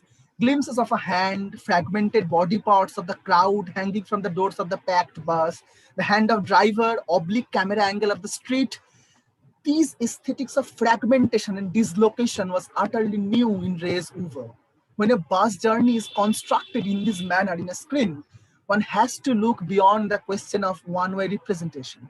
Chaudhuri, in her article, first tried to compare this with synecdoche, but soon she observed, this is a world in pieces, all coherence gone. The bits of things, objects, buildings, people which fill the camera frame remain curiously segmented even in the viewer's consciousness. Where Siddhartha's face is, where his arm is, where his shirt and trousers are, there he is. I just want to point, this aesthetics of fragmentation has the charge of being political, as indeed it was during those times. These subtle touches are important for a film because these are the spaces where spectrality resides. One might also notice the fragmentary nature of the characters itself. Compare Siddhartha with Opu, Vishwambhar, Charulata, or even Arindam in Nayok. Siddhartha is not a fully developed psychologized character in the classical sense of the term. The opaqueness is there. The fragmentary nature builds this opaqueness. Chaudhuri observed it brilliantly. He is not a character. He is simply a collection of shots. One might look at the international scenario now. Antonioni's 1962 film, La Éclise, has this evocative last sequence where the fragmented construction of the space evokes the vacuity of the European bourgeoisie of the time. Here comes a curious shot. So the shots comes like this in a fragment. Just look at this. Antonioni goes to an extreme close-up of a face who is not even a character. He comes for the first time in the film. One might remember Eliot's famous poem here, shape without form, shade without color, paralyzed force, gesture without motion. One can also cite another film of this decade, made just a few years before Pratibdandi. It is Jean-Luc Godard's Une Femme Marie, A Married Woman, which incidentally Ray praised a lot. So the film starts with some close-ups from a love-making scene, and in its course goes to its extreme to construct the fragmented human body. Here, the body almost becomes a collection of its several parts. Human beings are transformed into fragmentary parts. Curiously, the technique of negative image with which Pratibdandi starts is here, in Une Femme Marie also. Now, compare the extreme close shots of a typewriter at an early sequence from John Arundel. Somnath is struggling to type his application letter, but the camera is enlarging and magnifying the struggle by showing us the individual letters. This struggle behind writing an application form is in itself very symptomatic of the time, but the artwork constructs the struggle by this extreme magnification. I'm just giving this example side by side from Godard, Antonioni. One might also give examples from Latin American cinema also. It can illustrate the international aesthetical drifts of those decades which Ray imbibed. Recent scholarship has taken into account this international scenario. For instance, a book published in 2018 named 1968 and Global Cinema, scholars have discussed Pratibdandi along with the global political films of that time, like Death in Venice by Nagisa Oshima, If by Lindsley Anderson, or the anthology film Amur Arabia, Love and Anger by one of the filmmakers was Godard also. This fragmentary form we are discussing here, as I want to argue, is one of the markers of that spectrality which Supriya Chaudhuri was talking about. One cannot represent and give solution to a contemporary political problem in its entirety, as was demanded at that time. That kind of complete representation tends to trivialize the problem altogether. Following the French philosopher Gilles Deleuze, Moinak Bishwas observed the following words in an article named "For a Political Cinema to Come." Problems should not appear in finished shapes already formulated to be resolved by amelioration, which frequently happens in our time. As Moinak Bishwas already noted that films like Rang De Basanti, Black, or Tare Zameen Par, this assumes a false unity of a society and is by nature anti-political. Instead, the politics can haunt the image. It can haunt the text of the films, but it is just beyond the body of the represented reality. One might remember almost the Antonionesque moment from Shimabodho, where just a subtle sound of bombing was heard in that vacant flat of Shamolendu's. I'm not being able to play the video here, but you might remember the scene. Here, Shamolendu and his wife just left the apartment, camera lingers on the vacuous space, and sound of bombing started erupting within the shore-like tranquility of the wind. This became almost a moment of premonition, like the spectre which is haunting them, the spectre of time, the spectre of politics.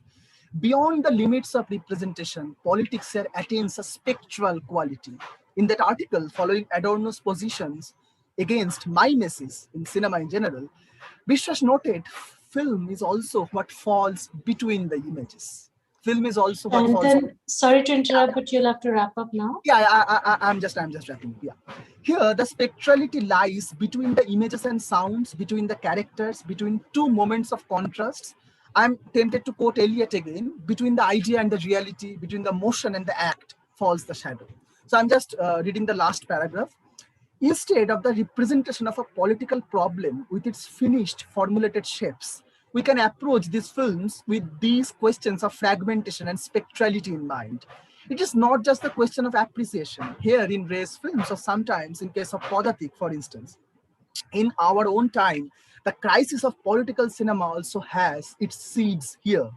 The politics of the 60s and 70s France haunted the bodies of Godard's films, for instance. Ray's approach was not far from that. Of course, he was not an iconoclast like Godard, but Ray dared to push himself beyond his comfort zone to let the time haunt his images and sounds. Only by reappreciating the artistic mediations instead of its elimination, by foregrounding the question of form, one can now think about those films in a better way. This is the least we can do in Ray's Centenary. Instead of finding a comforting space of nostalgia and passing fast and futile judgments, we can think and rethink. That is the only way left. Thank you. Thank you, Shayantan, for that wonderful presentation. We will quickly go on to questions in the sense that if we have the moderators, if we have any questions in the YouTube section, not just for Shayantan, for address to any. Yes, there's a question on YouTube. Yes.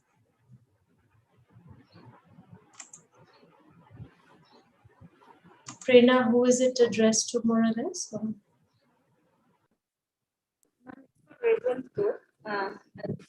copying it.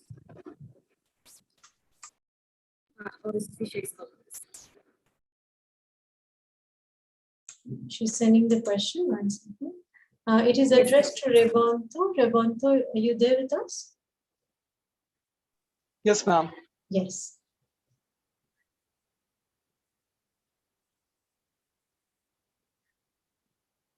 As a Fisher, you may also read out the question. Ma'am, am I audible? Yes, you are. Okay, so the question is by Arup Ratan Samajdar. He has asked that he's congratulated Rivonto on your paper, and he has asked that if I understood correctly, you seem to be associating the notion of solitude with feminine space in the context of race cinema.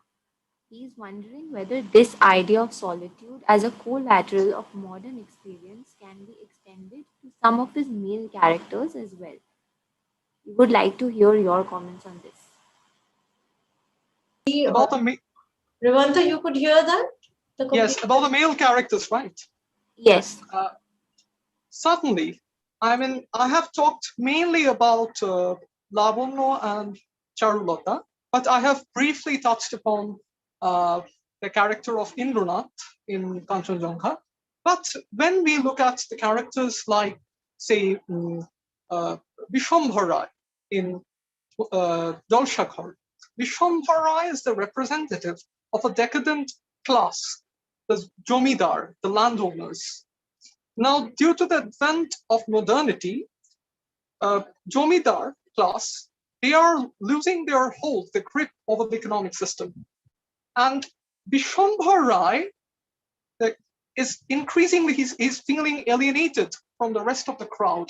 For example, if I remember correctly, there was a scene where he sees a truck that was passing by. And when he looks at the truck, he realizes that modernity has invaded his space, but he has not been able to acclimatize. He has not been able to accept it. And due to this, he feels increasingly alienated because it's basically the invasion of modernity, which is creating problems.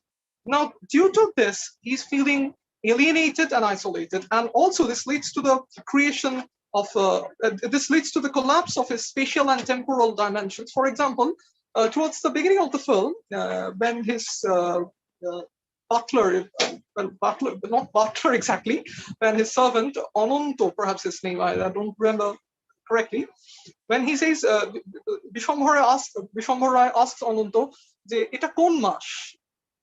So this clearly reflects that due to this alienation, due to this alienated state, his spatial idea, his spatial perception, his chronoception, his perception of time, it has collapsed. So certainly, this is observable even in case of the male characters, and not only in the case of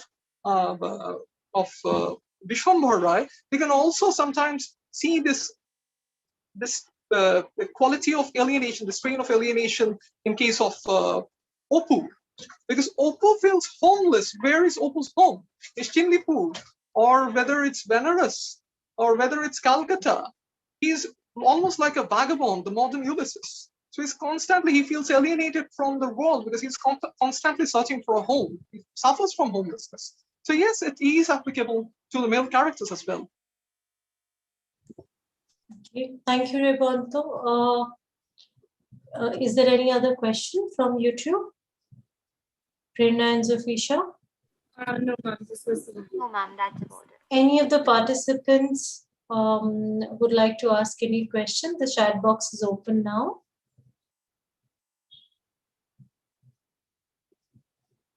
Or you may just ask directly.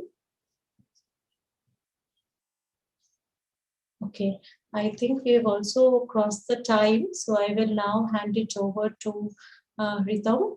Ritam, please take it on from here. Thank you so much, ma'am, for chairing this wonderful session.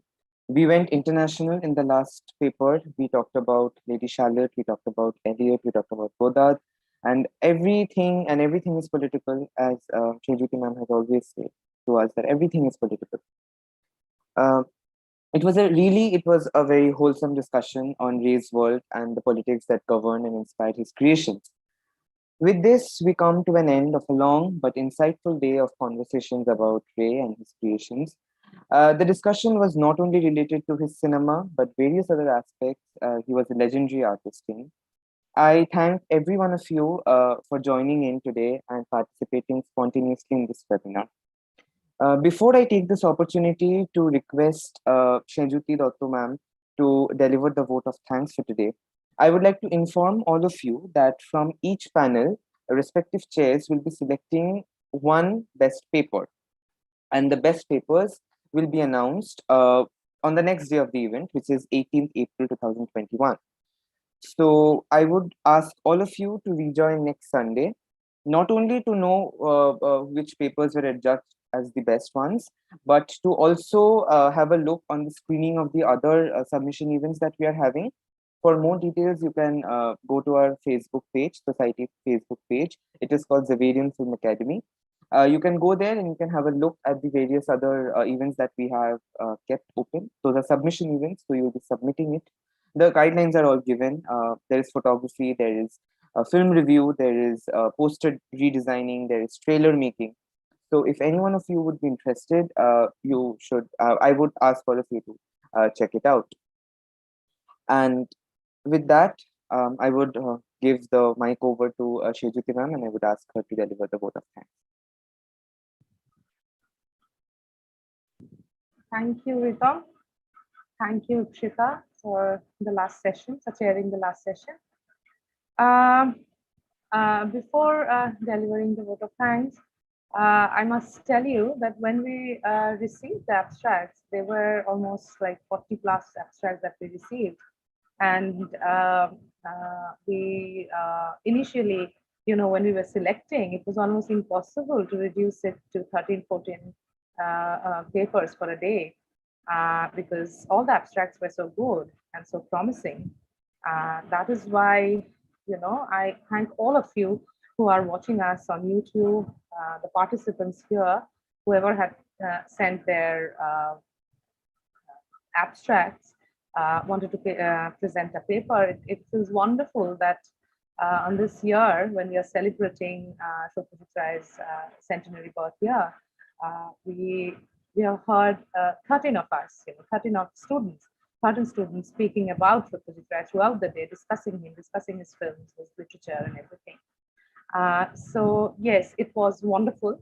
And the papers were quite insightful. Your arguments, your presentations, everything made this event successful. This was a 2-day event, and the first day was a student seminar. Thank you, the participants, for presenting such brilliant papers, all of them. Thank you. Now, some formal vote of thanks that one has to give, but at the same time, we have to understand that it's not just a formality, because even if it is happening online, there are some constant, there's a need for constant support and infrastructural support from the college and etc. that we have received, day in and day out, irrespective of time, days, etc. All our colleagues, our college administration, they have supported us immensely. Still, we have to mention some people who has encouraged us, who has given us permissions in due times, has given us support constantly, so that we could today organize this event uninterruptedly. For that, I would like to thank our principal, Father Principal, for his support and all the permissions and the posters, helping in our posters, sharing, approving designs, etc. So we'd like to, on behalf of XFA and also as our collaborator, Department of Film Studies, on behalf of both the departments and the societies, we would like to thank our Father Principal, Reverend Father Dominic Savio, SJ, our Vice Principal, Professor Bertram de Silva, our Deans, Dean of Science, Professor Tapati Datta, Dean of Arts, Professor Orgho Banerjee, definitely the PPC, this is the Program and Publication Committee, who has helped us day in and out in approving, getting approval for the posters, the materials that we had created, and of course Professor Romit B, who was there throughout, helping us with the Zoom and everything. Along with him, the Department of Computer Science, who has also helped us. I mean, they have helped us immensely to make it a smooth event throughout the day.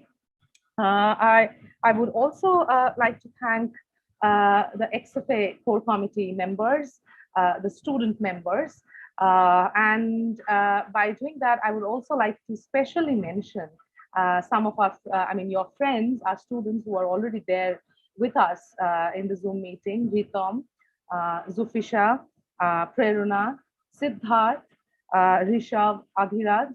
They have been working for the past 2 weeks with us, me and Ikshita, and they have helped us, immensely.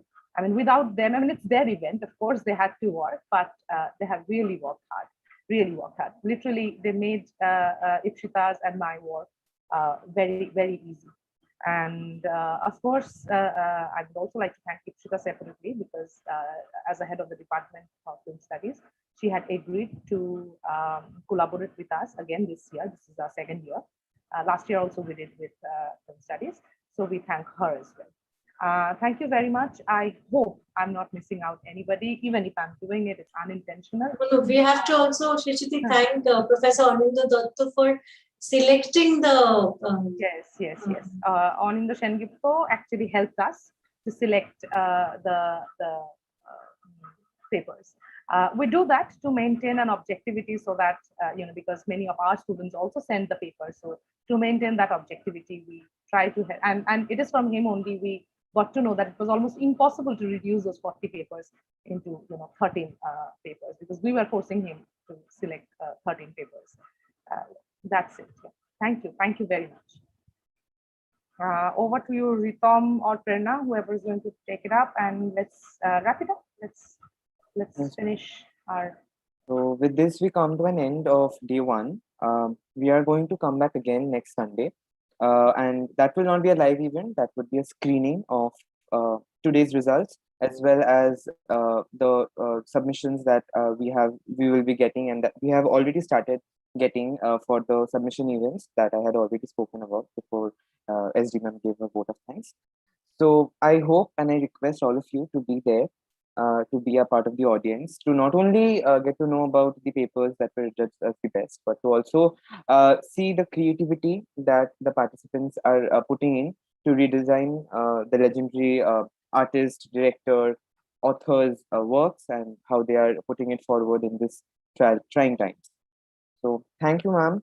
Thank you, Prerna, for emceeing. Just one thing that it is a formality and a practice that we have, that we select one paper from each panel as the best paper.